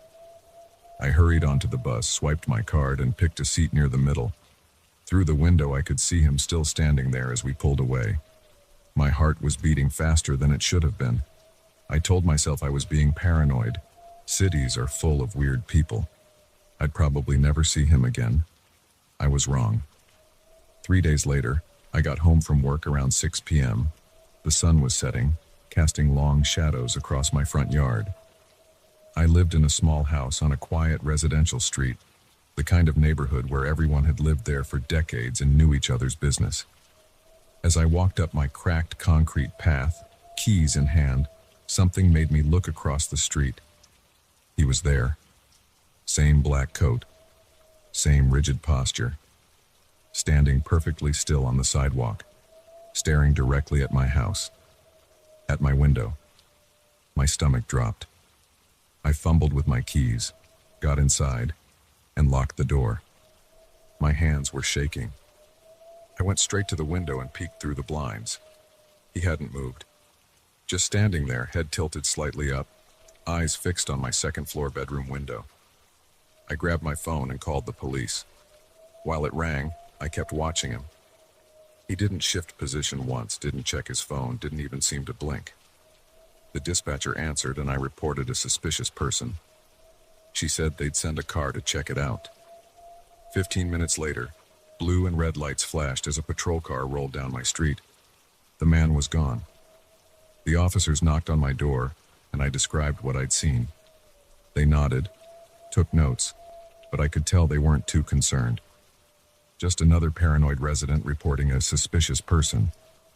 They told me to call again if I saw him. That night, I double-checked all my locks before bed. I live alone, and suddenly my house felt too big, too empty. Too many windows, too many dark corners. I lay in bed staring at the ceiling, listening for any sound that seemed out of place. Around 2 a.m., a floorboard creaked somewhere downstairs. I sat bolt upright, heart pounding.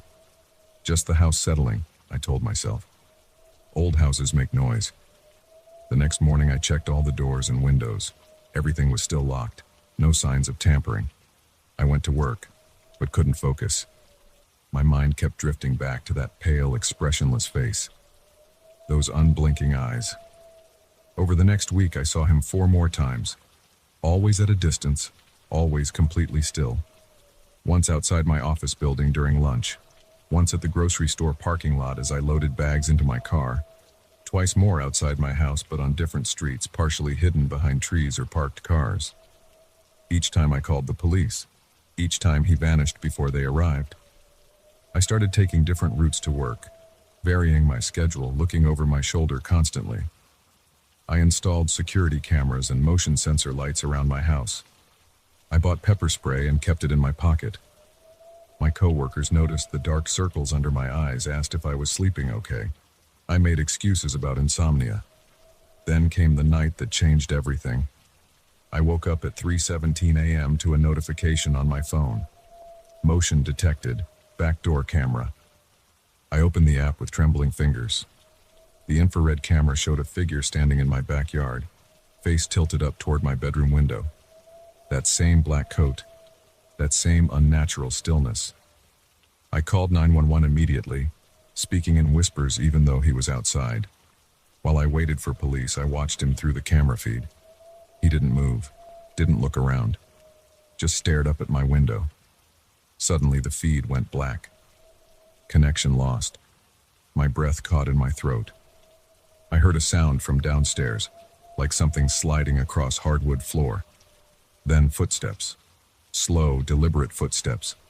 I grabbed my pepper spray and phone, then quietly moved to my bedroom doorway. The footsteps were coming up the stairs now. Step, pause, step, pause. The wood creaking under each careful footfall. My heart was hammering so hard I could barely breathe. Sweat ran down my back. The pepper spray shook in my grip. The footsteps reached the top of the stairs. A long pause. Then they started moving down the hallway toward my room. I pressed myself against the wall beside my door, trying to control my breathing. The footsteps got closer. Closer. They stopped right outside my room. I could hear soft breathing on the other side of the door. The doorknob slowly began to turn. I raised the pepper spray, adrenaline surging through my body. The door creaked open, letting in a sliver of darkness from the hallway. A pale hand gripped the edge of the door. The moment I saw his face appear in the doorway, I sprayed. He recoiled with an inhuman shriek, not of pain, but of rage. It was a sound no human throat should be able to make.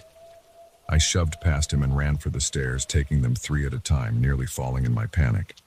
Behind me, those methodical footsteps resumed their pace.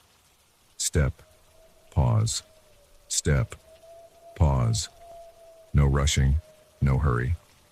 Like he knew he'd catch me eventually. I reached my front door just as red and blue lights began flashing through the windows. I yanked it open and ran outside in my pajamas, barefoot on the cold concrete. 2 police cars were pulling up, officers already getting out with weapons drawn. They found no one in my house, no signs of forced entry. The back door was still locked, the security camera still functioning normally. But in my bedroom, they found wet footprints on the hardwood floor. Not from shoes, they were bare feet, much larger than human-sized with too many toes. I stayed in a hotel that night. The next day, I started packing. I'd lived in that house for 6 years, but I couldn't stay there another night. I took a week off work and found a small apartment across town. I didn't tell anyone my new address. For 2 months, things were quiet. No more sightings. No more footsteps in the night. I started to relax, to convince myself it was over. Then yesterday I was waiting for the bus after working late. The stop was deserted, it was cold. I was checking my phone. Movement caught my eye. He stood 30 feet away, near a darkened storefront. Black coat, hands in pockets, facing the wall. I ran. I didn't wait for the bus, didn't call the police, didn't look back. I ran until my lungs burned and my legs shook. When I finally stopped, gasping for breath in front of a 24-hour diner, he was standing across the street. Watching. I write this now from another hotel room. My laptop screen casts a pale glow in the darkness. I've got the chair wedged under the doorknob for whatever good that will do. The curtains are closed, but I keep imagining I can see a shadow standing outside my third-floor window. I don't know what he wants. I don't know why he chose me. I don't know if he's human or something else wearing human shape. All I know is that he's patient. He doesn't need to sleep. He doesn't need to eat. He can wait forever. And he's watching me right now. I can feel his eyes on me as I type this. The hair on the back of my neck is standing up. My hands are shaking on the keyboard. There's a soft sound coming from the hallway outside my room. Step, pause. Step, pause. It's him. I know it's him. The footsteps are getting closer. The doorknob is starting to turn.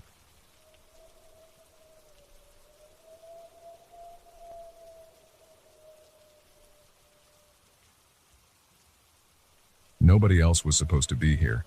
Not at 11:47 p.m. on a Tuesday. The parking garage was my personal concrete cave at this hour, had been for the past 3 years of late shifts at Morton & Associates. Until tonight. The footsteps started when I was on the 3rd level. At first I thought it was just my dress shoes on the concrete, the usual echo bouncing off the low ceiling. But then I stopped walking. The steps continued. I stood there, briefcase growing heavy in my right hand, listening. The sound came from somewhere behind me. The click of hard soles against concrete, steady and deliberate. My heart rate picked up. I turned around slowly, scanning the rows of empty parking spots and concrete pillars. Nothing moved in the harsh fluorescent lighting. The footsteps had stopped too. "Hello?" I called out. My voice sounded smaller than I intended, swallowed by the vast empty space. No response. I started walking again, faster now, trying to keep my footsteps quiet. The parking spot was just ahead, my black Honda Civic sitting alone in the corner where I always parked it, away from the other daytime cars that had long since gone home. The footsteps behind me started again. Closer this time. I broke into a jog, no longer caring about the noise. My keys jangled in my coat pocket as I ran. The sound of my pursuer's footsteps quickened to match my pace. 20 feet from my car, I yanked the keys out, thumb finding the unlock button. The car's lights flashed and I heard the locks click open. 15 feet. 10 feet.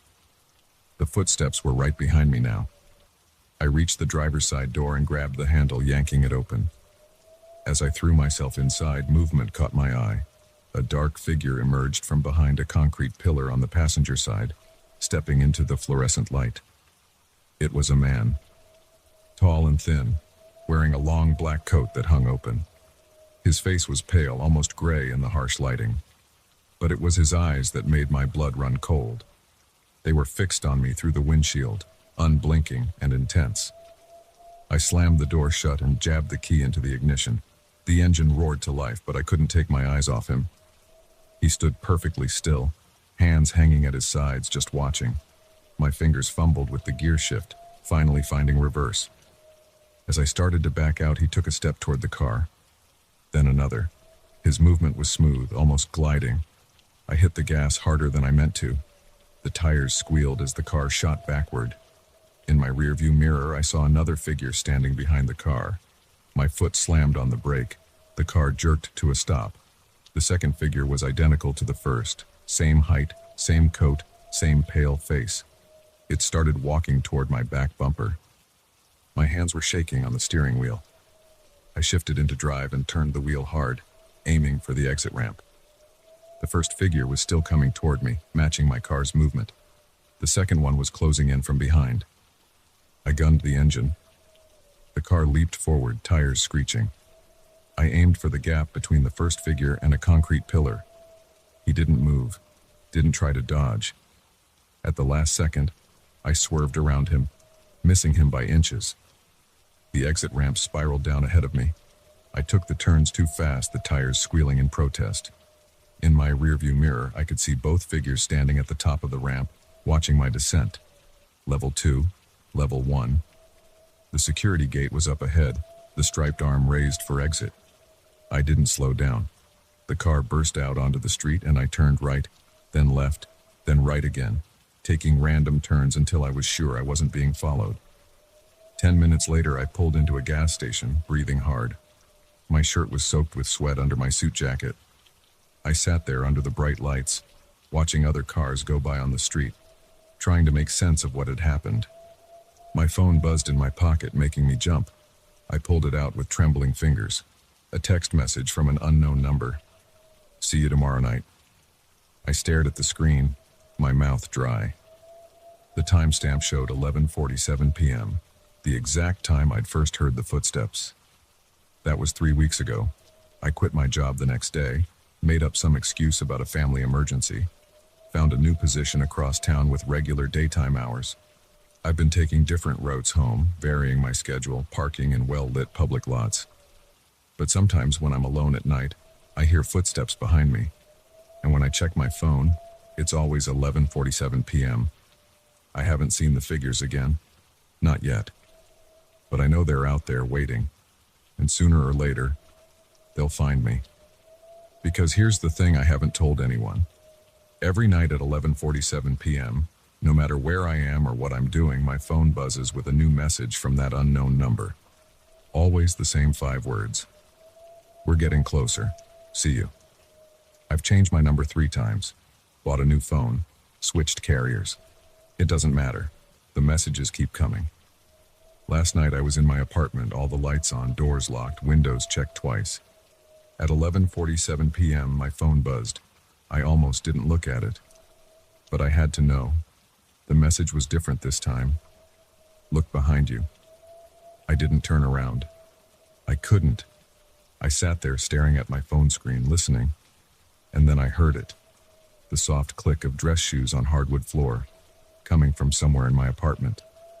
The footsteps are getting closer now. They're in the hallway outside my bedroom.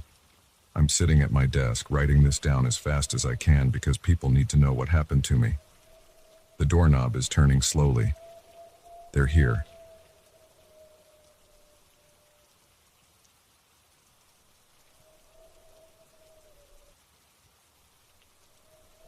The fluorescent sign of Jerry's all-night diner buzzed against the darkness of Highway 43. I needed coffee. My eyes hurt from 12 straight hours of driving, and the cheap energy drinks weren't cutting it anymore. I pulled my Honda Civic into the gravel lot, the headlights sweeping across 3 other vehicles. A semi-truck, a beat-up Chevy pickup, and a black sedan I couldn't identify in the dark. The bell above the door jingled as I walked in. The smell of burnt coffee and grease hit me immediately. A tired-looking waitress wiped down the counter, and an old man hunched over a newspaper in the corner booth. Behind the kitchen window, I could hear the sizzle of something on the grill and the clinking of plates. I slid onto a red vinyl stool at the counter, my joints stiff from sitting too long. The waitress, her name tag said Linda, shuffled over with a coffee pot. "Rough night?" she asked, already pouring without waiting for my answer. "Long drive," I said, wrapping my hands around the warm mug. "Still got about 4 hours to go." The bell jingled again. I didn't turn around, focused on adding sugar to my coffee, but I felt someone sit down 2 stools away from me.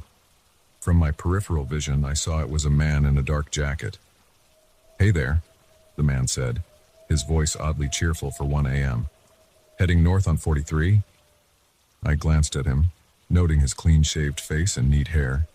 He looked too put together for this hour, like he'd just stepped out of an office instead of a long drive.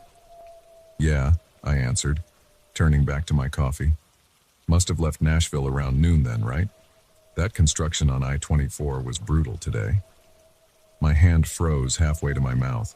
I hadn't mentioned Nashville or I-24. The backup near exit 47 took forever, he continued, still cheerful. Good thing you found that alternate route through the suburbs. That saved you at least an hour. I set my mug down slowly. I had taken a detour through the suburbs to avoid traffic. The ceramic made a small clicking sound against the counter.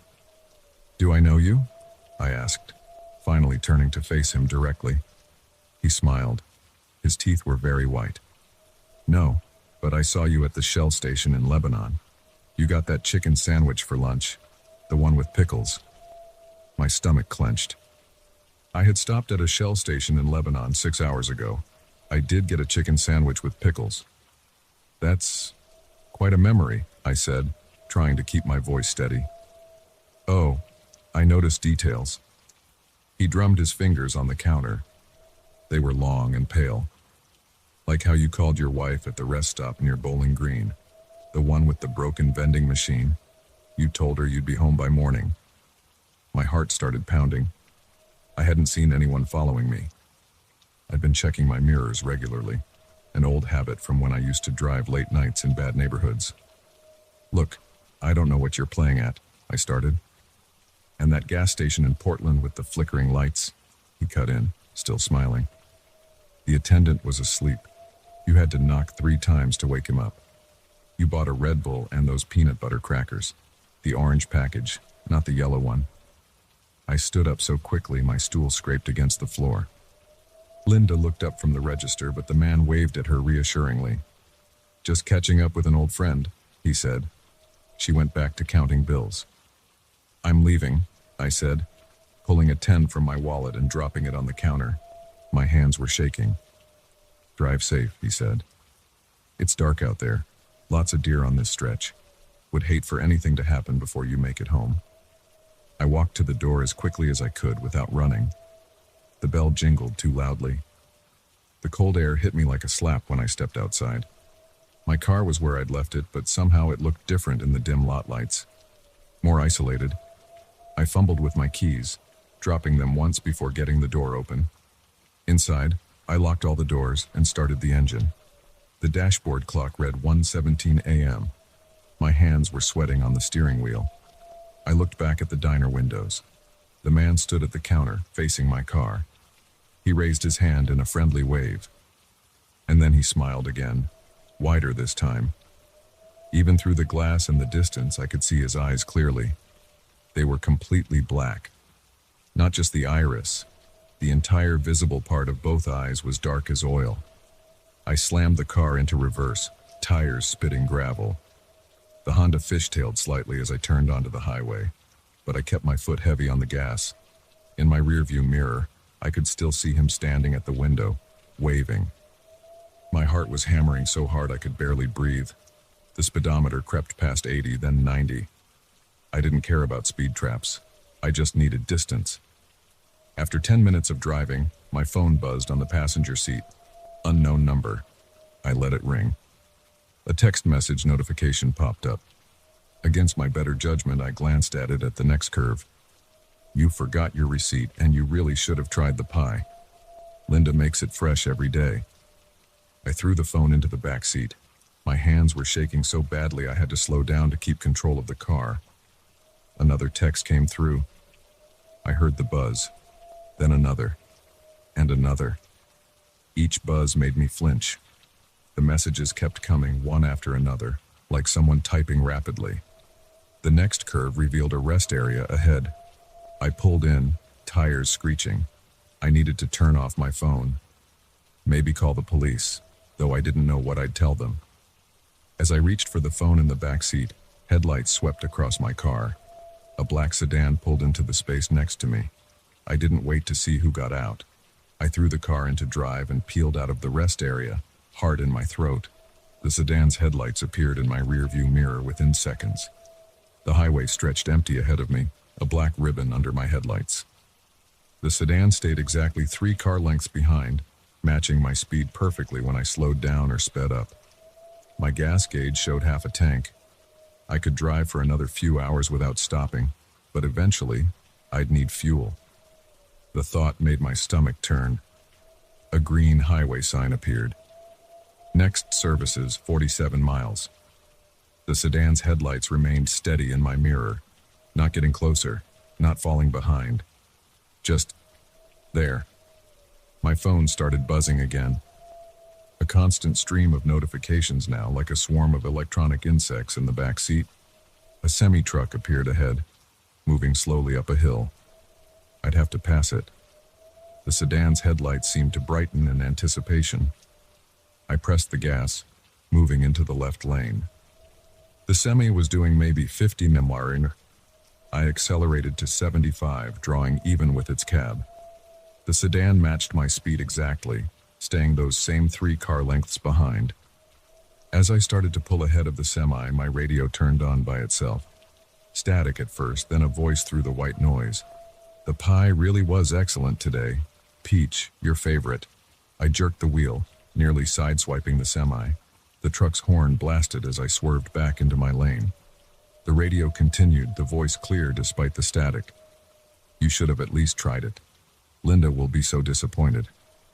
I punched the radio's power button. Nothing happened. I hit it again, harder. "It's rude to ignore people," the voice said, "especially when they're just trying to be friendly." I yanked the volume knob off completely. The voice continued at the same level. "Like that nice lady at the Shell station. The one who helped you find the chicken sandwiches. You barely said thank you." My hands were numb on the wheel. The sedan's headlights hadn't moved from their position. Or that sleeping attendant in Portland. You didn't even ask how his night was going.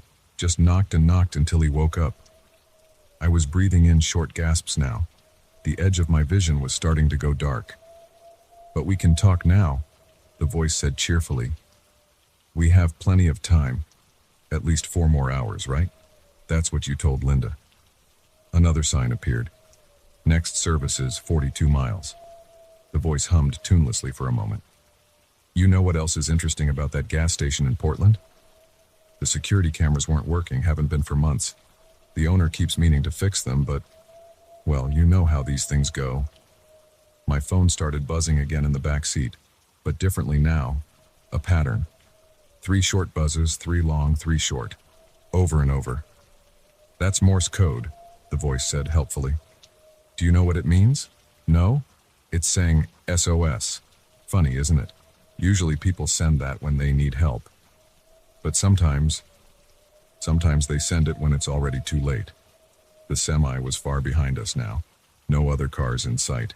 Just my headlights on the empty road, and the black sedan's lights in my mirror, unwavering.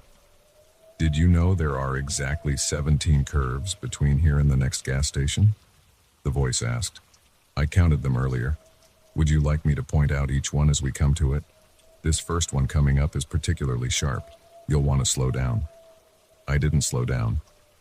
The Honda's tires squealed as we entered the curve, the car swaying dangerously.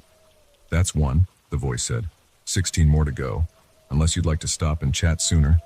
There's a nice spot coming up. Very quiet. No cameras there either." The sedan's headlights swung with mine through the curve, maintaining that exact same distance. My gas gauge had dropped below half now. The warning light would come on in another hour. Maybe less if I kept this speed. "You know what's funny?" the voice continued. "About an hour ahead, there's another all-night diner. Better coffee than Jerry's, if you ask me. And their pie." It made a satisfied sound. "Well, you really should try it. We could stop there together." The phone's buzzing changed pattern. No longer Morse code. Now it was buzzing in time with my heartbeat. 2, the voice said as we swept through another curve. 15 to go. You're taking these turns very well, considering how tired you must be. All that driving, all those energy drinks, it can't be good for you." I glanced at the speedometer. 95 mph. The Honda shuddered slightly at this speed, the steering wheel vibrating under my hands. 3, the voice counted as we hit the next curve. "You know I'm starting to worry about you. Your heart is beating awfully fast. And your hands, they must be cramping, gripping the wheel so tight. Why don't we pull over and rest for a minute?" The sedan's headlights remained steady. 3 car lengths no matter what. 4, the voice said. Lucky number 4. Did you know 4 is considered unlucky in some cultures? Something about the word for 4 sounding like the word for death. Interesting, isn't it? My phone started playing a ringtone now, a children's song I didn't recognize. The melody was slightly off-key, distorted. 5, the voice counted. This next part of the highway is my favorite. No streetlights for miles, just darkness and stars. And us, of course. The Honda's engine was whining now, pushed beyond its comfort zone. The steering wheel shook harder. 6, the voice said. You're doing so well, but you must be getting tired. All that adrenaline, it can't last forever. The gas gauge needle was dropping faster now. The warning light would come on soon. 7, the voice counted. Not even halfway there. To the curves, I mean. The gas station, that's another story. Did I mention the pumps are broken? Such a shame. They really should fix things more quickly out here. The children's song on my phone got louder, the distortion more pronounced. I could almost make out words in it now, but I didn't want to. 8, the voice said. You know what's wonderful about this stretch of road? No cell service. Hasn't been any for the last 20 minutes. Didn't you notice your wife's calls stopped coming through? I hadn't tried calling my wife. I hadn't called anyone. 9, the voice continued, almost to the good part. There's a lovely view coming up. You can see all the way down into the valley. Well, usually you can. It's quite dark tonight. The gas warning light came on with a soft ding. 10, the voice counted. Getting low on fuel, aren't you? Don't worry. I know a shortcut. The sedan's headlights seemed closer now, though I knew they weren't. Still exactly 3 car lengths back. 11, the voice said. Did you check your trunk before you left Nashville? You really should always check your trunk. Never know what might find its way in there. My hands were beyond numb now. I couldn't feel the steering wheel at all. 12, the voice counted. Almost time for a decision. The highway splits in 3 miles. Left fork goes to the gas station. Right fork. Well, let's just say it's more private. The children's song reached a crescendo, the words finally becoming clear. Ring around the rosy. 13, the voice said. Unlucky 13. You're not superstitious, are you? No, of course not. Rational man like you. You don't believe in things that go bump in the night. The Honda's engine made a warning sound, a high-pitched whine I'd never heard before. 14, the voice counted. Can you feel it? The way the air changes just before something happens? Like the moment before a storm breaks. The fork in the highway appeared ahead, the signs too far to read. 15, the voice said. Decision time coming up. Left or right? Gas station or privacy? The signs became clear. Gas food, left, and scenic route, right. 16, the voice counted. Just one more curve after this. Then we'll see what kind of driver you really are. The fork was only a quarter mile ahead now. The sedan's headlights burned in my mirror. 17, the voice said softly. Last chance. What's it going to be? I yanked the wheel left, tires screaming. The Honda fishtailed, nearly spinning out. The sedan's headlights disappeared. For one moment, I thought it was over. Then my radio crackled. Wrong choice, the voice said. The sedan's headlights appeared directly in front of me, coming the wrong way down the highway. I swerved hard, too hard.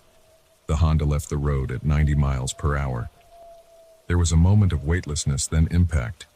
When I opened my eyes, I was upside down, still strapped into my seat. The engine ticked as it cooled. Something warm ran down my face. Footsteps crunched on broken glass outside. A door opened with a creak. I told you should have tried the pie, the voice said, much closer now. I turned my head slowly, pain shooting down my neck. The man from the diner crouched beside my window, smiling that same wide smile. His black eyes reflected nothing. No stars, no emergency lights, no humanity. Now, he said, reaching through the broken window with those long, pale fingers. About that shortcut I mentioned. The children's song played one last time, clearer than ever. Ashes, ashes, we all fall down.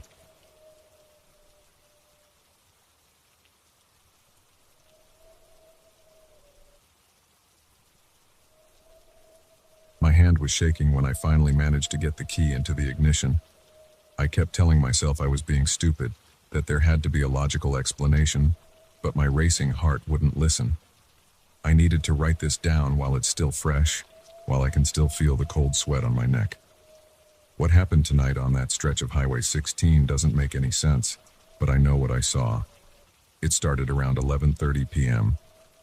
I was driving back from a business meeting in Portland, running on nothing but gas station coffee and trail mix. The roads were empty except for the occasional truck, and my GPS showed another 2 hours until home. The fuel gauge was hovering just above empty. Stupid of me not to fill up earlier, when I spotted a sign for a gas station at the next exit. The exit ramp curved through dense trees before opening onto a 2-lane road. No streetlights, just the yellow glow of my headlights catching the reflectors. The gas station sat alone at a crossroads, one of those older places with manual pumps and a small convenience store. A single fluorescent light buzzed over the entrance, drawing moths. I pulled up to the nearest pump. The night air hit me with a blast of cold when I stepped out. The station's sign cast weak light across the cracked concrete, and somewhere in the darkness, crickets were chirping. That's when I noticed the other car. It was parked on the far side of the lot, half hidden in shadow. One of those big old Buicks from the 70s, dark blue or maybe black. The windows were completely fogged up from the inside. I figured someone was probably sleeping it off in there, though something about it made my skin prickle. The pump clicked as I filled my tank, the numbers spinning slower than at modern stations. I kept glancing at that Buick but couldn't see any movement inside. The window of the convenience store showed a bored-looking clerk reading something on his phone. When I finished pumping, I did what any normal person would do. Walked inside to pay. The bell above the door jangled too loud in the quiet. The clerk barely looked up as he rang me up. I bought another coffee, even though I didn't need it. Walking back to my car, movement caught my eye. There was someone standing behind the station, just visible at the corner of the building. A tall figure, too far in the shadows to make out clearly. They were completely still, facing my direction. I picked up my pace, fumbling with my keys. As I got in my car, I looked in my side mirror. The figure had moved closer to the edge of the building, still watching. I started the engine and pulled out onto the road faster than I should have, gravel crunching under my tires. The first 5 minutes were fine. Empty road stretching ahead, trees pressing in on both sides. I kept checking my mirrors but saw nothing except darkness. I was starting to relax, to feel stupid about getting spooked, when headlights appeared behind me. Old-style headlights, yellowed and dim. The car was far back, but I recognized the shape. The Buick from the gas station. My hands tightened on the steering wheel. Could be coincidence, I told myself. Same direction, that's all. The Buick maintained its distance for the next few miles. Not gaining, not falling back. Just there. I increased my speed to 70, then 75. The Buick matched it. When I slowed down, it slowed down. I grabbed my phone from the cup holder. No signal. Of course not out here. I was trying to remember how far it was to the next town when the Buick's high beams flashed on, flooding my car with harsh light. I flinched, my car swerving slightly before I corrected. The road curved ahead and I took it faster than I should have. The Buick was closer now, close enough that I could see its grille in my mirror. My palms were sweating on the steering wheel. Another curve coming up. I accelerated into it, tires squealing. The Buick's engine roared as it gained on me. I could see someone in the driver's seat now, just a dark shape. But what made my blood run cold was the passenger side. Empty. The windows were still completely fogged up, except now I could see handprints pressed against the inside of the glass. I blew past a speed limit sign doing 90. The engine whined in protest as I pushed it harder. The Buick stuck to my tail, matching every move. When I swerved into the opposite lane to pass a slower car, it followed. 10 minutes of this. 15. My hands were cramping from gripping the wheel. Every time I checked the mirror, the Buick was there, sometimes falling back a little, sometimes surging forward until it was almost touching my bumper. The handprints on the windows seemed to multiply, sliding across the glass. I nearly missed the sign for the upcoming rest area. It was one of those older ones, just a gravel lot with a few picnic tables and a bathroom building. But more importantly, I could see a state police cruiser parked there, its roof lights casting blue reflections. I yanked the wheel hard, barely making the turnoff. Gravel sprayed as I slammed on the brakes, skidding to a stop next to the police car. I looked back at the highway just in time to see the Buick roar past, its engine echoing through the trees. No brake lights, no hesitation. The cop was understandably startled when I burst out of my car, babbling about being followed. He was professional about it, took my statement, even drove behind me for the next 20 miles. We never saw the Buick again. I made it home eventually, kept all the lights on, double-checked the locks. Sleep wasn't happening, so I sat down to write this while I could still remember every detail. Because here's the thing. I looked up that stretch of highway this morning.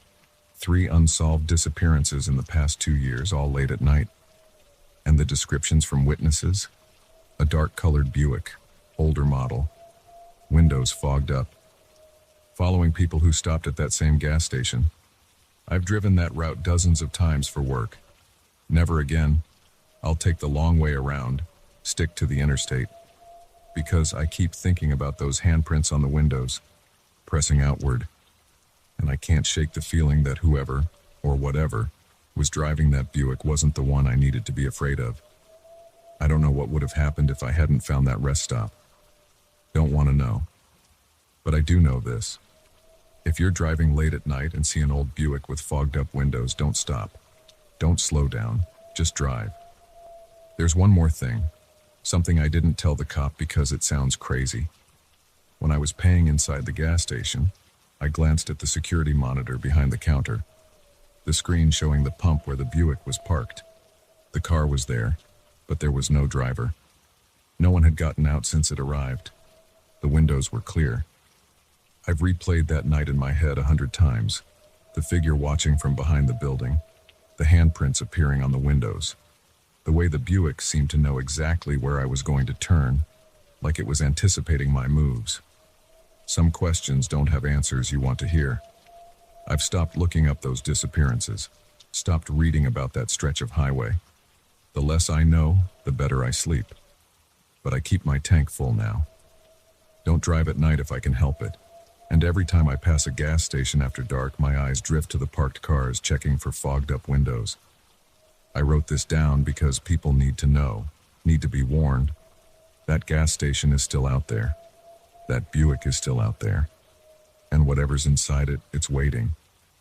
Maybe you'll read this and think I'm crazy. That's fine. I probably would have thought the same thing 2 weeks ago. But if you're ever driving late at night, low on gas, and see a sign for a station just off the highway, check your fuel gauge again. You might have more left than you think. Enough to make it to the next town, the next well-lit place with people and traffic and safety. Because once you pull into that station, once you catch the attention of what's waiting there, the road home gets a lot longer, and you might not make it back at all. I know how this sounds. Believe me, I do. But every word is true. And somewhere out there, right now, that Buick is idling in a dark parking lot, windows fogged up, waiting for someone else who's running low on gas. Someone who doesn't know any better. Someone who will stop, just like I did. So consider yourself warned. And if you ever find yourself being followed by an old car with foggy windows, pray for a rest stop. Pray for a police car. Pray for daylight. Just don't look too closely at those handprints on the glass. Don't think too hard about what might be trying to get out. The sun's coming up now. The story's told. But I can't shake the feeling that by writing this down, I've drawn attention to myself again. That somewhere, that Buick's engine is turning over, its headlights cutting through the early morning fog. I keep telling myself it's over, that I got away. But every time I get in my car, every time I check my mirrors. Part of me is waiting to see those yellowed headlights appear behind me, and I know deep down that our paths will cross again. Until then, I'll keep writing, keep warning people, because that's all I can do now.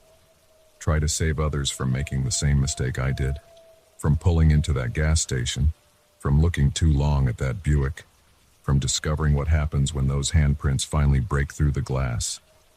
Stay safe out there. Keep your tank full.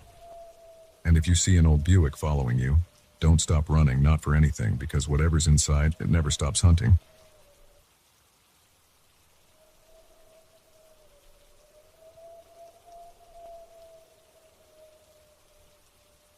My phone showed 11:47 p.m. when I first noticed him. The fluorescent lights of Jefferson Station buzzed overhead, making everything look washed out and artificial. Only 3 other people waited on my platform, a woman in scrubs probably heading home from her hospital shift and an elderly couple huddled together on a bench. I was exhausted after working late at the office again, barely able to keep my eyes open. That's when movement across the tracks caught my attention. A man stood perfectly still on the opposite platform, staring directly at me. At first I thought I was imagining things in my tired state, but no. His gaze was locked onto me with an unsettling intensity. He wore dark clothes that hung loosely on his thin frame. A baseball cap pulled low obscured most of his face, but I could feel his eyes boring into me. My skin prickled. I shifted my weight and looked down at my phone, pretending to be absorbed in something important. When I glanced back up, he hadn't moved an inch. The station's overhead speaker crackled. Northbound train approaching. The rumble of the approaching train vibrated through the platform. I kept my eyes fixed ahead, deliberately not looking across the tracks. The train screeched to a stop, and I boarded the second car, choosing a seat near the middle doors. As passengers shuffled on, I pulled out my phone again, hunching over it. The doors chimed their warning. Just before they closed, heavy footsteps entered my car. I didn't need to look up to know it was him. The hair on the back of my neck stood up as he walked past my row. In my peripheral vision, I saw him take a seat 2 rows behind me on the opposite side. My heart rate picked up. I told myself I was being paranoid.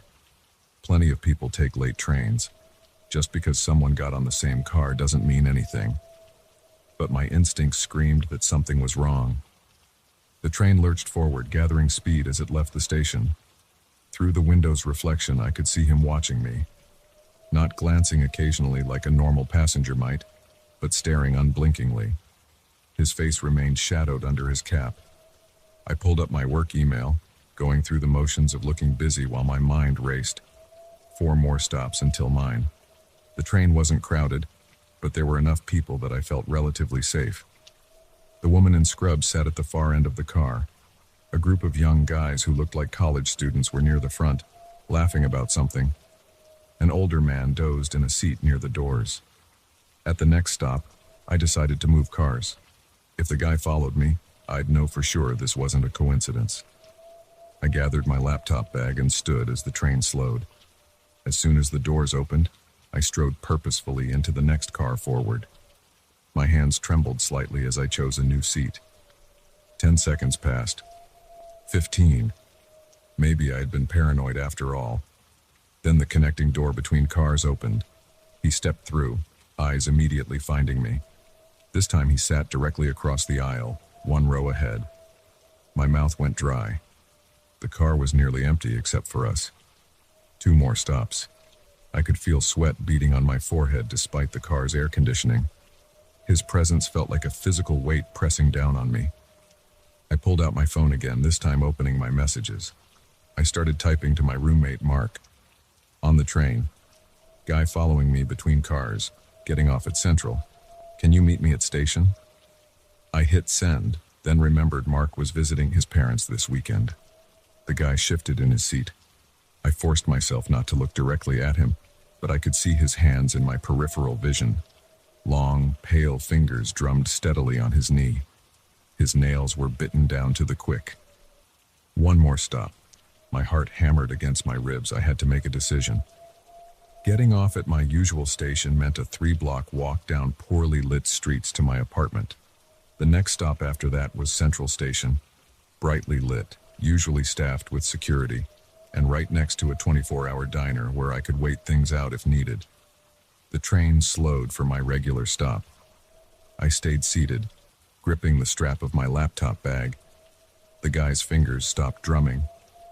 The doors opened and closed. No one got on or off. As the train accelerated again, he stood up. My muscles tensed, ready to bolt, but he just moved to the seat directly behind me. I could hear his breathing now, slightly ragged, uneven. A faint smell reached me like unwashed clothes and something metallic. The fluorescent lights flickered, plunging the car into darkness for a split second. When they came back on, I felt something brush against the back of my neck. I jerked forward, heart nearly stopping. Had he touched me? Or was it just my imagination? The train began to brake for Central Station. I stood up, moving to stand by the doors. He rose too, positioning himself by the opposite doors. Through the window, I could see the platform was empty except for a janitor pushing a cleaning cart. The doors opened with a hiss. I stepped out, forcing myself to walk at a normal pace. His footsteps echoed behind me. The janitor had disappeared around a corner. My footsteps quickened involuntarily. The station's main concourse was ahead, just 50 more feet. 30, 20. I heard him getting closer. 10 feet from the concourse entrance, I broke into a run. My dress shoes slapped against the tile floor as I sprinted past closed shops and darkened kiosks. His faster footsteps pursued me. I rounded a corner, nearly colliding with a trash can. The security office was on the opposite side of the concourse. If I could just make it there. Something hit me from behind, sending me sprawling.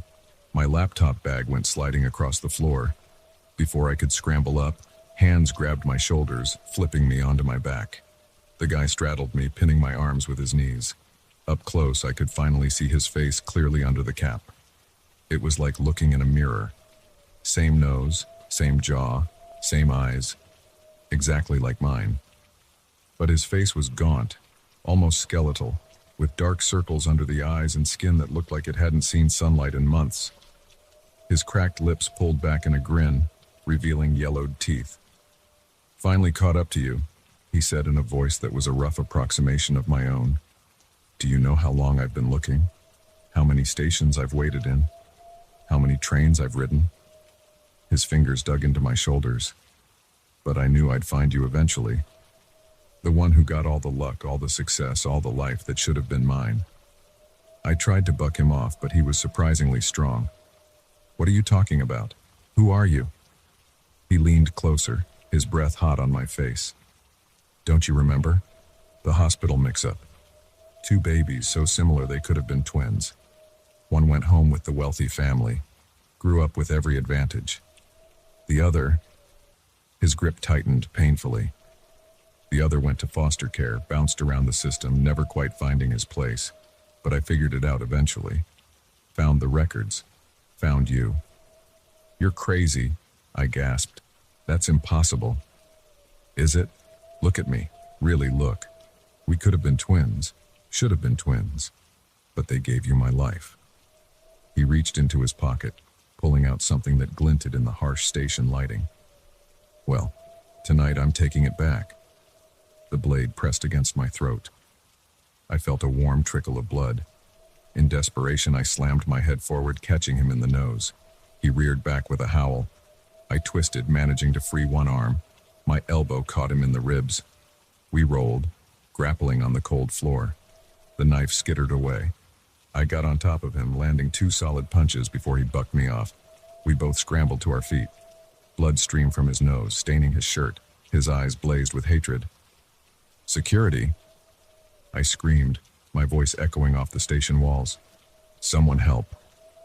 He lunged for the knife. I kicked it, sending it spinning under a bench. He turned back to me with a snarl, reaching into his other pocket. This time he pulled out a syringe. "Doesn't matter if you yell," he said, advancing slowly. "Security's on their coffee break. Night janitor's gone home. It's just you and me, the way it should be." I backed away, looking frantically for a weapon, an escape route, anything. My back hit a wall. He smiled, raising the syringe. "Don't worry, this won't hurt much. And when they find you, it'll look like just another overdose." Sad story. Successful businessman falls into drug use, dies alone in a train station. Meanwhile, I'll step into your life. Already got your ID, your keys, your address. Been watching long enough to know your routine, your mannerisms. Who's going to notice the difference? The syringe jabbed toward my neck. I dropped and rolled, feeling it whistle past my ear. Before he could recover, I tackled him around the waist. We crashed into a trash can, sending it clattering across the floor. The syringe flew from his hand. He headbutted me, catching me in the mouth. I tasted blood. His hands found my throat, squeezing. Spots danced in my vision. In desperation, I drove my knee up into his groin. His grip loosened enough for me to break free. I stumbled back, gasping for air. He was already getting up, murder in his eyes. My gaze landed on my laptop bag, still lying where it had fallen. I dove for it just as he charged. The bag swung in a wide arc, catching him in the side of the head with the corner. There was a sickening crack. He went down hard, head bouncing off the tile floor. He didn't get up. I stood there panting, bag still clutched in my shaking hands. Blood pooled slowly around his head. His eyes stared sightlessly at the ceiling, all the hatred and rage gone from them now. In death, the resemblance between us was even more striking. Footsteps echoed from the concourse. 2 security guards rounded the corner, probably finally back from their break. They took in the scene, the blood, the knife under the bench, the syringe on the floor, the body. "Jesus Christ," one of them said, reaching for his radio. "What happened here?" I looked down at my doppelganger's corpse, at the face so like my own. "He tried to take my life," I said. He failed. The next few hours passed in a blur of police statements, paramedics checking my injuries, detectives asking endless questions. They found ID on him, multiple sets, including perfect copies of my own.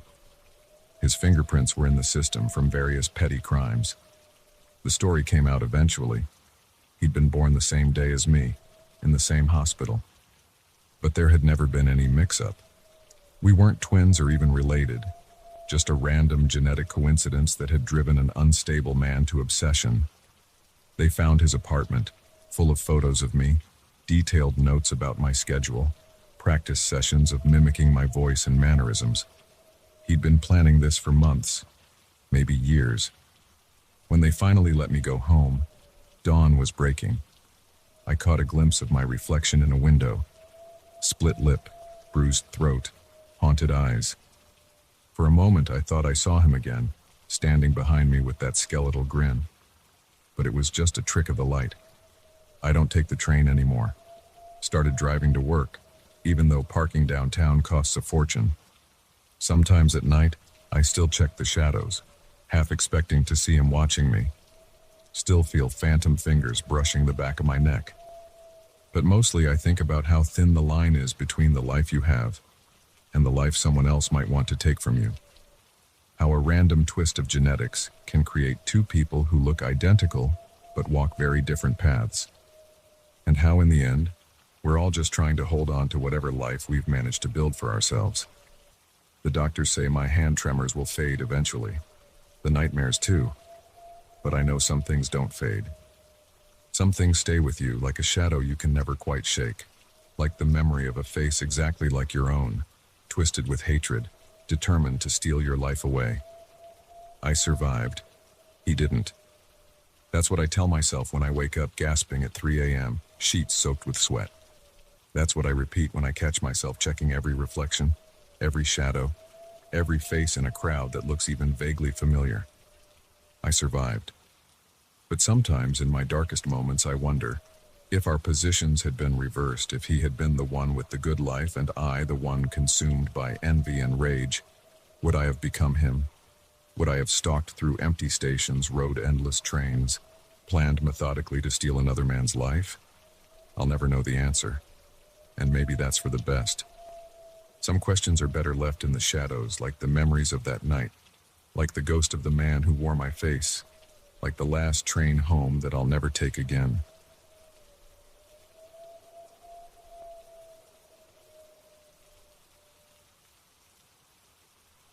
The first time I saw it was 3 weeks after moving to the Henderson farm. Just a dark shape standing motionless between the corn rows at 2 a.m. I blinked and it was gone. That's when everything started going wrong. I bought this place cheap after Jim Henderson died without heirs. The realtor said the price was low because it needed work, but mostly because it sat isolated, 15 miles from the nearest neighbor down dirt roads that turned to mud in the rain. Perfect for me. After 20 years of traffic and sirens in Chicago, I wanted quiet. The farmhouse was solid enough, 2 stories of weathered wood with a wraparound porch. The previous owner had let the crops go wild, but the equipment in the barn still worked. I spent that first month fixing leaks, clearing fields, and learning how to run a tractor. During the days, I felt good about my decision to start over. But at night, alone with just the wind and creaking floors, doubts crept in. I kept the shotgun by my bed. Out here, help was too far away to count on anyone else. The cops would take 45 minutes minimum to arrive. I hadn't fired a gun since basic training, but YouTube tutorials helped me remember the basics. Better to have it and not need it. That first sighting shook me more than I wanted to admit. I was up late reading when movement caught my eye through the kitchen window. There it stood, a human shape too dark to make out details, completely still among the stalks. My hand trembled as I grabbed the shotgun and flicked on the floodlights. Empty fields greeted me. I searched the property but found nothing. Just owl calls and rustling leaves. I told myself it was exhaustion playing tricks. I'd been working long hours getting the place in shape, but I started double-checking the locks, added new deadbolts, installed motion sensor lights around the perimeter. Basic precautions, I reasoned. Anyone living this remote would do the same. A week passed. Then I saw it again, closer to the house. This time I was sure. A tall figure, unnaturally still, standing at the edge of the newly planted wheat field. I grabbed the gun and ran outside. Nothing there. But the soil showed signs of recent footprints, too degraded to make out clearly. I barely slept that night. The rational part of my brain said it must be local teens playing pranks on the new guy, or maybe poachers using my land. But why just stand there? Why disappear without a trace? The sightings continued. Every few nights, that dark shape would appear somewhere on my property, sometimes by the barn, sometimes near the old well, sometimes right at the edge of the lights, always gone when I investigated. Always leaving just enough evidence to prove I wasn't imagining things. Disturbed gravel, bent stalks, faint prints. I started sleeping in short bursts, jerking awake at every sound. Installed security cameras that showed nothing but static when the figure appeared. Called the sheriff, who found nothing suspicious and suggested I was just jumpy from being alone. Then came the night everything escalated. I was dozing in my chair when heavy footsteps creaked across the porch. Slow, deliberate steps that stopped right outside my window. The shotgun shook in my hands as I approached. A shadow passed across the glass. I threw open the door. Empty porch. But there in the pale moonlight, fresh, muddy footprints leading right up to my door. And pinned under a rock, a note written in jagged letters. "You're not safe here." My hands wouldn't stop shaking as I read it again and again. The threat was clear, but the why eluded me. I had no enemies. Kept to myself. The only person I'd spoken to in weeks was Earl at the farm supply store. I considered leaving, selling the farm and moving back to the city. But something in me refused to be driven out. This was my home now. I'd sunk every penny into it. Running wasn't an option, so I fortified. Installed better cameras with night vision, added steel security doors, bought more ammunition, started carrying the gun everywhere, even to check the mail. Sleep became a luxury I couldn't afford. The figure kept appearing closer each time. Some nights it stood motionless for hours, just watching. The cameras caught nothing but interference.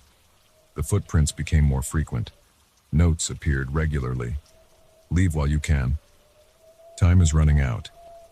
We're coming soon." I stopped working the fields, Spent my days watching security feeds and jumping at shadows. Called the sheriff daily until they stopped taking my calls. The few neighbors within miles started avoiding me, probably thinking I was cracking up. Maybe I was. Then came the night that changed everything. I dozed off around midnight, exhausted from days without real sleep. A crash jolted me awake. Glass breaking. Someone was inside. Heavy footsteps moved through the house, multiple sets. They weren't trying to be quiet anymore. I grabbed the shotgun and pressed against the wall, heart hammering so hard I worried they'd hear it. The steps came closer. Shadows moved under my door. The handle turned slowly. I raised the gun as the door swung open. There in the darkness stood 3 figures in black, too tall to be human, moving with unnatural stillness. I fired twice. The blast lit up inhuman faces with too many eyes. They scattered. I ran, taking the stairs 3 at a time, almost breaking my neck in the darkness. More shapes moved in the shadows. The front door was blocked. I sprinted for the back kitchen door, slipping on something wet that I refused to look at. Made it outside into the cool night air. Ran for the barn where I kept the truck. Something fast moved in my peripheral vision. I fired behind me blindly, heard an inhuman shriek. The barn door was open, swaying in the wind. I reached the truck, fumbled with the keys. The engine roared to life. I slammed it in reverse, tires throwing gravel. Movement everywhere now. Dark shapes converging. Something landed on the hood with impossible weight, denting the metal. Through the windshield, I saw a face that will haunt my nightmares forever. I floored it. The thing held on until I swerved hard, sending it tumbling. I didn't slow down until I hit pavement 20 minutes later. Drove straight through till morning. The police report says they found nothing. No footprints, no broken glass, no signs of struggle. Just an empty farmhouse with some wild animal tracks in the yard. They blamed coyotes, lack of sleep, and an overactive imagination. I know what I saw. I'll never go back there. Let someone else buy that cursed place. The dreams are bad enough. Dark figures standing motionless in endless cornfields, watching with too many eyes. Sometimes I see shapes in my peripheral vision, gone when I turn to look. The for sale sign still stands in front of the Henderson place. The price drops lower each month. Sometimes I think about warning potential buyers. But who would believe me? Better to try forgetting, to build a new life somewhere crowded and bright. But late at night, when the wind sounds like footsteps, I wonder, did I really escape? Or are they just waiting, standing motionless in the darkness, patient and hungry for the day I let my guard down?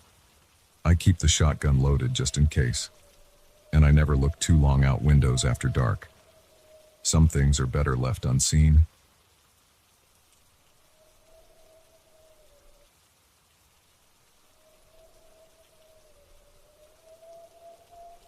The realtor didn't tell me about the deaths. 3 of them, all ruled as accidents. I found out later from newspaper archives, after things had already started happening. But by then, I was too invested, financially and emotionally, in my dream house to walk away. Maybe that's what they were counting on. I bought 47 Cedar Street in October. The price was suspiciously low for a Victorian-era house with original hardwood floors, crown molding, and stained glass windows. The realtor, Sarah Chen, said the previous owner had to sell quickly due to a job transfer. She smiled too much when she said it. The first night, I heard footsteps upstairs while I was unpacking boxes in the kitchen. Heavy steps, like work boots on wood floors. I went up to check. Empty rooms, dust sheets still covering the furniture I hadn't arranged yet. The steps stopped when I reached the 2nd floor. Old houses make noise, I told myself. They settle. And I went back downstairs and poured a glass of whiskey. The footsteps started again the moment I reached the bottom step. That was 3 weeks ago. Now I sit in my study, typing this out because I need someone to know what happened here. My hands shake on the keyboard. The scratching in the wall started an hour ago. It's getting louder. But I should start at the beginning. The day I moved in, Mrs. Rodriguez from next door brought over a casserole. She stood on my porch holding the dish but wouldn't cross the threshold when I invited her in. "Nobody stays here long," she said, her eyes fixed on something behind me. "The house, it doesn't like new people." I laughed. "Houses don't like or dislike anything, Mrs. Rodriguez. They're just buildings." She shook her head. "You'll see. They all see eventually." She thrust the casserole into my hands and hurried back to her house. That night I heard my name for the first time. A whisper, right next to my ear as I was falling asleep. "David." I sat up, heart pounding. The room was empty, moonlight streaming through the bay windows. The temperature had dropped at least 10 degrees. I got up, checked all the doors and windows. Everything was locked. The security system was armed. I took 2 Advil PM and went back to bed. Sleep didn't come until dawn. The next morning, I found all the kitchen cabinets open. Every single one. I know I closed them the night before. I'm obsessive about things like that. My coffee mug was in the sink, though I distinctly remembered leaving it on the counter. Small things kept happening. Keys disappeared and reappeared in strange places. The TV turned on by itself at 3:27 a.m. 3 nights in a row, always to static. My phone would ring, but when I answered, there was only a low humming sound. I started researching the house's history. The local library had archives of the town newspaper going back to the 1800s. The house was built in 1887 by Thomas Preston, a railroad baron. He died in his sleep in 1902. Natural causes, according to the papers. But then I found more recent articles. In 1998, a woman named Janet Cooper fell down the main staircase, broke her neck. The investigation ruled it an accident, though they noted there were no signs of tripping or slipping. In 2005, Mark Webster was found in the basement, apparently electrocuted while doing DIY repairs. The police report mentioned that the circuit breaker had been switched back on after his death, though he was alone in the house. In 2012, Sarah Mitchell stopped answering her phone. When police did a welfare check, they found her in the bathtub, drowned. The water was ice cold and all the windows were open despite it being December. I should have left then. Should have cut my losses, sold the house for whatever I could get. But I'd put everything I had into this place. My life savings, my inheritance from Dad, even a loan from my brother. I couldn't walk away. So I stayed, and things got worse. Last week I woke up to find bloody footprints leading from my bed to the bathroom. My feet were clean, but the prints were my size. They disappeared while I was calling the police. The officers found nothing, of course. They gave me that look, the one that says they think you're crazy or drunk or both. One of them, Officer Martinez, pulled me aside before leaving. "My grandfather used to work here back when it was the Preston place," he said quietly. "He quit after 2 weeks," said the walls had eyes. "I installed cameras after that. High-end security cameras, motion sensors, the works.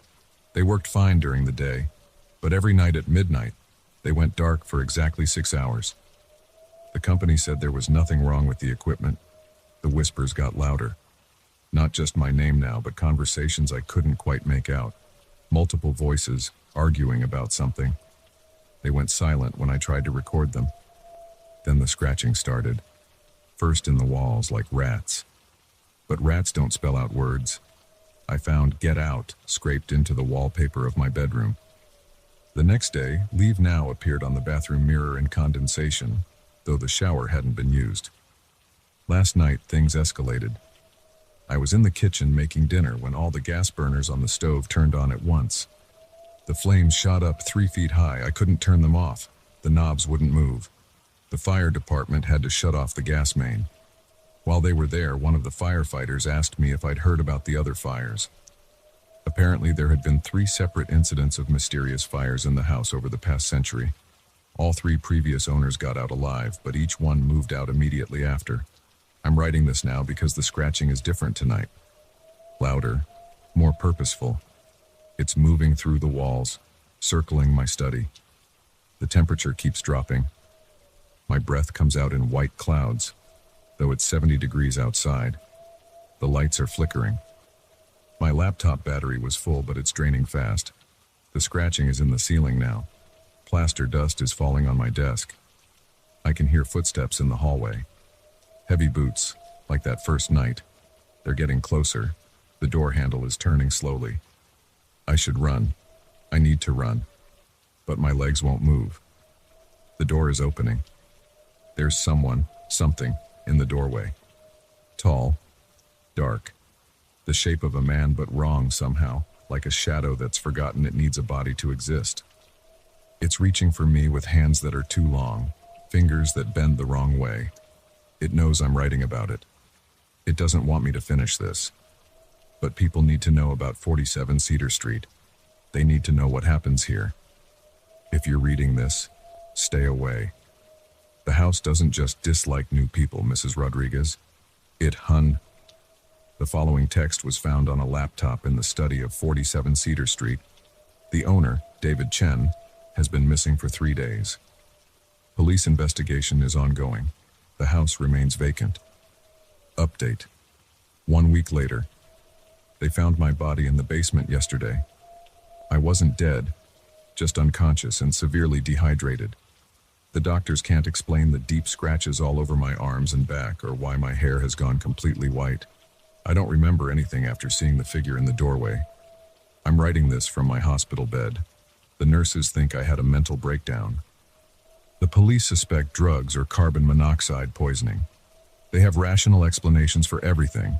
The footprints, old water damage, the scratches in the walls, house settling, the voices, wind through old pipes. But they weren't there. They didn't hear it whisper their name in the dark. They didn't see what I saw.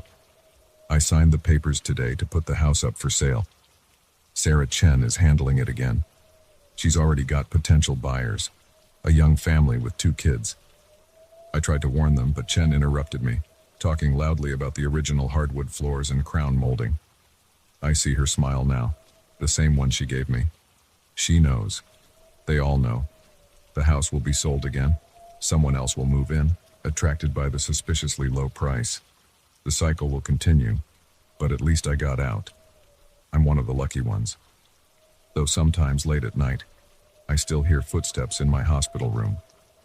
And yesterday, a nurse asked me who the tall man in the dark coat was, the one standing by my bed when she came to check my vitals at 3:27 a.m. I didn't have the heart to tell her there was no man in my room. Or maybe there was. Maybe it followed me. Maybe it follows all of us who leave 47 Cedar Street. Maybe we never really leave at all.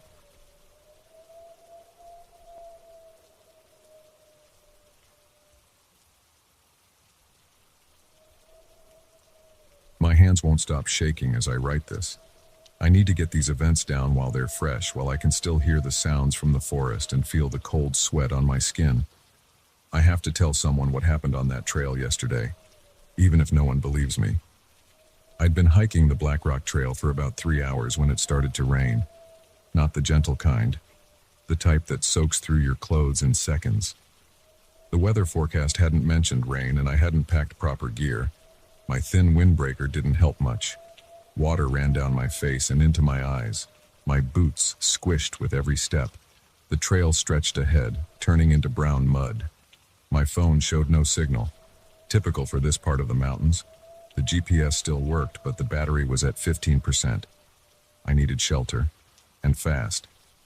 That's when I saw it through the trees, a dark shape about 50 yards off the main trail. I walked closer, pushing through wet branches. A cabin, not marked on any trail map I'd seen. The wood was old and gray, the windows dusty. A tin roof had rusted in patches. The front door hung slightly open. I stood in the rain, staring at it. Something felt wrong. The cabin looked abandoned but not destroyed. No broken windows, no graffiti, just silent and empty, like it was waiting for something. My wet clothes clung to my skin. Thunder cracked overhead. I didn't have much choice. The door creaked when I pushed it open. The cabin was one room, maybe 15 by 20 feet. Dust covered everything. Old furniture sat against the walls. A metal bed frame with no mattress, a wooden table, 2 chairs. A pot-bellied stove stood cold in one corner. The air smelled stale and damp. I closed the door behind me and wiped rain from my face. Water dripped from my clothes onto the wooden floor. My footprints showed dark in the dust. The rain drummed on the tin roof. A piece of paper lay in the middle of the table. I walked closer. It was yellowed, but not ancient. Someone had written on it in black ink. The handwriting was neat, almost too perfect. "You shouldn't be here." I picked up the note. The paper felt crisp, not old and brittle like everything else in the cabin. Someone had left this recently. A branch snapped outside. I froze, still holding the note. The sound had come from the back of the cabin. Another snap, closer this time. Then the unmistakable sound of footsteps in wet leaves. My heart pounded against my ribs. I moved to the nearest window, trying to see through the grimy glass. Rain streaked down the pane. The forest beyond was a blur of dark shapes. Something moved between the trees. A shadow darker than the rest. Then another, off to the left. The footsteps circled around to the side of the cabin.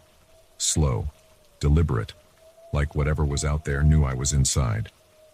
I backed away from the window. My breath came in short gasps. Sweat mixed with the rainwater on my face. The footsteps stopped at the front of the cabin, right outside the door. I looked around frantically. The back window was small, but I could fit through it. The frame looked rotted. I might be able to break it if I had to. The door handle turned slowly.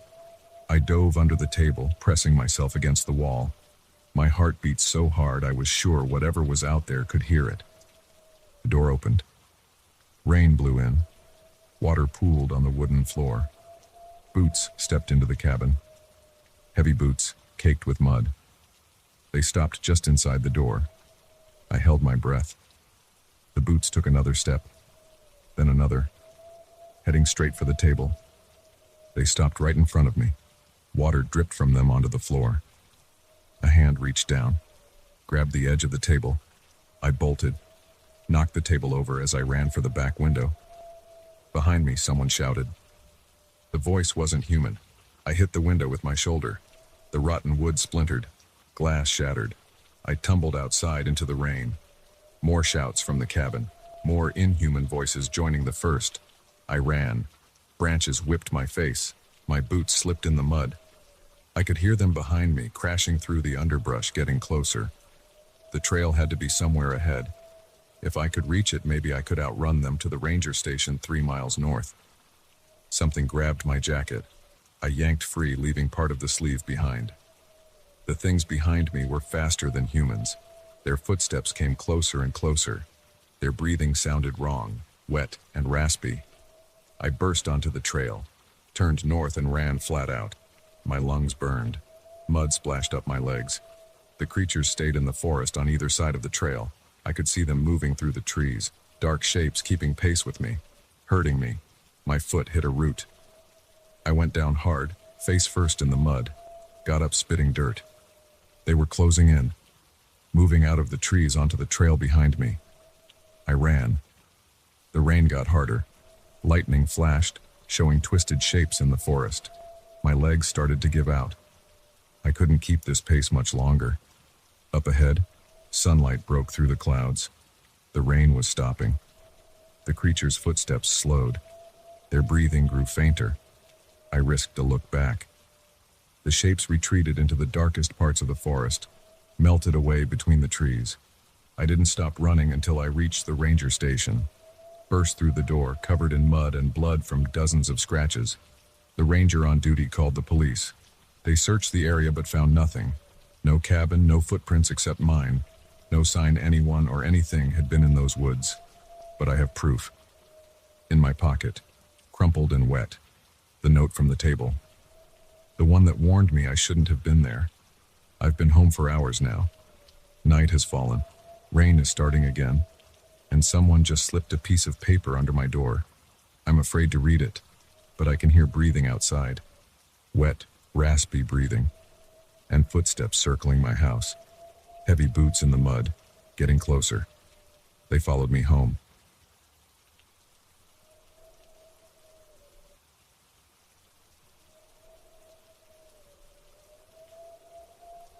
I shouldn't have taken that taxi. That's what I keep telling myself now, sitting here in my living room with all the lights on at 3 a.m., unable to sleep. My hands won't stop shaking as I write this down, trying to make sense of what happened just hours ago. I need to get it out of my head, need to tell someone, even if no one will believe me. It started normally enough. The quarterly board meeting at Marshall and Phillips had run late, as usual. Jim couldn't stop talking about the Q4 projections, and Sarah kept pushing back on the marketing budget. By the time we wrapped up, it was almost midnight. I stood outside the office building on 47th Street, loosening my tie and checking my phone. No Uber available. Typical for this time of night in this part of town. That's when I saw the yellow cab crawling down the street. The vacant sign glowed bright in the darkness. I raised my hand, and it pulled up to the curb with a soft squeal of brakes. The car was old, one of those Crown Victorias from the early 2000s, but well maintained. Clean. Too clean, looking back on it now. "Evening," I said, sliding into the back seat. The leather was cold against my legs. 1487 Oakwood Drive, please. In Riverside Heights. The driver nodded. He was wearing a dark cap pulled low over his eyes, and I couldn't make out his face in the rearview mirror. Just shadows where features should be. I didn't think much of it at the time. I was tired, checking emails on my phone, mind still stuck on those projection numbers Jim had presented. We drove in silence for a few minutes. The streets were empty, streetlights casting orange pools on the wet asphalt. It had rained earlier and water still dripped from the awnings of closed shops we passed. "Long night at the office?" the driver asked suddenly. His voice was odd, not exactly accented but somehow off, like someone trying to sound casual but not quite getting it right. "Yeah," I replied, not looking up from my phone. "Big meeting. At Marshall and Phillips, right?" My fingers froze over the screen. I hadn't mentioned where I worked. I looked up, meeting the driver's eyes in the mirror. Still couldn't see them clearly. "How did you know that?" He chuckled. The sound made the hair on the back of my neck stand up. "Oh, I pick up a lot of people from there. Recognize the building. You're in finance, aren't you?" "Investment division." My mouth went dry. I was, but there was no way he could have known that. Our logo wasn't even visible from the street where he picked me up. "Something like that," I said carefully, sliding my phone into my pocket. I was paying full attention now, watching as we turned onto Madison Avenue.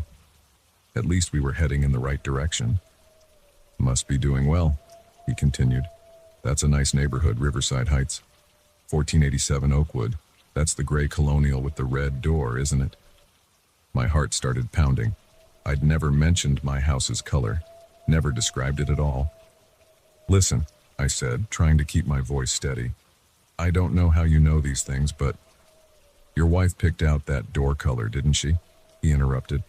"Last summer, I think it was. July 15th. Sarah wasn't sure about it at first, but you convinced her." The blood drained from my face. My wife's name was Sarah, and we had painted the door last July, the 15th. I remembered because it was the day before our anniversary. I reached for the door handle, but we were doing 60 down Madison, too fast to jump out safely. My hand moved to my phone instead. "I wouldn't bother with that," the driver said calmly. "No signal right now. Funny how that happens sometimes, isn't it?" He was right. My phone showed no bars. "Who are you?" I demanded, my voice cracking slightly. "What do you want?" He didn't answer, just hummed tunelessly as we drove. I recognized the song after a moment. It was "You'll Never Walk Alone." The same song that played at my father's funeral 20 years ago. My chest felt tight. I couldn't get enough air. The car seemed to be getting smaller, the walls closing in. I looked out the window, trying to orient myself. We were in my neighborhood now, the familiar houses sliding past like ghost ships in the darkness. "Almost home," the driver said cheerfully. "You must be tired after that meeting, especially that argument with Jim about the Q4 numbers. He never does listen, does he?" I pressed myself against the door as far from the driver as I could get. My shirt was soaked with sweat now, sticking to my back. The car slowed, turning onto Oakwood Drive. "How do you know these things?" I whispered. "Have you been watching me?" He laughed again, that same wrong-sounding laugh. "Watching you?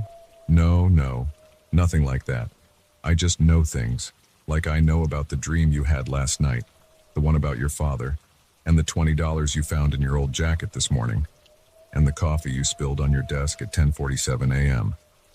My vision started to blur at the edges. This couldn't be happening. None of this could be real. I'd fallen asleep at my desk, that was it. This was just some stress-induced nightmare. The cab pulled up in front of my house. The red door gleamed under the porch light like fresh blood.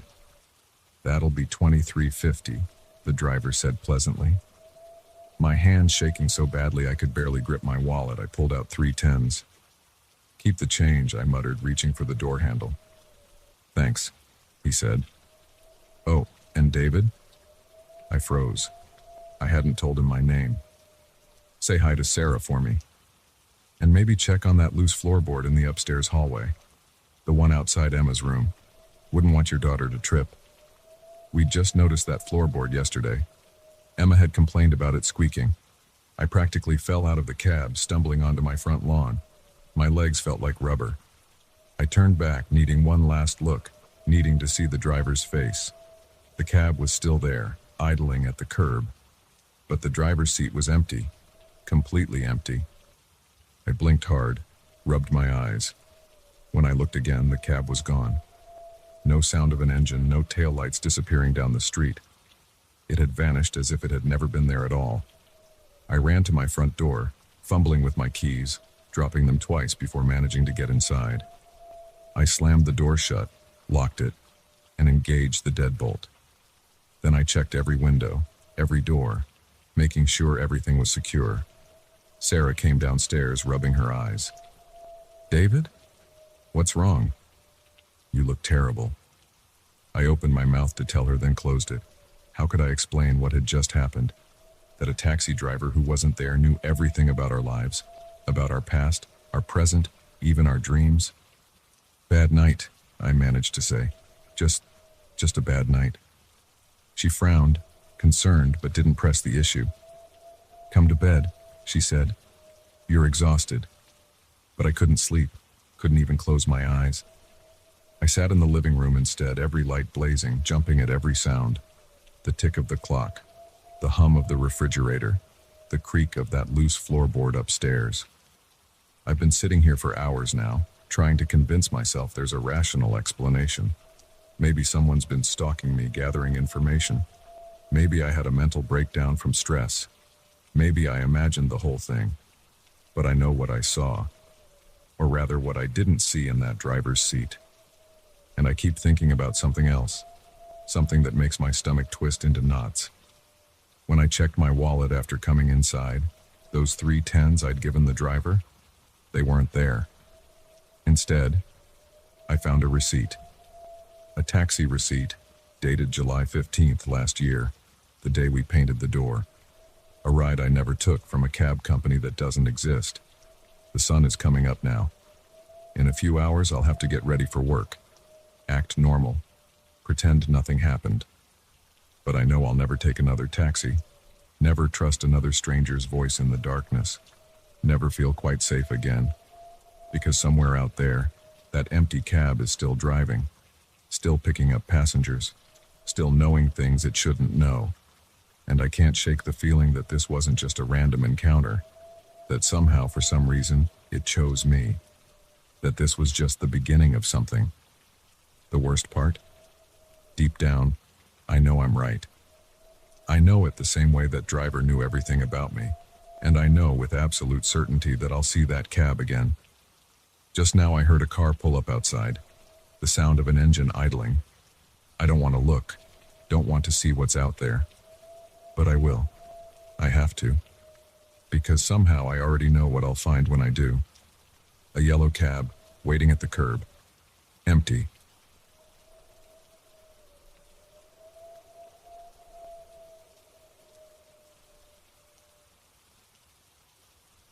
The fluorescent lights of the 7-Eleven buzzed over my head at 2:47 a.m. I just needed cigarettes, that's all. A pack of Marlboros, and I'd be back in my warm bed. Instead, I got something else. Something that changed everything. I pushed the glass door open, setting off the electronic chime. The cashier didn't look up from his phone. The store was empty, except for one other customer, a tall man in a black coat standing in the corner by the energy drinks. He wasn't looking at the drinks. He was looking at me. I walked to the counter, keeping my eyes forward. "Pack of Marlboro Reds," I said to the cashier. He finally glanced up, reached behind him for the cigarettes. My hands felt sweaty. The man in the corner hadn't moved. I could feel his eyes on my back. The cashier rang me up. $8.95. I pulled out my wallet, dropped a 10 on the counter. My fingers trembled slightly. Don't look at him, I thought. Just get the cigarettes and leave. Your change, sir. The cashier held out $1 and some coins. I grabbed them quickly, stuffed everything in my pocket. When I turned around, the man in the corner still hadn't moved. His face was partially hidden by the collar of his coat, but I could see his eyes. They were fixed on me, unblinking. My heart started beating faster. I walked to the door, pushed it open harder than I needed to. The cold night air hit my face. Keep walking, I told myself. Just get to your car. My footsteps echoed on the empty sidewalk.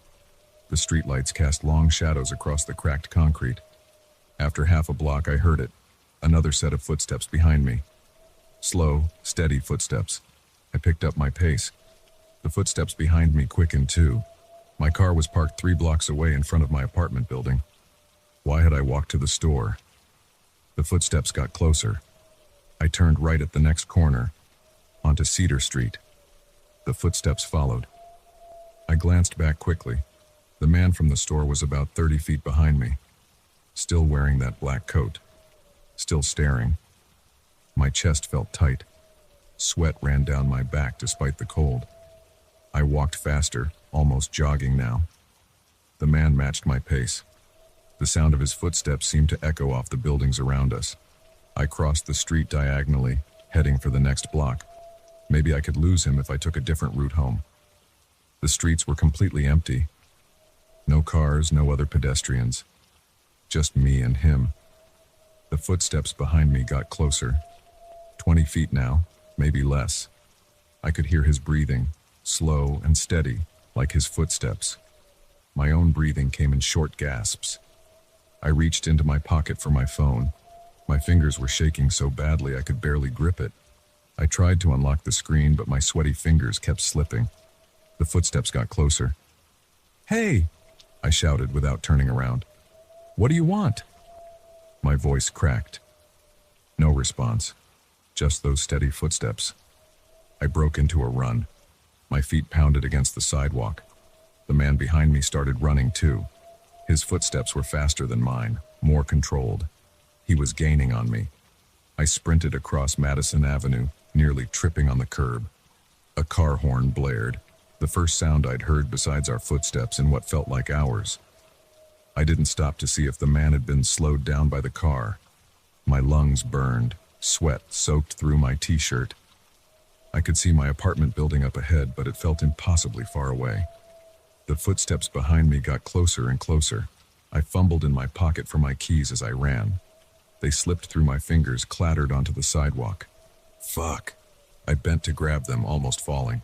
The footsteps were right behind me now. I snatched the keys and sprinted the last 50 feet to my building's front door. My hands shook as I tried to get the key in the lock. I could hear him right behind me, his breathing loud in the quiet street. The key finally slid in. I turned it and yanked the door open, throwing myself inside. I slammed it shut just as a hand reached for the gap. The door closed on his fingers. He didn't make a sound. His fingers stayed there, trapped in the door. They were pale white, almost gray. The nails were long and yellow. I let out a scream and shoved the door harder. The fingers slowly withdrew. I turned the deadbolt, then backed away from the door, gasping for breath. Through the glass panel, I could see him standing there, just standing and staring like he had in the store. His face was still hidden by his coat collar, but his eyes seemed to glow in the darkness. I ran up the stairs to my third-floor apartment, taking them 2 at a time. My legs felt like they were going to give out. I got to my door, unlocked it with shaking hands, and slammed it behind me. I turned both deadbolts and slid the chain lock into place. For a moment I just stood there trying to catch my breath. My heart was pounding so hard I could feel it in my throat. Sweat dripped down my face. I went to the window and looked down at the street. The man was gone. The sidewalk was empty in both directions. No sign that anyone had been there at all. My phone buzzed in my pocket, making me jump. A text message from an unknown number. "You dropped something." I looked down at the street again. There, under the streetlight, was my pack of cigarettes. The man in the black coat stepped out of the shadows. He bent down, picked up the pack, and looked up at my window. Even from 3 stories up, I could see his eyes clearly now. They weren't glowing. They were completely black. He placed the cigarettes carefully on the ground, then stepped back into the shadows. This time, when he disappeared, I knew he wasn't really gone. I spent the rest of the night sitting in my living room, staring at the door. Every sound made me jump. The ice maker in my fridge, the radiator clicking on, the wind outside my windows. I kept checking my phone, but there were no more messages from the unknown number. When the sun finally came up, I looked out my window again. The pack of cigarettes was still there on the sidewalk. I watched as a woman walking her dog passed by it without seeming to notice. I called in sick to work. I couldn't face going outside. I spent the day pacing my apartment, checking the locks over and over. When night fell again, I turned on every light in the apartment. At 2:47 a.m. exactly, my phone buzzed. Another text from the unknown number. "Same time tomorrow." I deleted the message and threw my phone across the room. It hit the wall and fell to the floor, screen cracked but still glowing in the darkness. The next night I stayed awake again. And the next. And the next. Each night at exactly 2:47 a.m., I got a text from the unknown number. Sometimes just a question mark. Sometimes a single word. "Soon." After a week, I couldn't take it anymore. I hadn't slept more than an hour at a time. I kept seeing movement in the corners of my eyes. Every shadow looked like a man in a black coat. I packed a bag and took a taxi to the airport. I bought a ticket to the first flight out, Denver. As I waited at the gate, my phone buzzed. 2:47 a.m. "Enjoy your flight." I turned off my phone and boarded the plane. As we took off, I looked down at the city getting smaller below us. Somewhere down there, in the darkness, he was watching. The flight attendant came by with drinks. "Sir, would you like anything?" I looked up at her. She was wearing a black coat over her uniform. Her eyes were fixed on me, unblinking. "Sir?" I pushed past her and ran to the bathroom at the back of the plane. I locked the door and splashed water on my face. When I looked in the mirror, I saw him standing behind me. I spun around. The bathroom was empty, but when I looked in the mirror again, he was there, standing right behind me. His coat collar was down now. I could see his face clearly for the first time. He had my face. I screamed. The other passengers banged on the door. The flight attendants used their key to open it. They found me curled up on the floor, still screaming. The plane made an emergency landing in Chicago. Police were waiting at the gate. They took me to a hospital where doctors asked me questions I couldn't answer. They gave me pills that made me sleep. When I woke up, it was dark outside my hospital room window. The clock on the wall read 2:46 a.m. My phone was on the bedside table. As I watched, the screen lit up. 2:47 a.m. One new message. "Welcome home." I looked out the window. He was standing in the parking lot below, looking up at me. As I watched, he raised his hand and waved. Slowly, deliberately, I raised my own hand. In the window's reflection, I could see us both waving. Our movements were perfectly synchronized. We were wearing the same clothes. We had the same face. I turned away from the window and walked to the door of my room. The hallway was dark and empty. I started walking. Behind me, I heard footsteps. Slow, steady footsteps. I didn't look back. I didn't need to. I knew what I would see. I kept walking, and the footsteps followed. They'll always follow now. Sometimes, late at night, I go into convenience stores. I stand in the corner by the energy drinks. I wait, and when someone walks in, someone who looks tired or afraid or alone, I watch them. I watch them buy their cigarettes or their coffee or their candy bars. I watch them notice me watching. I watch them hurry out into the dark streets. And then I follow. I follow because that's what he did to me. I follow because that's what I am now.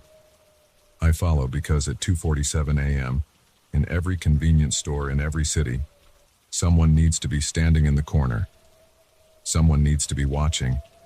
Someone needs to be following. The cigarettes are still there on the sidewalk in front of my old apartment building.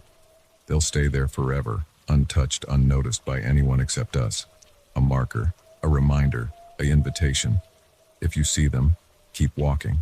If you see me, run. And if your phone buzzes at 2:47 a.m., don't look at the message.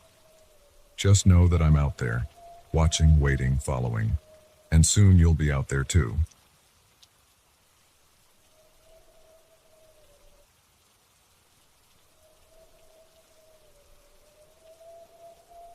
The first call came at 11:47 p.m. on a Tuesday. I remember the exact time because I was staring at my phone, thumb hovering over the screen, debating whether to text Sarah back after our fight. The unknown number lit up my screen and I answered without thinking. Hello? Nothing but breathing on the other end. Heavy, rhythmic breathing like someone was holding the phone right up to their mouth. I waited 10 seconds, then hung up. I didn't think much of it at first. Wrong numbers happen. Pocket dials. Drunk people. But the next night at exactly 11:47 p.m. the same number called again.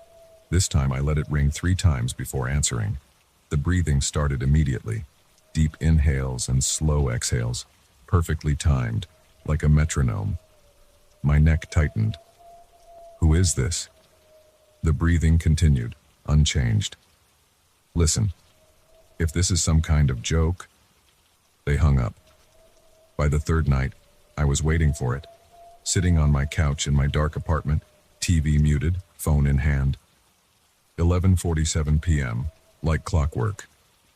I didn't answer this time, just watched it ring until it stopped. 10 seconds later, it rang again. My hands were sweating as I hit the block button. A small victory, no more calls from this creep. I set the phone down and walked to the kitchen for a beer. The text came before I reached the fridge. 1408 Pine Street, apartment 3B. My address. My stomach dropped. I grabbed the counter to steady myself, suddenly dizzy. How did they know where I lived? I double-checked the number. It wasn't the same one that had been calling. This was a different, unknown number. I blocked it immediately, but my hands wouldn't stop shaking. Sleep didn't come easily that night. Every car passing outside my window, every creak in the building sent my heart racing. I checked the door locks 3 times, pulled all the blinds shut, sat in the dark with my back against the wall, phone clutched in my hand like a weapon. The next day at work, I couldn't focus. My eyes kept drifting to my phone sitting face up on my desk. Karen from accounting asked if I was feeling okay, said I looked pale. I mumbled something about a stomach bug and left early. At the police station, Officer Martinez listened to my story with practiced patience, wrote down the numbers in his little notebook, asked if I had any enemies, anyone who might want to harass me, ex-girlfriends, angry co-workers.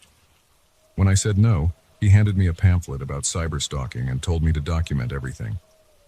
But they know where I live, I said. He shrugged. Your address isn't exactly private information these days. Call us back if they make any direct threats. That night, 11:47 p.m., a new number. I watched it ring, hands clenched into fists. When it stopped, another text arrived immediately. You look tired, James. Maybe you should get some sleep.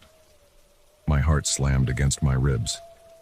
I ran to the windows, yanking the blinds aside, searching the dark street below. Empty, but somewhere out there someone was watching. I called Sarah. We hadn't spoken since our fight last week, but I needed to hear a familiar voice. James, It's midnight, what's wrong? I told her everything. The calls, the texts, the police. My voice cracked halfway through. Come stay with me, she said, just for a few days until we figure this out. I packed a bag with shaking hands. Checked the hallway 3 times before stepping out. Took the stairs instead of the elevator. Fewer places to get trapped. The drive to Sarah's place took 20 minutes. I checked my mirrors the whole way, looking for headlights following too closely. Nothing seemed out of the ordinary, but my neck ached from tension. Sarah was waiting at her door when I arrived. She hugged me tight, and I realized how long it had been since I'd touched another person. How isolated I'd become in just a few days. You're freezing, she said, pulling me inside. Her apartment felt safe. Warm lights, familiar furniture, the smell of the vanilla candles she always burned. I started to relax for the first time in days. 11:47 p.m. My phone rang. Sarah grabbed it before I could move. Hello? She demanded. Her face changed as she listened. Hello? Who is this? The breathing was loud enough that I could hear it from across the room. She hung up, hands trembling slightly. Okay, that was creepy as hell. My phone buzzed with a text. Sarah read it out loud. Nice place Sarah has here, 2517 Oakwood Drive, Unit 12. Love what she's done with the balcony garden. The blood drained from my face. Sarah ran to her balcony doors, locking them, then closing the curtains. Her small herb garden was clearly visible from the street. We're calling the police, she said. Right now. 2 officers came this time. They took statements, checked the perimeter, wrote more notes. Promised to increase patrols in the area. Said the same things about documenting everything. Suggested we stay somewhere else for a few days. We went to a hotel 20 miles away. Paid cash. Used fake names at check-in. I felt like a fugitive, but at least we were doing something. The calls kept coming. 11:47 p.m. every night. Different numbers each time. Sometimes the breathing would change. Faster, more aggressive, or slow and deliberate. Sometimes we'd hear faint sounds in the background. Traffic, music, people talking.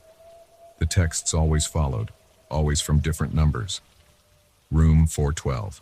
The view must be nice. That pizza you ordered smells good. Blue looks good on you, Sarah. We changed hotels 3 times. It didn't matter. They always knew where we were, what we were doing, what we were wearing. Sarah started losing sleep. Dark circles formed under her eyes. She jumped at every sound. I watched her unravel and knew it was my fault. Whatever this was, I had dragged her into it. Maybe we should split up, I suggested one night. You go stay with your sister in Cleveland. I'll figure this out. No way, she said. We're in this together now. But I could see the fear eating away at her. The way she checked her phone constantly, flinching every time it made a sound. The way she insisted on keeping the bathroom door open, afraid to be alone even for a minute. After a week in hotels, we went back to my apartment. Sarah's plants had died on her balcony. Her boss was asking questions about when she'd return to work. We couldn't run forever. We set up cameras, inside, outside, covering every angle, changed the locks, installed a security system. Sarah bought a taser. I started carrying pepper spray. The calls continued. 11:47 p.m. The breathing. The text that proved none of our precautions mattered. Nice cameras. The one by the front door is tilted too far left. That new deadbolt looks sturdy. Pepper spray won't help, James. I stopped sleeping more than an hour at a time. Started seeing things in the shadows. Jumping at reflections in windows. The sleep deprivation made everything worse. Every stranger on the street became a potential threat. Every closed door held danger. Sarah tried to stay strong, but I could see her cracking. She cried in the shower when she thought I couldn't hear. Screamed once when her phone rang during dinner, just her mother calling. The police were useless. The numbers were all burner phones, impossible to trace. No threats had been made, technically. No laws broken besides harassment. We hired a private investigator. He set up surveillance, tracked patterns, analyzed the texts for clues. Cost us thousands. Found nothing. Then one night, something changed. 11:47 p.m. The call came, but this time there was no breathing. Instead, a voice, distorted, mechanical, but clear. Time to end this game, James. My chest tightened. Sarah gripped my arm so hard it hurt. What do you want? I asked. Look outside. We ran to the window. The street was empty except for a single figure standing under a streetlight. They waved. Sarah screamed. I pulled her away from the window, but she fought me. No, look. She pointed. The figure was walking toward our building. Even from 3 stories up, I could see they were holding something. A phone, screen glowing in the darkness. Call the police, I told Sarah, already moving toward the door. Lock yourself in the bathroom. James, no. But I was done hiding, done jumping at shadows, done watching Sarah suffer because of me. I grabbed my pepper spray and headed downstairs. The figure was in the lobby when I reached it. A man, average height, wearing dark clothes and a baseball cap pulled low over his face. He looked normal, not threatening at all. He looked up as I approached, smiled. Hello, James. The voice was familiar, not from the phone call, from somewhere else. Then it hit me. Kevin? Kevin from IT at work. Quiet Kevin who fixed my computer last month. Kevin who always ate lunch alone. He pulled off his cap. Took you long enough. Why? My voice cracked. Why are you doing this? He tilted his head, still smiling that bland smile. Because I could. Because it was fun. Because you never even noticed me until you needed something fixed. Footsteps on the stairs. Sarah and 2 police officers burst into the lobby, weapons drawn. Kevin didn't resist arrest. Kept smiling as they cuffed him. Said nothing else. The investigation revealed everything. How he'd hacked our phones, used work access to track us, set up surveillance. Hidden cameras in my apartment during that computer repair visit. All because he could. All because he was bored and invisible and angry. Months later, I still check my phone at 11:47 p.m. every night. Still flinch when unknown numbers call. Still see Kevin's smile in my nightmares. Sarah moved in permanently. Says she feels safer when we're together. Maybe she's right. Maybe that's the only good thing that came from all this. Realizing what matters. Who matters. But sometimes, late at night, I wonder if Kevin was working alone. If there were others like him, watching through screens, breathing into phones, playing their games. Sometimes I swear I can still hear breathing on the other end of disconnected calls.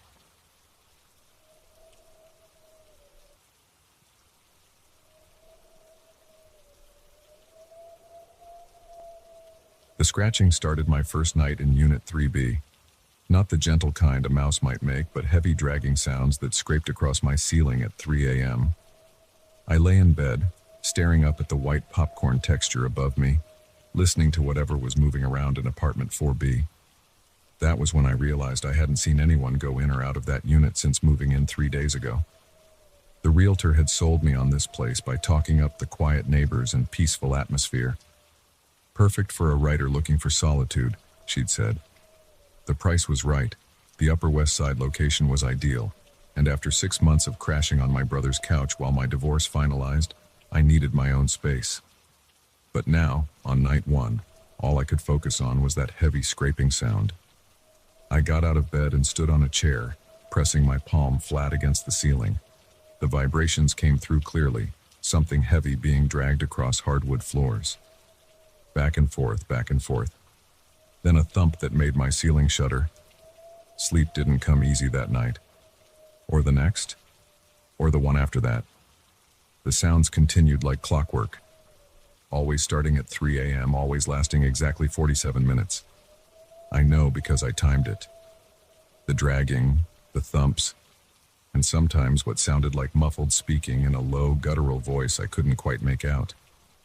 After a week, I'd had enough. I knocked on 4B's door at 6 p.m., figuring that was a reasonable hour to confront a neighbor about noise complaints. No answer. I tried again at 7, then 8. The hall was silent, except for the hum of the fluorescent lights. I caught Mrs. Chen from 3A in the hallway the next morning while getting my mail. She'd lived in the building for 20 years and knew everyone. "Oh, 4B?" she said when I asked about my upstairs neighbor. "I haven't seen anyone go in or out of there for months. Not since the Williams family moved out last summer. Such a shame about their son." That got my attention. "What happened to their son?" She waved her hand dismissively. "Oh, nothing really. He was a troubled boy, got mixed up with drugs. They moved to Connecticut after he disappeared for the third time. Haven't heard from them since." I decided to go straight to the source. Mr. Grayson, our building superintendent, kept his office in the basement. The fluorescent lights buzzed overhead as I descended the concrete stairs, my footsteps echoing in the empty stairwell. His office door was open, classical music playing softly from an old radio. Mr. Grayson sat behind a metal desk, reading a newspaper. He looked up when I knocked on the door frame. Mr. Harrison from 3B, how are you settling in?" "Actually, that's what I wanted to talk to you about. The tenant above me in 4B. I've been hearing some strange noises at night." He frowned, pushing his reading glasses up his nose. "That's not possible. 4B has been vacant since August." My stomach dropped. "Vacant? Are you sure?" "Absolutely." He pulled out a thick ledger and flipped through the pages. "See here? The Williams family moved out August 15th. We've been doing renovations since then. New floors, fresh paint. No one's lived there for months." I described the noises I'd been hearing. The dragging, the thumps, the voice. His frown deepened. "I have master keys to every unit," he said finally. "Would you like me to check it out?" We went up together. The hallway felt colder than usual as we approached 4B. Mr. Grayson's keys jingled as he found the right one and inserted it into the lock. The door swung open with a creak. Stale air rushed out. The apartment was completely empty. No furniture, no curtains, nothing but bare walls and hardwood floors. A fine layer of dust covered everything. "See?" Mr. Grayson gestured around. Nobody here. I walked through each room, my footsteps echoing. The layout mirrored my apartment below. Everything was clean, recently renovated just as he'd said. No signs of occupation or disturbance. "What about the attic access?" I pointed to a square panel in the hallway ceiling. "Sealed shut years ago. Building code violation to have it accessible from individual units. The only attic access is through the maintenance door on the roof." I thanked him and went back to my apartment feeling foolish. Maybe I was imagining things. The stress of the divorce, the new place, working from home, it was probably all getting to me. That night, the sounds started right on schedule. 3 a.m. Dragging, thumping, that voice. I grabbed my phone and recorded a voice memo, then played it back. The sounds came through clearly. There was no mistaking it. Something was up there. The next day I went to the library and researched the building's history. Nothing notable came up except a small article from 1987 about a suicide. A man had jumped from the roof. The article didn't specify which unit he'd lived in. I started keeping a log of the sounds, noting patterns. They always began at exactly 3 a.m., always lasted 47 minutes. Always followed the same sequence, dragging for about 20 minutes, then thumping, then that voice speaking in what sounded like rhythmic patterns, almost like chanting. 2 weeks in, I noticed something new. Black liquid had started seeping through my ceiling right above my bed. Just a few drops at first. I put a bucket underneath. By morning, the liquid was gone, leaving no stains. I took a sample with a Q-tip and brought it to a friend who worked in a medical lab. The results came back inconclusive. "Some kind of organic matter," she said, "but not blood or any other bodily fluid I'm familiar with." The drops became a steady drip, then a stream, always between 3 a.m. and 3:47 a.m., always disappearing by morning without a trace. I started sleeping on my couch. One night I decided I'd had enough. When the sounds began, I grabbed a flashlight and went upstairs. The hallway was pitch black. All the fluorescent bulbs had burnt out simultaneously. 4B's door was closed, as always. I pressed my ear against it. The dragging sound was louder here, accompanied by what sounded like heavy breathing. I tried the handle. Locked. Then I remembered something. During my apartment hunt, I'd viewed several units in this building. They all had the same contractor-grade locks. I'd kept the spare key from my own unit. Maybe it would work on 4B. My hand shook as I inserted the key. It fit perfectly. I turned it slowly, hearing the mechanism click. The door swung open. The apartment wasn't empty anymore. Black liquid covered the floors, ankle deep. It rippled with movement, though there was no breeze. The walls pulsed like they were breathing, and in the center of the living room, something dark and massive dragged itself back and forth across the floor. I couldn't process what I was seeing. The shape was wrong. Too many limbs, moving in impossible ways. It stopped when it noticed me. The thing turned. I saw eyes, dozens of them, glowing faintly in the darkness. That guttural voice emerged from somewhere within its mass, speaking words that hurt my ears and made my vision blur. I ran. Back in my apartment, I shoved furniture against the door. The ceiling shuddered violently. Black liquid poured down in sheets. I called Mr. Grayson. No answer. Police next. They said they'd send someone. 2 officers arrived 20 minutes later. We went up together. The door to 4B was locked again. When Mr. Grayson opened it, the apartment was empty. No liquid, no creature, just bare floors and walls. "Are you sure you weren't dreaming?" one officer asked. No signs of forced entry or disturbance. They left. Mr. Grayson gave me a concerned look before heading back to his office. I spent the rest of the night researching. Found more articles about the 1987 suicide. The man had been involved in some kind of occult group. Police had found strange symbols painted on his walls, books in unknown languages. He'd lived in 4B. That was 3 days ago. The sounds haven't stopped. The liquid keeps coming. Last night, I swear I heard footsteps in the hallway outside my door at 3:47 a.m. Heavy, wet footsteps that left no traces by morning. I'm writing this all down because I need someone to know what happened. Tonight, I'm going back up there. I've got my phone to record everything. A crucifix my Catholic mother gave me. Salt. Holy water. Probably useless, but it makes me feel better. The sounds have already started. The liquid is dripping. Time to go. If you're reading this and you live in my building, or you're thinking about moving in, stay away from 4B. Don't try to investigate the sounds. Don't look up when the ceiling drips. And whatever you do, don't open that door at 3 a.m. I have to go now. It's calling me.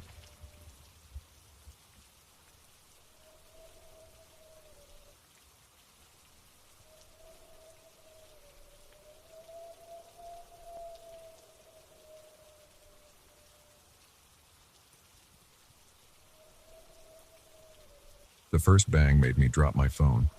It was 11:42 p.m. and I was about to head to bed when I heard it. A loud metallic crash from the basement. The rain outside was getting heavier, drumming against the windows of my rental house.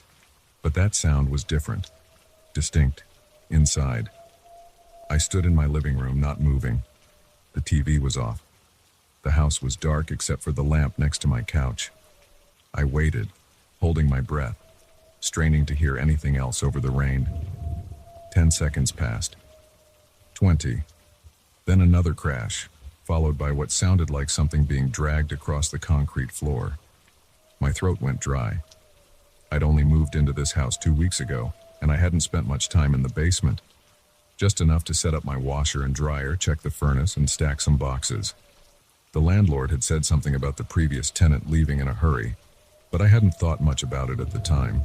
I grabbed my phone and turned on the flashlight. The beam cut through the darkness, illuminating the basement door at the end of the hallway. My hand was shaking slightly. I told myself it was probably just a raccoon that had found its way in through one of the small ground-level windows. Or maybe some pipes were loose. The house was old, built in the 1940s according to the rental agreement. Another scraping sound. This one was longer, more deliberate. It didn't sound like an animal. I walked to the kitchen and grabbed a knife from the wooden block on the counter. It was the biggest one I had, a chef's knife with an 8-inch blade. The handle felt cold and unfamiliar in my grip.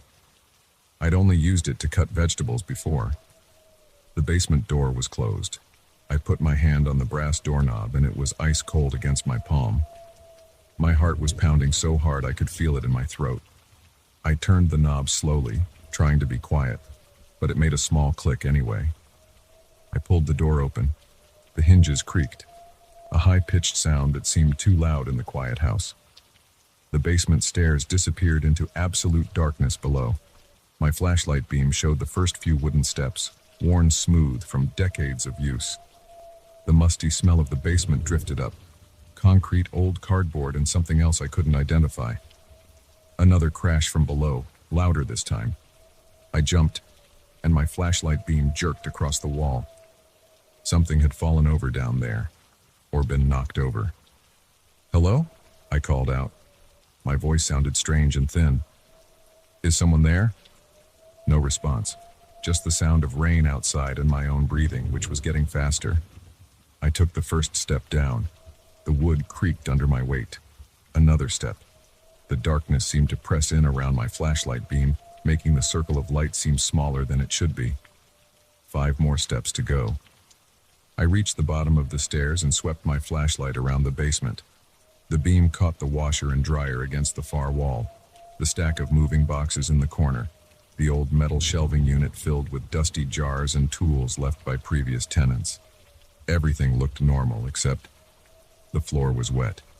Not just damp like you'd expect in a basement during a rainstorm, but actually wet, with puddles reflecting my flashlight beam. And the puddles were spreading out from behind the large workbench that took up most of the back wall.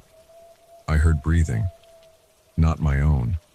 This was deeper, raspier, coming from the same direction as the puddles. My hands were shaking so badly now that the flashlight beam bounced wildly around the room. The knife felt useless and small. "I'm calling the police," I said, trying to make my voice sound strong and confident. It came out as barely more than a whisper. The breathing stopped. Complete silence fell over the basement, broken only by the distant sound of rain. Then something moved behind the workbench. Something big. I heard the scrape of what sounded like claws or nails on concrete. A dark shape rose up, blocking part of the wall. I turned and ran. My foot caught on the bottom step and I fell forward, slamming my knee into the wooden stair. The knife clattered out of my hand. I scrambled up the stairs on all fours, not looking back, my breath coming in short gasps. Behind me, I heard heavy footsteps on the concrete floor. I reached the top of the stairs and slammed the door shut. My hands were shaking so badly I could barely work the deadbolt. Just as it clicked into place, something hit the other side of the door. Hard. The whole frame shuddered. I stumbled backward into the hallway wall. Another impact, even harder. The door frame cracked. I turned and ran for the front door, my knee screaming in pain. I had to get out, had to get help. Behind me, I heard wood splintering. I reached the front door and grabbed the handle. It didn't move. I'd locked it earlier, a habit from living in the city. My keys were on the kitchen counter, 20 feet away, past the basement door. A tremendous crash from behind me. The sound of wood breaking apart. Heavy footsteps in the hallway. I ran for the kitchen. My socked feet slipped on the hardwood floor and I nearly fell. I could hear it behind me, breathing, moving fast. The smell hit me, like wet leather and rotting meat. My keys were right where I'd left them, next to the knife block. I grabbed them, turned to run back to the front door and saw it. The thing filled the kitchen doorway. It was tall, so tall it had to stoop under the frame. Its skin was dark and slick like wet leather, but covered in what looked like barnacles or scales. Long arms hung down past its knees, ending in hands with too many fingers. Its face. I threw the knife block at it. The whole thing, wood block and all the knives. It raised one of those long arms to block them. The knives clattered to the floor. It took a step forward. Those long fingers flexed, showing curved black claws. The back door. It was right behind me. I spun and ran, fumbling with my keys. I could feel it right behind me, reaching for me. The smell was overwhelming now. My trembling hands found the right key somehow and jammed it into the lock. Something grabbed the back of my shirt. I jerked forward, hearing the fabric tear. The door swung open and I burst out into the rain. I ran across the backyard, my feet slipping in the wet grass. The rain was coming down in sheets now. I could barely see. I reached the fence and scrambled over it, not even feeling the pain as the rough wood scraped my hands. I landed in my neighbor's yard and kept running. Their motion sensor light came on, momentarily blinding me. I ran toward the street, my heart feeling like it would explode. Behind me I heard an inhuman sound, something between a roar and a screech. It made my teeth hurt and my stomach clench, but it was farther away now. I reached the street and ran to the nearest house with lights on, nearly fell on their front steps, pounded on the door with both fists. An elderly woman opened it. Her eyes went wide when she saw me, soaking wet, covered in mud, bleeding from my hands and knee. "Please," I gasped. "Call the police. There's something in my house." She let me in and called 911. I stood in her entryway, dripping water on her carpet, shaking uncontrollably. Through her front window I could see my house. All the lights were off now. The rain continued to pour down. The police arrived 12 minutes later. They searched the house thoroughly, found the broken basement door, the wet floor, the scattered knives. But whatever had been in there was gone. The only evidence of its presence was a broken window in the basement, broken from the inside out, with a trail of wet footprints leading into the backyard and stopping at the fence. They took my statement, but I could tell they didn't believe me. How could they? I barely believed it myself, and I'd seen it. They suggested it might have been an intruder wearing some kind of costume, said they'd increase patrols in the area, told me to call if I saw anything suspicious. I checked into a hotel that night. The next morning I called my landlord and broke my lease. Lost my security deposit, but I didn't care. I wasn't going back to that house. It's been 3 months now. I live in an apartment on the 3rd floor, no basement. I've tried to convince myself that what I saw wasn't real, that it was just an intruder, like the police said, or that the stress of moving and starting a new job had somehow caused me to hallucinate.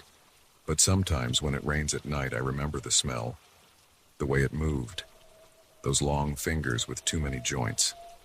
And I wonder about the previous tenant who left in such a hurry. Wonder if they saw what I saw. Wonder if they ran too. I watch the news sometimes looking for stories about break-ins or disappearances in that neighborhood. So far, nothing. But last week I drove past the house. There was a "for rent" sign in the front yard again. The most recent tenants had moved out after just 1 month. I wanted to stop, to warn them, whoever might be thinking about renting that house. Tell them about what lives in the basement. But who would believe me? I barely believe it myself. So I drove on. But I check the news every day. And when it rains at night, I lie awake in my 3rd floor apartment, listening to the water hitting the windows. And I wonder if it's still down there, in that basement, waiting for the next tenant, waiting for the next rainy night. Sometimes I dream about what would have happened if I hadn't gotten out in time, if those long fingers had caught me, if I'd seen what was under those barnacles and scales, if I'd learned why it was there, what it wanted. But mostly, I try not to think about it at all. I keep my doors locked. I don't go into basements anymore. And when people ask me why I broke my lease, why I moved so suddenly, I tell them there were problems with the plumbing. It's easier that way. Simpler. But every now and then, when I'm alone at night and hear an unexpected sound, my heart starts racing. My palms get sweaty. And for a split second I smell wet leather and rotting meat. I know it's just my imagination. Has to be. But I keep a packed bag in my closet anyway, just in case. Because I learned something that night in the basement. Sometimes the things we tell ourselves can't be real are. And sometimes the only thing you can do is run. The police never found an explanation for what happened. The landlord hired someone to fix the basement door and clean up the mess. The house is occupied again now. I drive by sometimes, even though I tell myself not to. The lights are always on after dark. Every single one. Like whoever lives there now is trying to keep something away, something that lives in the darkness, something that comes out when it rains. I should stop checking, stop driving by, stop thinking about it, but I can't, because I know what's down there. And I know that sooner or later, on another rainy night, someone else will hear those sounds coming from the basement. They'll go down those stairs with a flashlight, thinking it's just their imagination, just the rain, just the old house settling. And maybe they'll get lucky like I did. Maybe they'll run fast enough, or maybe... I try not to think about the maybe. I try not to think about the basement at all. But sometimes when the rain is heavy and the wind is strong, I find myself wondering about those long fingers, those too many joints, that smell. And I wonder if somewhere, in that basement, it's wondering about me too. The next morning after it happened, after I'd checked out of the hotel, I went back to the house with 2 police officers to get some of my things. The basement door was still broken, hanging off its hinges. The floor was dry now, but there were marks on the concrete, long scratches that hadn't been there before. And in one corner behind the workbench where I'd first seen it rise up, we found something else. A hole in the wall. Not broken through, but carefully carved or dissolved somehow. The edges were smooth like melted wax. It went deep into the foundation, disappearing into darkness. The officers shone their flashlights into it but couldn't see the end. They called in a building inspector. He said the hole shouldn't be possible, that the foundation was solid concrete 2 feet thick. Said he'd never seen anything like it. They sealed it up with concrete that afternoon. But sometimes I wonder if that was enough. If anything could really seal up a hole like that. The new tenants probably don't know about it. The landlord wouldn't tell them. Bad for business.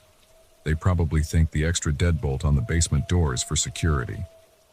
Probably think the scratches on the floor are from moving furniture. But I know better.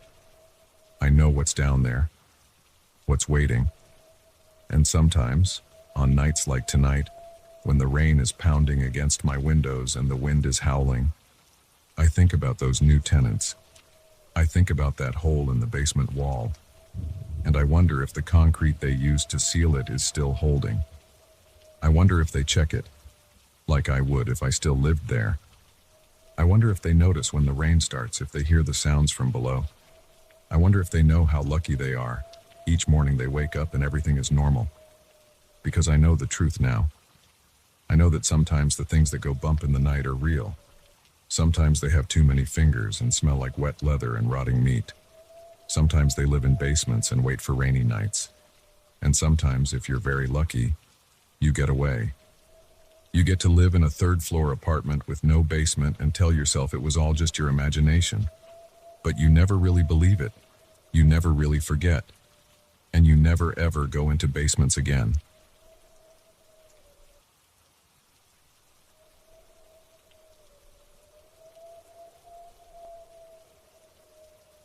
I saw the out-of-order sign on elevator B as I walked into work that morning.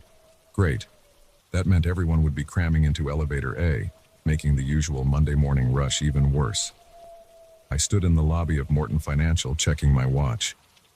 8:47 a.m., running late for the 9 a.m. meeting where I was supposed to present the quarterly numbers. I joined the crowd waiting for elevator A, clutching my leather briefcase and the cardboard cup of coffee I'd grabbed from the cart outside. The doors opened with their usual ding and people shuffled out. I pushed my way in with 4 others, jabbing the button for floor 23. A woman in a blue blazer hit 15, and a guy in khakis pressed 19. The doors were about to close when a hand shot through the gap. The sensors caught it and the doors slid back open. A tall man in a dark coat stepped in. He moved to the back corner without pressing any buttons. Something about him felt off. His clothes looked worn and wrinkled like he'd been wearing them for days. His hair was disheveled and his eyes, there was something vacant about them. I took another sip of coffee, trying not to stare. The elevator started its ascent, humming as it passed each floor. Floor 3, 4, 5. The fluorescent lights flickered slightly. At floor 8, the elevator shuddered.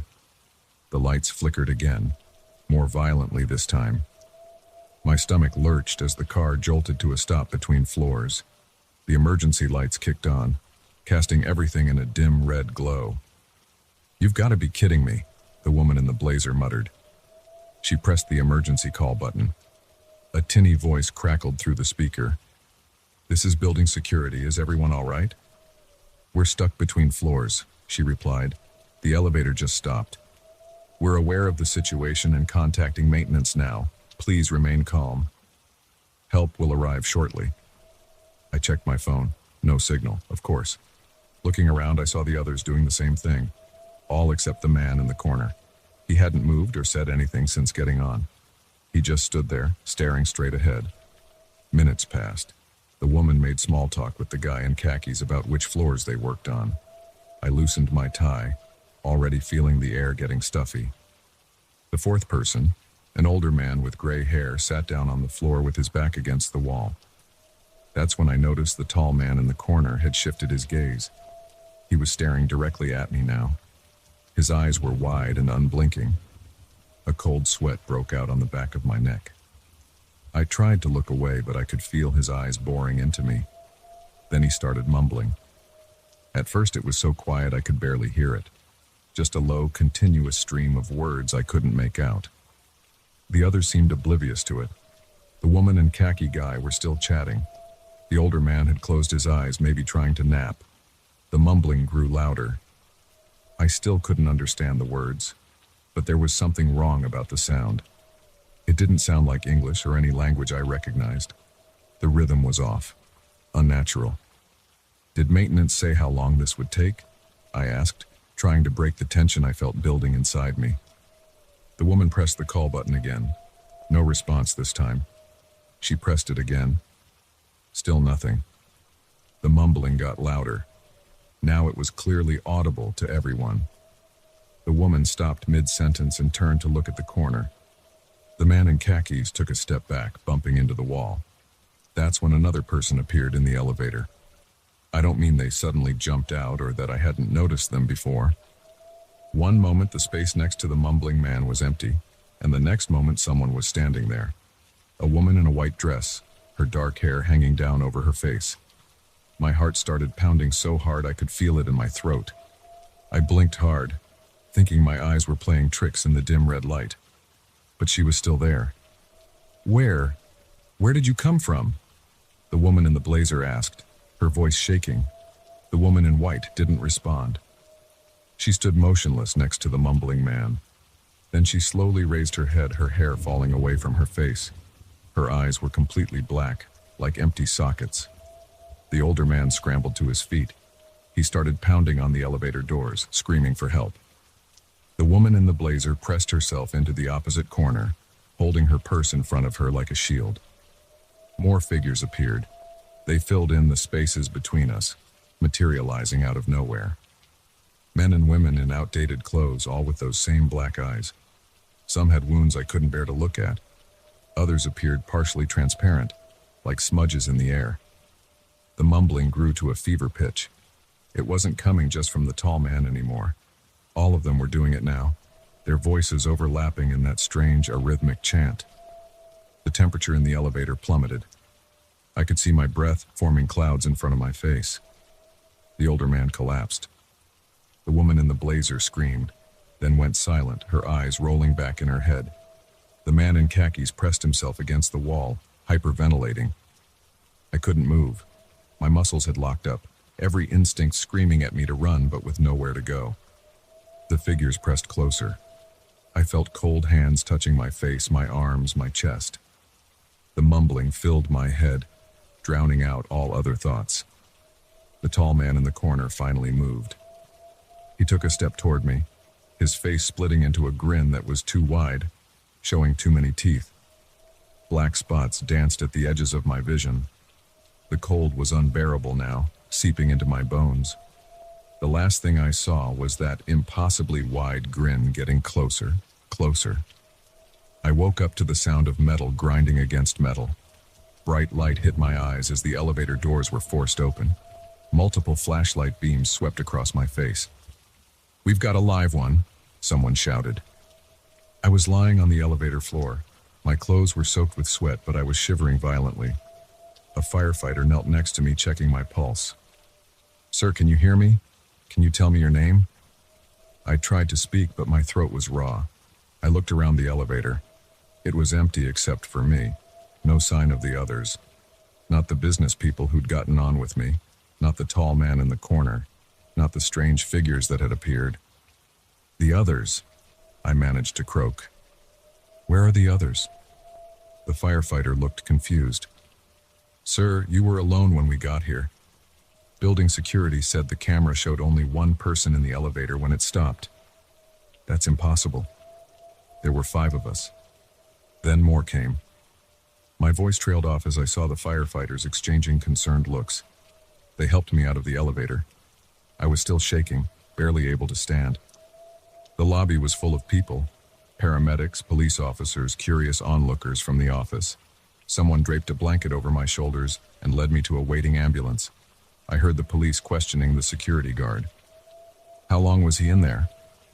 "Camera feed shows the elevator stopped at 8:53 a.m.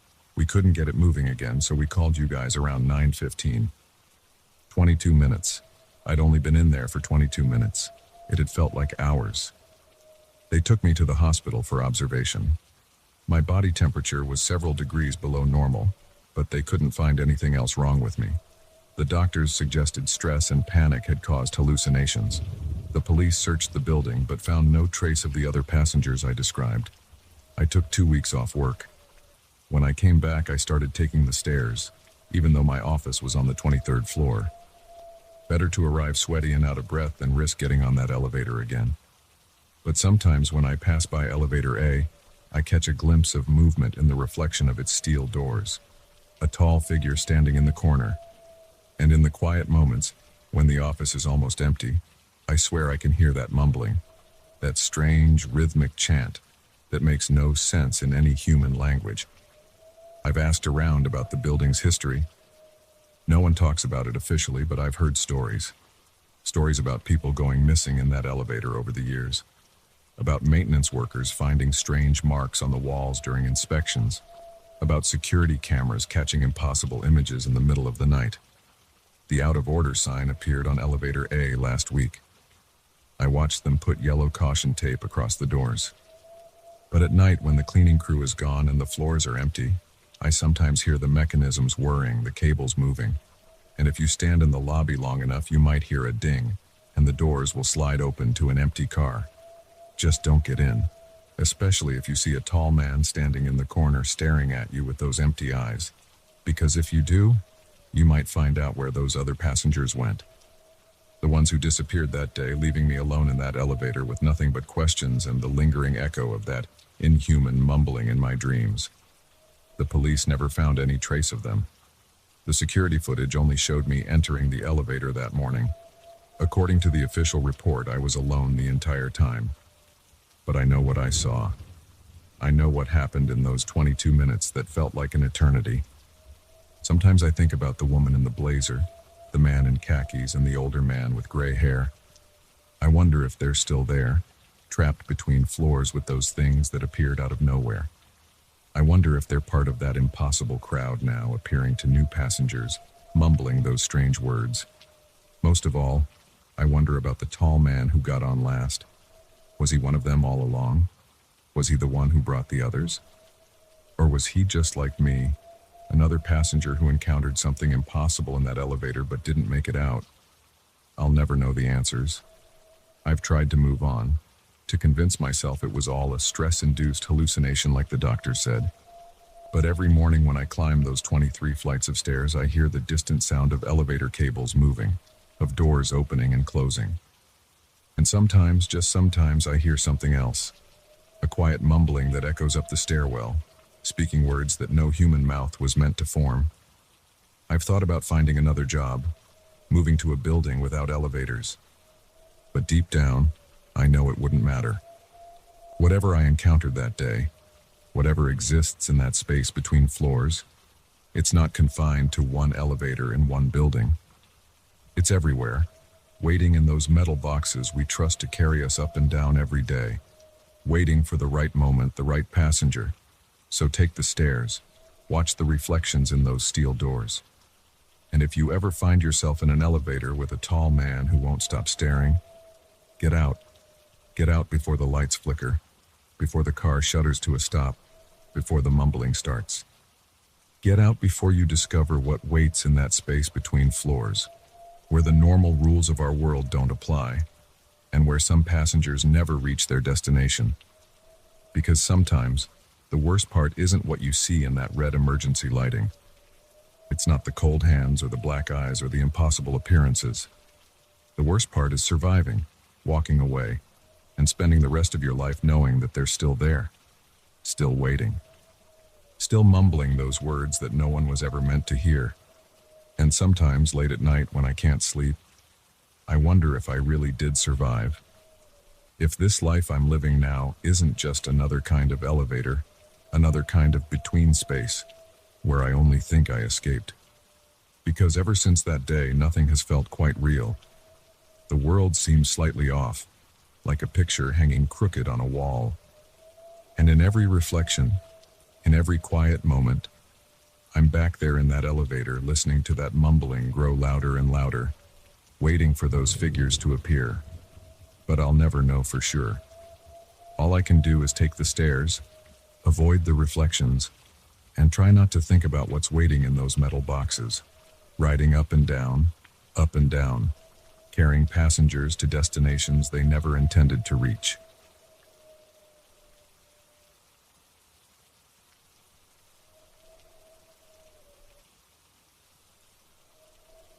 I shouldn't have stayed so late at the office that night. That's what everyone says after something goes wrong, right? But I really shouldn't have. I knew something was off the moment I heard those sounds. It was 11:47 p.m. when it started. I remember checking my phone right before. The office was dead quiet except for the hum of the AC and my keyboard clicking. I was the only one left on the 14th floor of the Morton building, trying to finish the Wilson account reports before tomorrow's deadline. The first noise was a scraping sound, like a chair being dragged across the floor, but slower. It came from down the hall, from conference room C. My fingers froze over the keyboard. That room was always locked after 6 p.m., building policy. I'd worked here 5 years and never seen it open after hours. The scraping stopped. I held my breath and listened. Nothing but the AC. Back to work. I had 3 more spreadsheets to go through. Then it came again, louder this time. A long, drawn-out screech of metal on tile. My hands started sweating. I wiped them on my pants and tried to focus on the screen. Probably just the building settling. Old buildings make weird noises at night. A thump, heavy like something solid hitting the floor. Then another scrape. My heart rate picked up. I could feel it pounding in my neck. The maintenance guys didn't work this late. Security did their rounds on the hour, and it was too early for the midnight check. Another thump. Then the sound of papers rustling. "Hello?" I called out. My voice sounded thin in the empty office. No response. I stood up slowly, my chair squeaking. The sound echoed off the cubicle walls. The fluorescent lights buzzed overhead, casting harsh shadows. During the day, this was a normal office. At night, everything looked wrong. The shapes were too sharp, the shadows too dark. My dress shoes clicked on the tile as I walked toward conference room C. The sound seemed too loud. Each step announced my presence. I passed empty cubicles, dark computer screens, family photos of strangers staring at nothing. The noises had stopped. The hallway stretched ahead, lined with closed doors. Conference room C was at the end, its frosted glass dark. My palms were slick with sweat. I wiped them again. 20 feet from the door, I could see my reflection in the glass, distorted by the frost pattern. The nameplate beside the door read, "Conference Room C, maximum capacity 30." Below that, the red LED on the electronic lock glowed steadily. Another scrape from inside. My stomach clenched. "Security?" I called. No answer. I reached for my phone to call the front desk. My hand shook as I pulled it out. No signal. There was never any signal in this part of the building. Something about the construction materials. 15 feet from the door. close enough to see it was still firmly closed. The lock light stayed red. I could hear my own breathing, too fast and shallow. A bang from inside made me jump, then the sound of a chair toppling over. "Who's in there?" I raised my voice, trying to sound authoritative. It came out higher than I intended. Silence. I took another step. My shoe squeaked on the tile and I flinched. 10 feet away now. Close enough to see there were no lights on inside. The room was completely dark. But something moved behind the frosted glass. A shadow, darker than the darkness around it. My heart hammered against my ribs. Sweat ran down my back, cold against my skin. I should go back to my desk, call security from my desk phone, let them handle it. I started to turn around. The shadow moved again. Then a sound like fingernails dragging down the inside of the door. Slow, deliberate. My legs wouldn't move. The scratching continued, moving from top to bottom. Then silence. 5 feet from the door, close enough to touch it. I reached for the handle with a trembling hand. It was cold, ice cold. The metal seemed to burn against my palm. I tried it. Locked. Of course it was locked. It was always locked after 6 p.m. But something was in there. Something that shouldn't be there. I pressed my ear against the door. The glass was cold too, like pressing against a block of ice. I held my breath and listened. Nothing at first. Then, so quiet I almost missed it, the sound of breathing. Not my breathing. This came from inside. Slow and raspy, like something was wrong with the lungs making the sound. I jerked away from the door. My heart was trying to punch its way out of my chest. "I'm calling security," I said loudly. My voice cracked. The breathing stopped. I fumbled in my pocket for my keycard. Every employee had access to the conference rooms during business hours. I knew it wouldn't work now, but I had to check. Had to be sure. My hand shook so badly I almost dropped the card. I held it up to the reader. The red light stayed red. The lock didn't click. Something scraped across the floor inside, moving closer to the door. The shadow behind the frosted glass grew darker, larger. I stumbled backward. My heel caught on nothing and I almost fell. A thud against the door, like something heavy leaning against it. The scratching started again. Not on the glass this time, on the metal around the lock. The sound of something sharp working at the mechanism. I turned and ran. My footsteps echoed through the empty office. Past the cubicles, past my desk, toward the elevator. I jabbed the down button repeatedly, my finger slipping on the plastic. Behind me, a click. The sound of a door opening. The elevator didn't come. I hit the button again. Again. The display showed it was on the 3rd floor, not moving. Footsteps in the hallway. Slow, dragging footsteps. I ran for the stairs, yanked the door open. The stairwell was dark. Emergency lights cast a sickly green glow every few landings. I started down, taking the stairs 2 at a time. My dress shoes slipped on the concrete. I grabbed the railing to keep from falling. Above me, the door opened again. The footsteps entered the stairwell. I ran faster.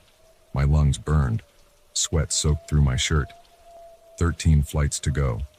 The footsteps followed, getting closer. The dragging sound echoed off the walls, distorting, multiplying. It seemed to come from everywhere at once. 12 flights. 11. My legs ached. I couldn't get enough air. The footsteps were right above me now. I could hear the breathing again. That wet, raspy sound. 10 flights. 9. The emergency lights flickered. Something grabbed the back of my jacket. Cold fingers brushed my neck. I screamed and jerked away. The fabric tore. I lost my footing and fell, tumbling down half a flight of stairs. Pain shot through my shoulder as I hit the landing. I scrambled to my feet. Didn't look back. Just ran. 8 flights. 7. 6. The lights went out completely. I ran in darkness, one hand on the rail, the other out in front of me. My shoulder throbbed. Each breath felt like inhaling fire, The footsteps kept coming. Closer, closer, 5 flights, 4. A light flickered on above me. I looked up. I wish I hadn't. 3 flights, 2. My legs were rubber. I couldn't feel my feet. The lobby door was just ahead. I slammed into it at full speed, bursting out into the fluorescent-lit lobby. The night security guard looked up from his desk, startled. "Sir, are you all right?" I pointed at the stairwell door, trying to speak. No words came out, just ragged gasps.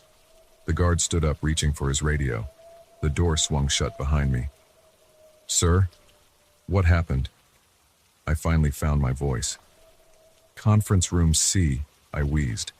Someone... The guard was already moving, radio in hand. "Stay here," he said. He drew his flashlight and headed for the elevator. I collapsed into one of the lobby chairs, trembling. My shoulders screamed in pain. I could feel bruises forming where I'd hit the stairs. 10 minutes later, the guard came back down. 2 more security officers were with him. "We checked the entire floor," he said. "Conference room C was locked. No signs of entry. All other rooms secure." "But I heard..." I started. "No one up there, sir. We looked everywhere." "You sure you weren't just working too hard? Sometimes when people are tired..." I didn't go back to my desk that night. Left my laptop, my phone, everything.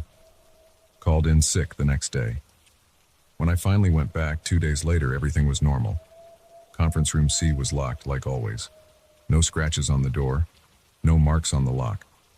I requested a transfer to our downtown office the next week. Got approved the same day. I work on the 2nd floor now. Never stay past 6. But sometimes when I'm lying in bed at night, I still hear that dragging sound. Still feel those cold fingers on my neck. And I still wonder what I would have seen if I'd looked through that frosted glass, if I'd seen what was really in conference room C that night. I don't work late anymore. Some questions are better left unanswered. They still use that conference room. I checked. Regular meetings, client presentations, the usual. No one's reported anything strange. But I know what I heard, what I felt. And sometimes, when I drive past the Morton building at night, I look up at the 14th floor. Most of the windows are dark, except for conference room C. Sometimes, just sometimes, I see a shadow moving behind those windows. A darker shape against the darkness.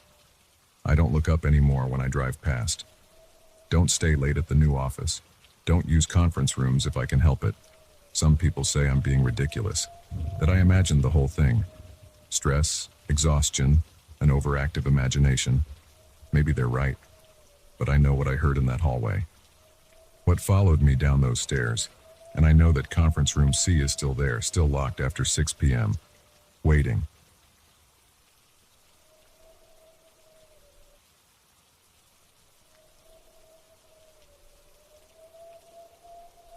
Three sharp knocks jolted me from sleep at 2:47 a.m.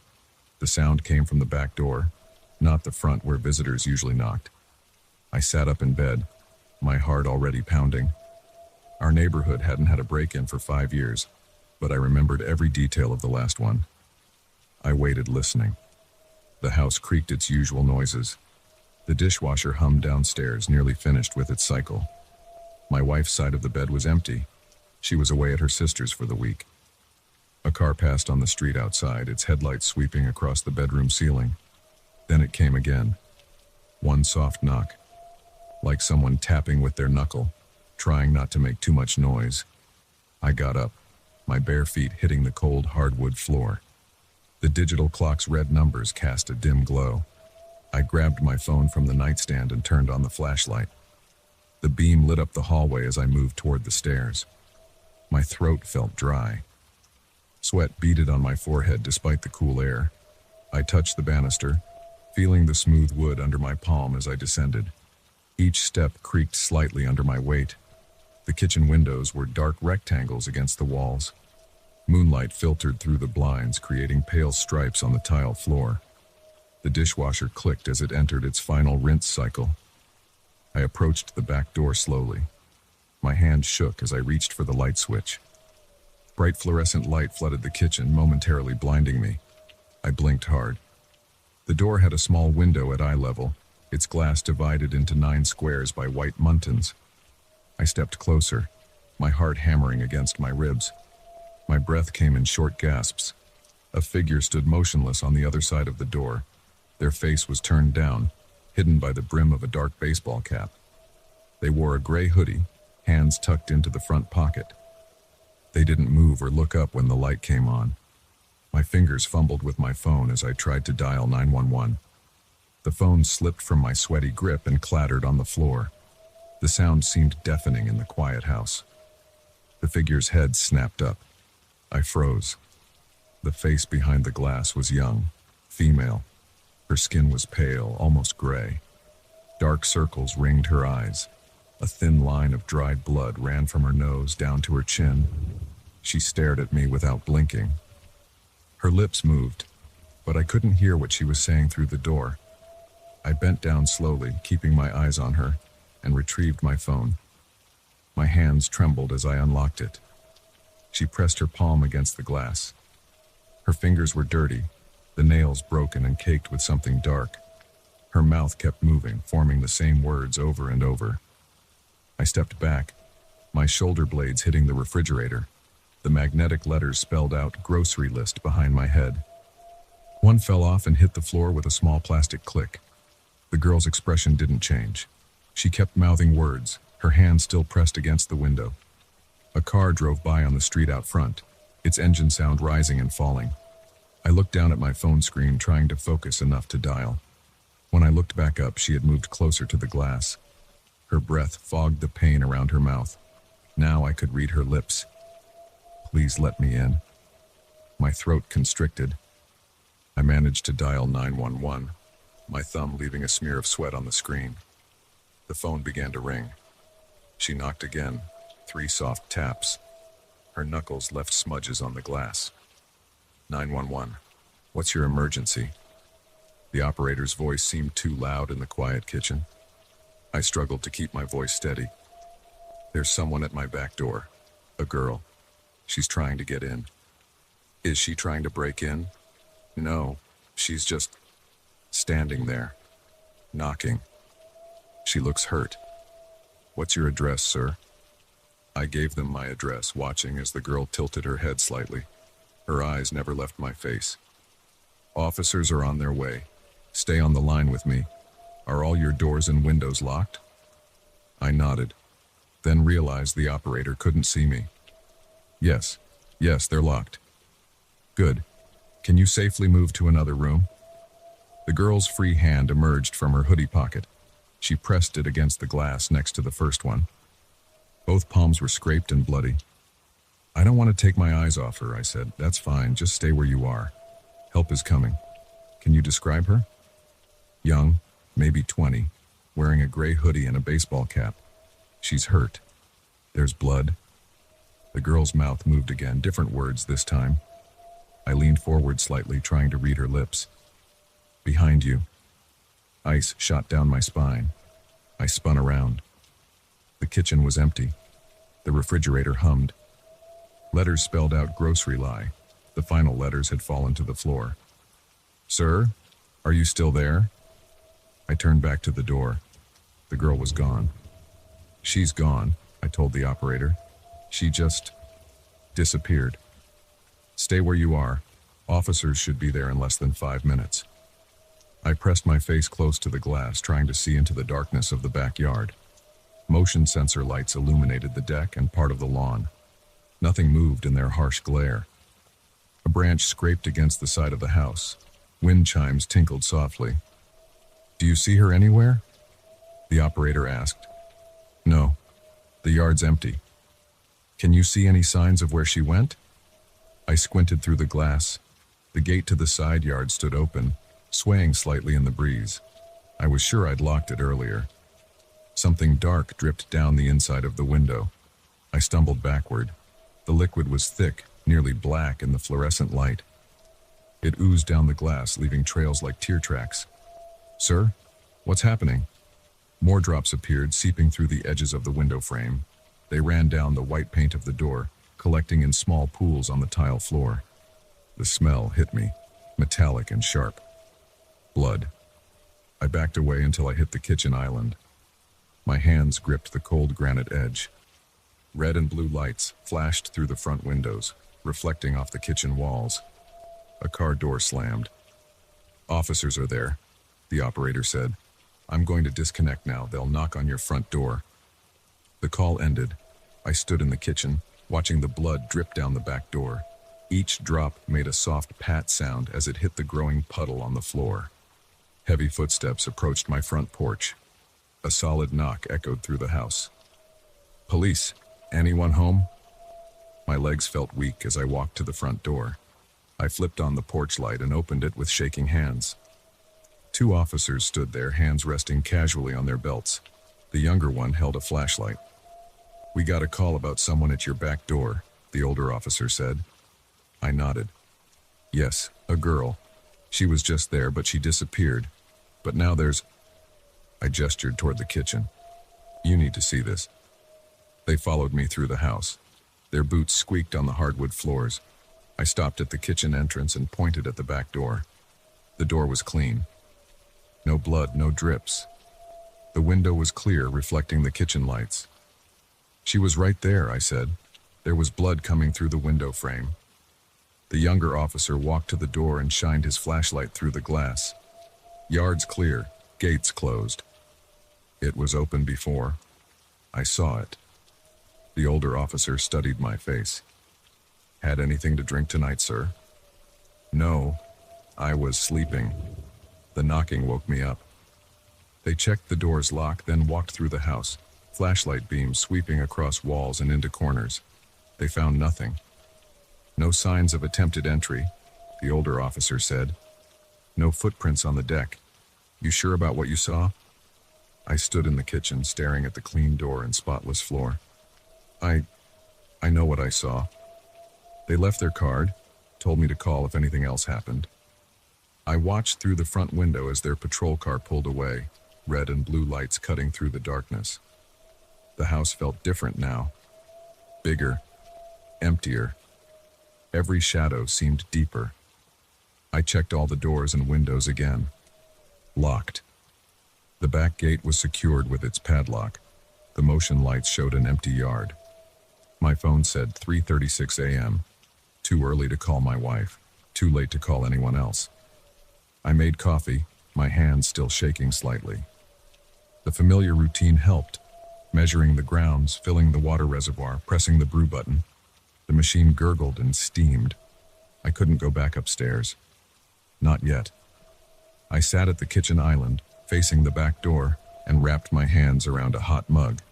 The coffee maker clicked off. The dishwasher had finished its cycle. The house settled into silence. A soft tap came from behind me. I turned slowly, already knowing what I would see. The girl stood at the kitchen window over the sink. Her face was pressed against the glass, breath fogging the pane. Both hands splayed on either side of her head, fingers leaving bloody prints. Her lips moved. "Let me in." I knocked my mug over as I stumbled back. Hot coffee spread across the counter and dripped onto the floor. She was at the next window now, then the next, moving impossibly fast. Her face appeared at each pane, mouth forming the same words over and over. I ran. Through the living room, up the stairs, taking them two at a time. My feet slipped on the carpet runner. In my bedroom, I slammed the door and turned the lock. Sweat soaked my t-shirt. My chest heaved as I tried to catch my breath. Tap, tap, tap. The sound came from my bedroom window. I couldn't stop myself from looking. She hung upside down outside the second-story window, her face level with mine. The baseball cap was gone. Her dark hair hung straight down, swaying slightly. She smiled, showing blood-stained teeth. I ripped the curtains closed and pressed my back against the wall. My heart pounded so hard I could feel it in my throat. The tapping moved around the room, window to window.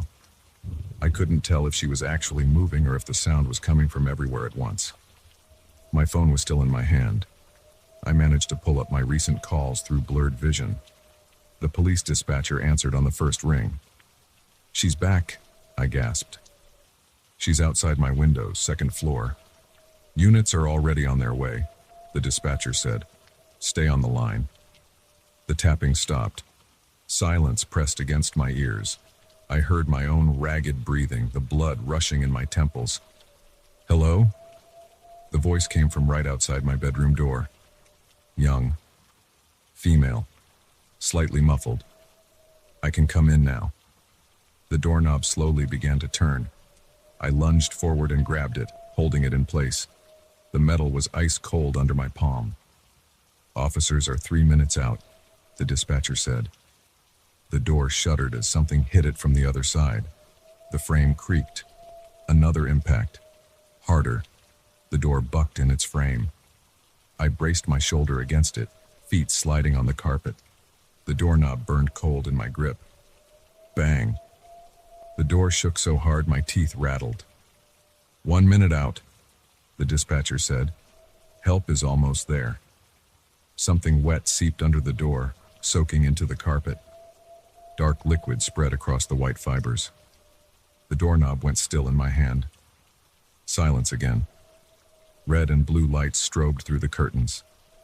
Car doors slammed outside. I kept my weight against the door, listening. Nothing. Heavy footsteps pounded up the stairs. Police, where are you? Here, my voice cracked. Bedroom. Step away from the door, sir. I released the doorknob and moved back. My hand was stiff from gripping it. The door burst open. 2 officers entered, guns drawn, different ones from before. They cleared the room, checked the windows, looked in the closet and bathroom. Found nothing. I pointed at the carpet. Blood. There was blood coming under the door. The carpet was clean, dry, no stains. 1 officer radioed for paramedics to check me out. The other asked questions I could barely focus on. Had I been under unusual stress? Taking any medications? When did I last sleep? The paramedics found my blood pressure high, pulse elevated, everything else normal. They suggested I go to the hospital. I refused. The police searched the entire house again. No signs of intrusion. No blood. No evidence anyone had been there. They left as dawn began to lighten the sky. I sat on my bed watching the shadows fade. My wife called at 7:30, her usual morning check-in. Everything okay? She asked. You sound strange. I stared at the back door through my bedroom window. Normal, clean, closed. Fine, I said. Everything's fine. When are you coming home? Tomorrow night, like we planned. Sure you're okay? The sun lit up the kitchen windows downstairs. No faces, no bloody handprints. Just tired. Didn't sleep well. We said goodbye. I kept watching the door. The morning passed. I didn't sleep. Couldn't sleep. At noon, my phone buzzed with a text from an unknown number. Thank you for letting me in. I dropped the phone. It bounced on the carpet. Another text came through. See you tonight. I'm writing this now, sitting in my car in a parking lot across town. The sun is setting. Soon it will be dark. I don't know if I imagined everything. The doctors at the urgent care clinic found nothing wrong with me. No drugs in my system. No sign of mental illness. But I know I can't go home tonight. My phone buzzes. A new text. I followed you. I look in the rearview mirror. She's in the back seat. She smiles with blood-stained teeth. Let me in, she says, but she's already here.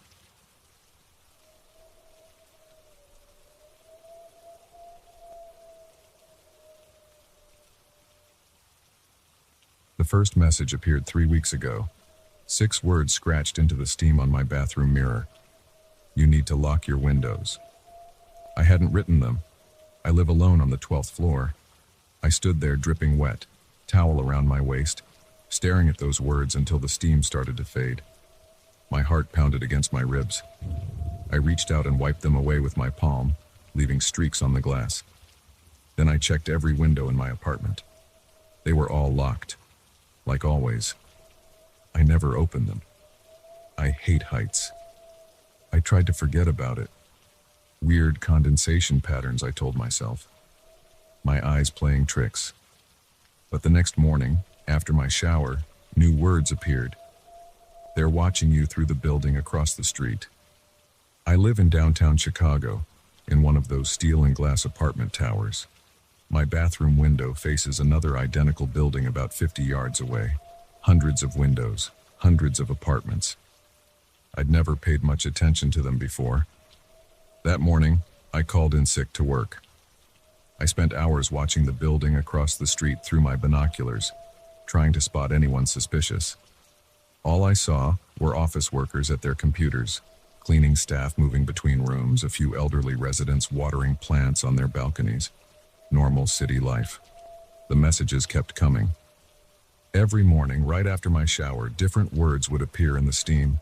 Check your phone for spyware. They know about the money. Don't trust the building manager. I started taking photos of each message before wiping them away. I installed security cameras in every room. I changed all my passwords. I bought blackout curtains and kept them closed day and night. I stopped sleeping more than 2 or 3 hours at a time.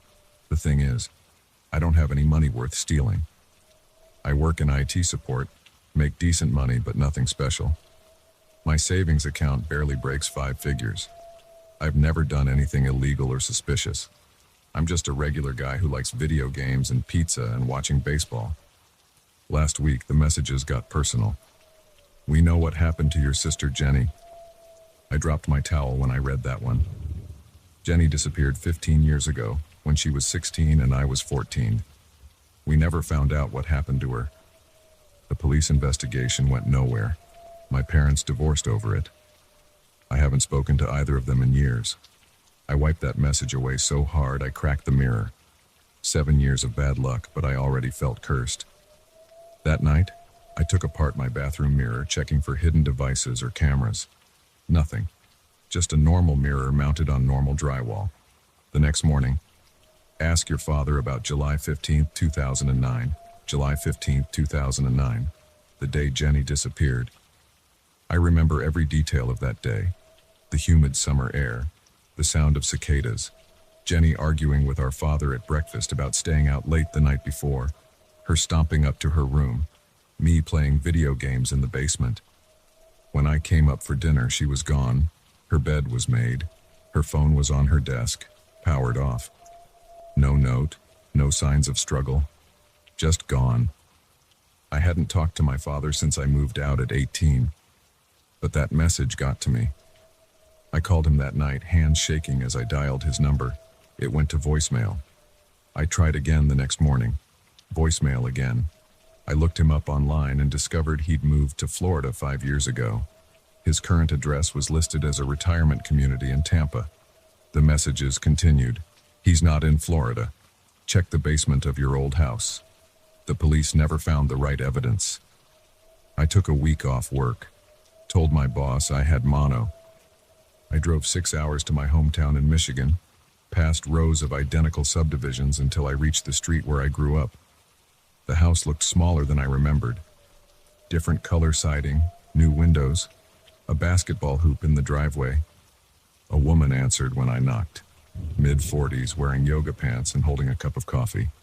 I explained I used to live there, made up a story about writing a memoir, asked if I could see the basement for old time's sake.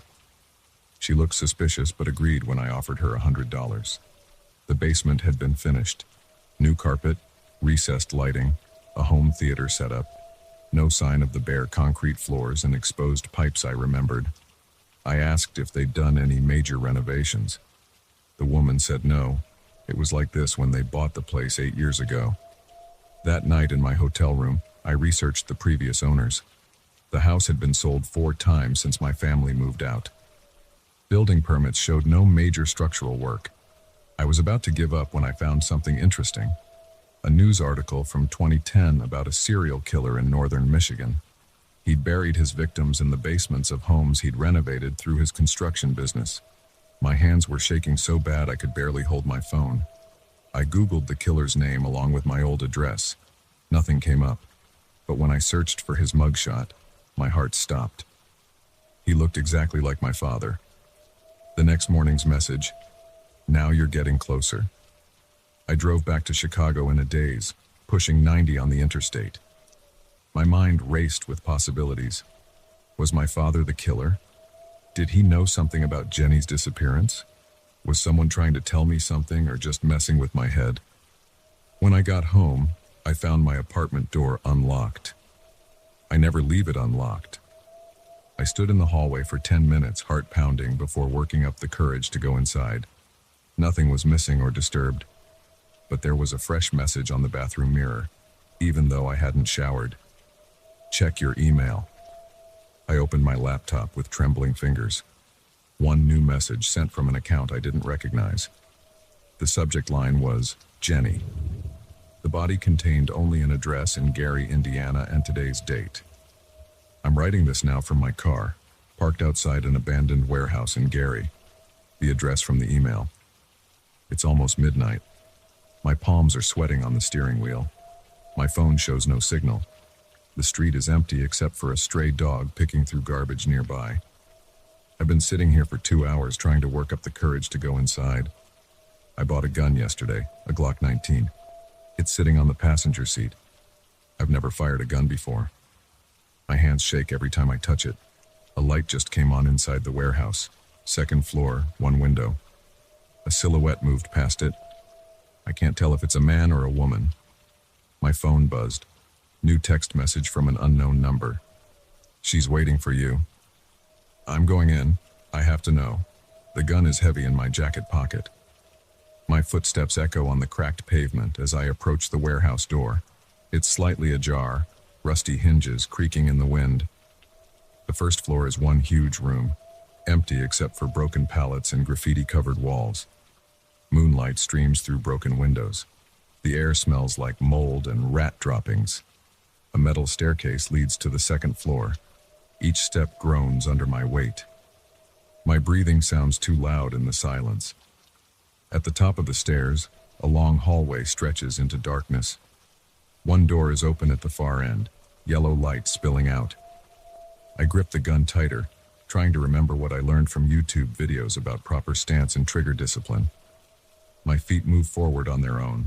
20 yards, 10 yards, 5. I reach the doorway. The room beyond is small, maybe 15 by 15 feet. Bare concrete walls, a single light bulb hanging from the ceiling, and sitting in a metal folding chair in the center of the room. Jenny. She looks exactly the same as she did 15 years ago, 16 years old. Long brown hair, wearing the same Green Day t-shirt and ripped jeans she had on the day she disappeared. She's transparent, like a projection or a hologram. I can see the wall through her body. Hi, little brother, she says. Her voice sounds distant, like it's coming through water. I've been trying to reach you. I drop the gun. It clatters on the concrete floor. My legs give out and I sit down hard, staring at my sister's ghost. How? What? I can't form complete sentences. I'm sorry about the messages, she says. I had to get your attention somehow. It took me years to learn how to manipulate physical objects. The mirror was easiest. Water vapor is close to my state of being. Are you dead? My voice cracks on the last word. She nods. Since that day, July 15th, 2009. Dad? Another nod. He's buried 6 other girls in basements across Michigan. The police never connected the cases because he used different construction companies each time. Different names. He's smart. Careful. Where is he now? Not in Florida, Jenny says. He's in Detroit, still working construction, still hunting. My hands are shaking so bad I have to sit on them. Why didn't you tell me sooner? I tried. For years. But it's hard to break through to the physical world. It takes so much energy. And I had to wait until you were ready to believe. What do you want me to do? Stop him, Jenny says. Her image flickers like a bad TV signal.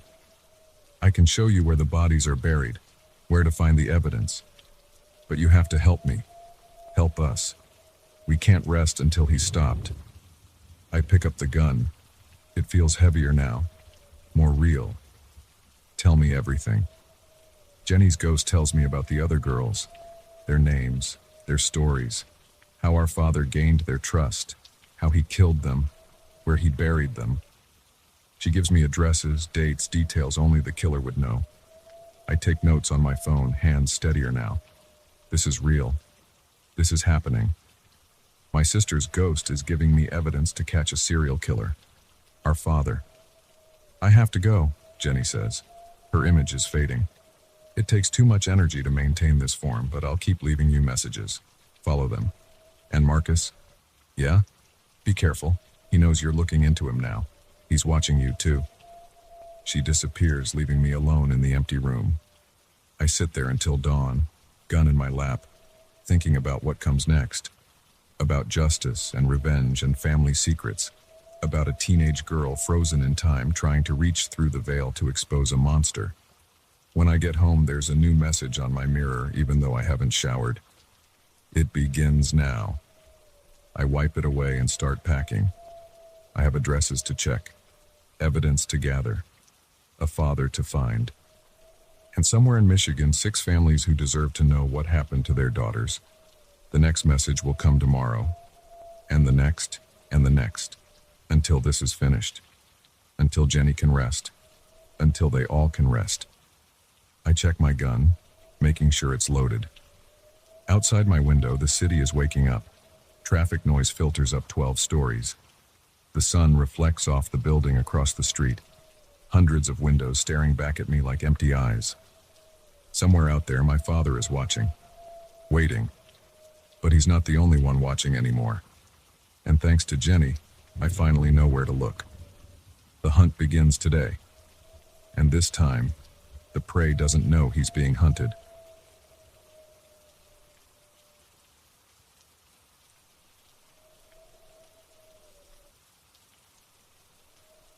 The thuds above my head made the ceiling lamp sway.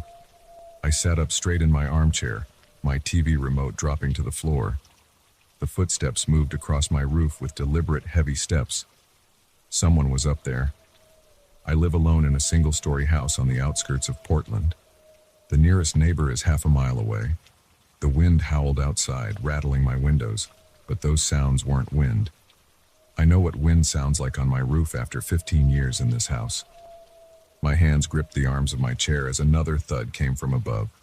The steps moved toward the back of the house where my ladder leans against the wall. I always keep it there for cleaning the gutters. My throat went dry. The clock on the wall showed 11:47 p.m. I stood up, my legs shaky. The hardwood floor creaked under my feet as I walked to the kitchen. My fingers wrapped around the handle of my largest knife, a 10-inch chef's knife I use for cutting meat. The steel felt cold and solid in my palm. The wind whipped harder outside, making the trees scrape against my windows. But above that, I heard it, the distinct sound of my ladder scraping against the house siding. Someone was using it. My heart pounded against my ribs. Sweat made my t-shirt stick to my back despite the cold.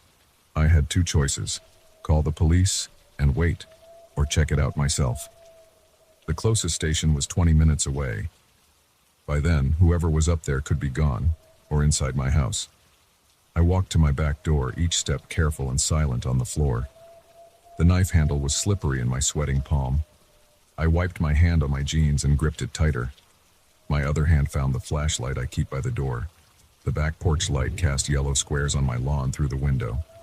The ladder's shadow stretched across the grass, tilted at an angle against my roof. No other shadows moved. I pressed my ear against the door. The wind rushed past, but I couldn't hear footsteps anymore. My jaw clenched so tight it hurt. I turned the deadbolt slowly, trying to minimize the click. The door hinges squeaked as I pulled it open. I'd been meaning to oil them for months. Cold air hit my face. The wind yanked at my clothes and hair. Fallen leaves skittered across my porch. I swept the flashlight beam across my backyard. Empty. The beam traced up the ladder to the edge of my roof. Also empty. My throat tightened as I stepped onto the porch. The wooden boards felt ice cold through my socks. I hadn't even thought to put on shoes. The ladder rattled against the house in the wind. I moved the flashlight beam back and forth across the roof's edge. Nothing moved up there. The rational part of my brain said to go back inside, call the police, wait safely, but my feet carried me forward. The first rung of the ladder was freezing against my hands as I set down the flashlight and knife. I couldn't climb with both. After a moment's hesitation, I picked up the knife again. I could come back for the light. The ladder shook with each step as I climbed. Wind pushed against my back. My socks slipped on the metal rungs. Halfway up, I stopped and listened. Just the wind. No footsteps. No voices. Maybe I'd imagined the whole thing. My head cleared the roof's edge.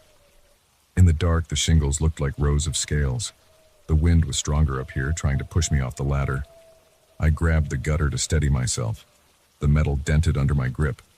I pulled myself onto the roof, moving slow and careful. The shingles scraped my palms and knees as I crawled up the slope. At the peak, I straddled the ridge and looked around. The knife's blade reflected the distant streetlight. My roof has two main sections that meet in the middle. From this height, I could see my whole yard, my driveway, the empty road beyond. The wind rippled through the trees. A neighbor's porch light glowed through the forest. Everything looked normal. I turned to check the other side of the roof. That's when I saw it. Near the chimney, a dark shape lay on the shingles. My chest went tight. I started crawling toward it, the knife extended in front of me. As I got closer, I could make out more detail. It was a backpack, black or dark blue, medium-sized, the kind you'd use for hiking or camping. It wasn't mine. I'd never seen it before. My hands shook as I reached for the bag. The zipper was partially open. Inside, I felt something hard and rectangular. I pulled it out, a laptop computer, new and expensive looking. Also not mine. The wind gusted hard, almost knocking me over. I grabbed the chimney to steady myself. My sock feet slipped on the shingles. The knife clattered against the roof and started sliding. I lunged and caught it before it could fall off the edge. That's when I heard the crunch of gravel in my driveway. I pressed myself flat against the roof, heart hammering. Footsteps approached my house. Multiple sets. They weren't trying to be quiet anymore. A beam of light swept across my front yard. Then another. Flashlights. Male voices carried on the wind. The signal's still coming from here. Check around back. He has to be close. I lay completely still, barely breathing. The beams of light moved toward my backyard. They'd find the ladder. They'd know someone was up here. I looked at the laptop in my hands. A small LED blinked on its surface. Some kind of tracking device. I was holding stolen property, and the thieves had come back for it. My mind raced. I could try to climb down the far side of the roof, maybe jump to the ground. But they'd hear me. I could call 911, but my phone was inside. I could throw the laptop into the woods, but the tracker would lead them there. The voices grew closer. Their flashlights illuminated my ladder. Up there. Someone's been up there. Watch the front. He might try to run. Heavy footsteps on my back porch. The ladder rattled. They were climbing up. I made my decision. Moving as quietly as possible, I crawled to the other side of the chimney. The laptop went into the backpack. I hugged both close to my chest along with the knife. A head appeared over the roof's edge. A flashlight beam cut through the darkness. I held my breath. Nothing here, the man called down. Wait, there's something by the chimney. The beam moved closer. I pressed harder against the bricks. Another man climbed onto the roof. Spread out, check everywhere. Their footsteps crunched on the shingles, getting closer. The wind covered some of the sound, but not enough. My palms were sweating again. The knife felt slick in my grip. A beam of light passed inches from my shoes. I pulled my feet in tighter. Hey, one of them shouted. He'd seen me. I exploded into motion. Launching away from the chimney, I sprinted down the slope of the roof. Their shouts followed me. Flashlight beams swung wild. The shingles tore at my socks. The roof edge approached fast, too fast. I couldn't stop. I hugged the backpack to my chest and jumped. The fall lasted forever and no time at all. The ground rushed up. I hit the grass hard, rolling to absorb the impact. Pain shot through my shoulder and hip, but I was moving, running, before my brain could process the landing. Shouts behind me, running footsteps. I sprinted across my backyard toward the trees. Branches whipped my face. Rocks and sticks stabbed my feet through my shredded socks. A flashlight beam caught me. A gunshot cracked through the night. Bark exploded from a tree trunk beside my head. I ran harder, deeper into the woods. The ground sloped down toward the creek that runs behind my property. The backpack bounced against my ribs with each step. The knife was still somehow in my hand. More shots, more shouting, but farther away now. The trees were thicker here, harder to follow someone through. I knew these woods. I'd walked them for years. They didn't. I splashed through the creek, the icy water soaking my feet. Up the far bank, through more trees. My lungs burned, my legs trembled, but I kept running. After what felt like hours, I stopped to listen. Nothing but wind in the trees. No flashlights, no footsteps, no voices. I was about a mile from my house, near the highway. My whole body shook from adrenaline and cold. My shoulder throbbed where I'd landed. My feet were bleeding. Looking inside the backpack again, I found more than just the laptop. There was a thick envelope full of cash, a handgun, a small bag of diamonds, and a USB drive labeled evidence. I knew I should go to the police, but something made me hesitate. Those men had been willing to kill over what was in this bag. They'd tracked it to my house. They knew where I lived. Instead, I started walking toward town. I needed to find somewhere safe, somewhere to look through what I'd found, somewhere to figure out exactly what I'd stumbled into. The wind followed me down the dark highway. Every passing car made me flinch, expecting flashlights and gunshots, but none came. I'd escaped, for now. But as I walked, one thought kept circling in my mind. Those footsteps on my roof hadn't been a random incident. Someone had deliberately hidden this bag there. My house had been chosen. The question was, why? My feet carried me forward through the night as I gripped the knife and backpack. The wind grew colder, and somewhere behind me I knew they were still searching. This wasn't over. It was just beginning. The lights of town grew closer with each step. I needed answers. I needed help. But most of all, I needed to survive long enough to figure out what I'd found on my roof that windy night, and why it was worth killing for. My socks were completely destroyed now, my feet numb from cold and cuts. But I kept walking. The weight of the backpack felt heavier with each step, filled with secrets I didn't understand. Not yet. Dawn was still hours away. A long night stretched ahead of me. And somewhere in that darkness, men with guns were hunting for what I carried. I touched the USB drive through the backpack's fabric. Evidence of what? The cash and diamonds hinted at something big, something dangerous. I'd been dragged into someone else's criminal world, all because of footsteps on my roof. A semi-truck roared past on the highway, its wake buffeting me with wind and road grit. I pulled deeper into the shadows of the roadside trees. 3 more miles to town, to people, to relative safety. My shoulder screamed with each step. The fall from the roof had done more damage than adrenaline initially let me feel. But I couldn't stop. Not yet. Not until I found somewhere secure. I thought of my house now probably being torn apart by those men as they searched. Everything I owned was there. My whole life. Would anything be left when I finally returned? If I returned. That thought sent a chill through me deeper than the wind. I'd seen their faces in the flashlight beams. They'd seen mine. This wasn't the kind of situation that ended with everyone walking away. The knife was heavy in my hand, the handle warm from my grip. I'd never used a weapon against another person. Never thought I would. But tonight had changed things. Tonight had changed me. Another mile down. 2 to go. My legs moved mechanically now, running on fumes and fear. The first hint of pre-dawn gray touched the eastern sky. I'd been moving for hours. A car slowed as it passed. I ducked behind a tree until it was gone. Friend or foe? Impossible to know. Trust had become a luxury I couldn't afford. The backpack's straps dug into my shoulders. Such a small thing to contain so much danger. Part of me wanted to throw it into the woods, go back to my normal life. But it was too late for that.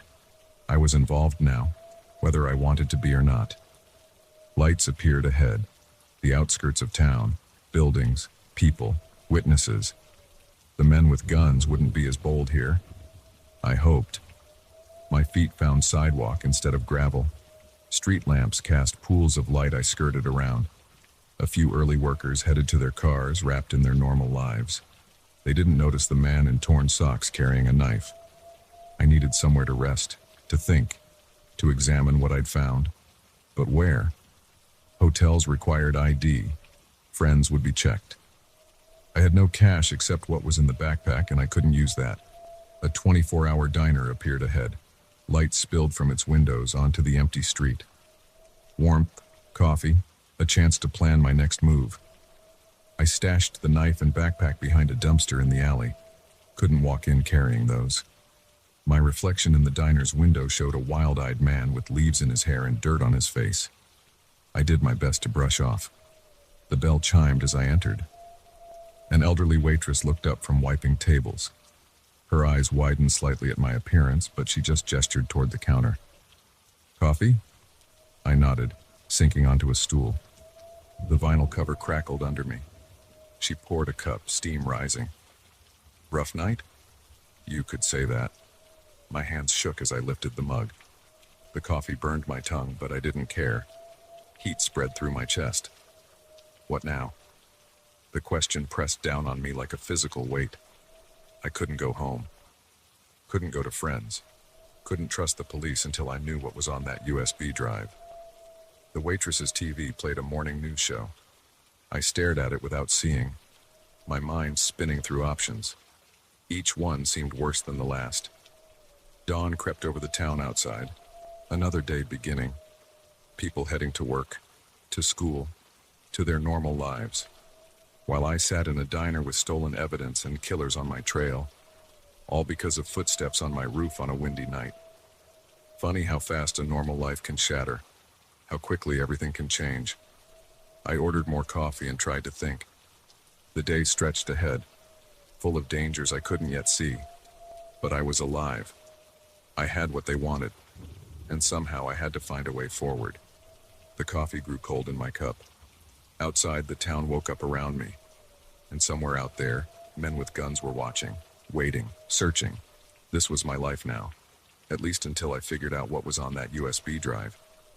Until I understood why my house had been chosen. Until I found a way out of this mess. But first, I needed new socks. The waitress was starting to stare at my bloody feet. One step at a time. That's all I could manage right now. One step at a time.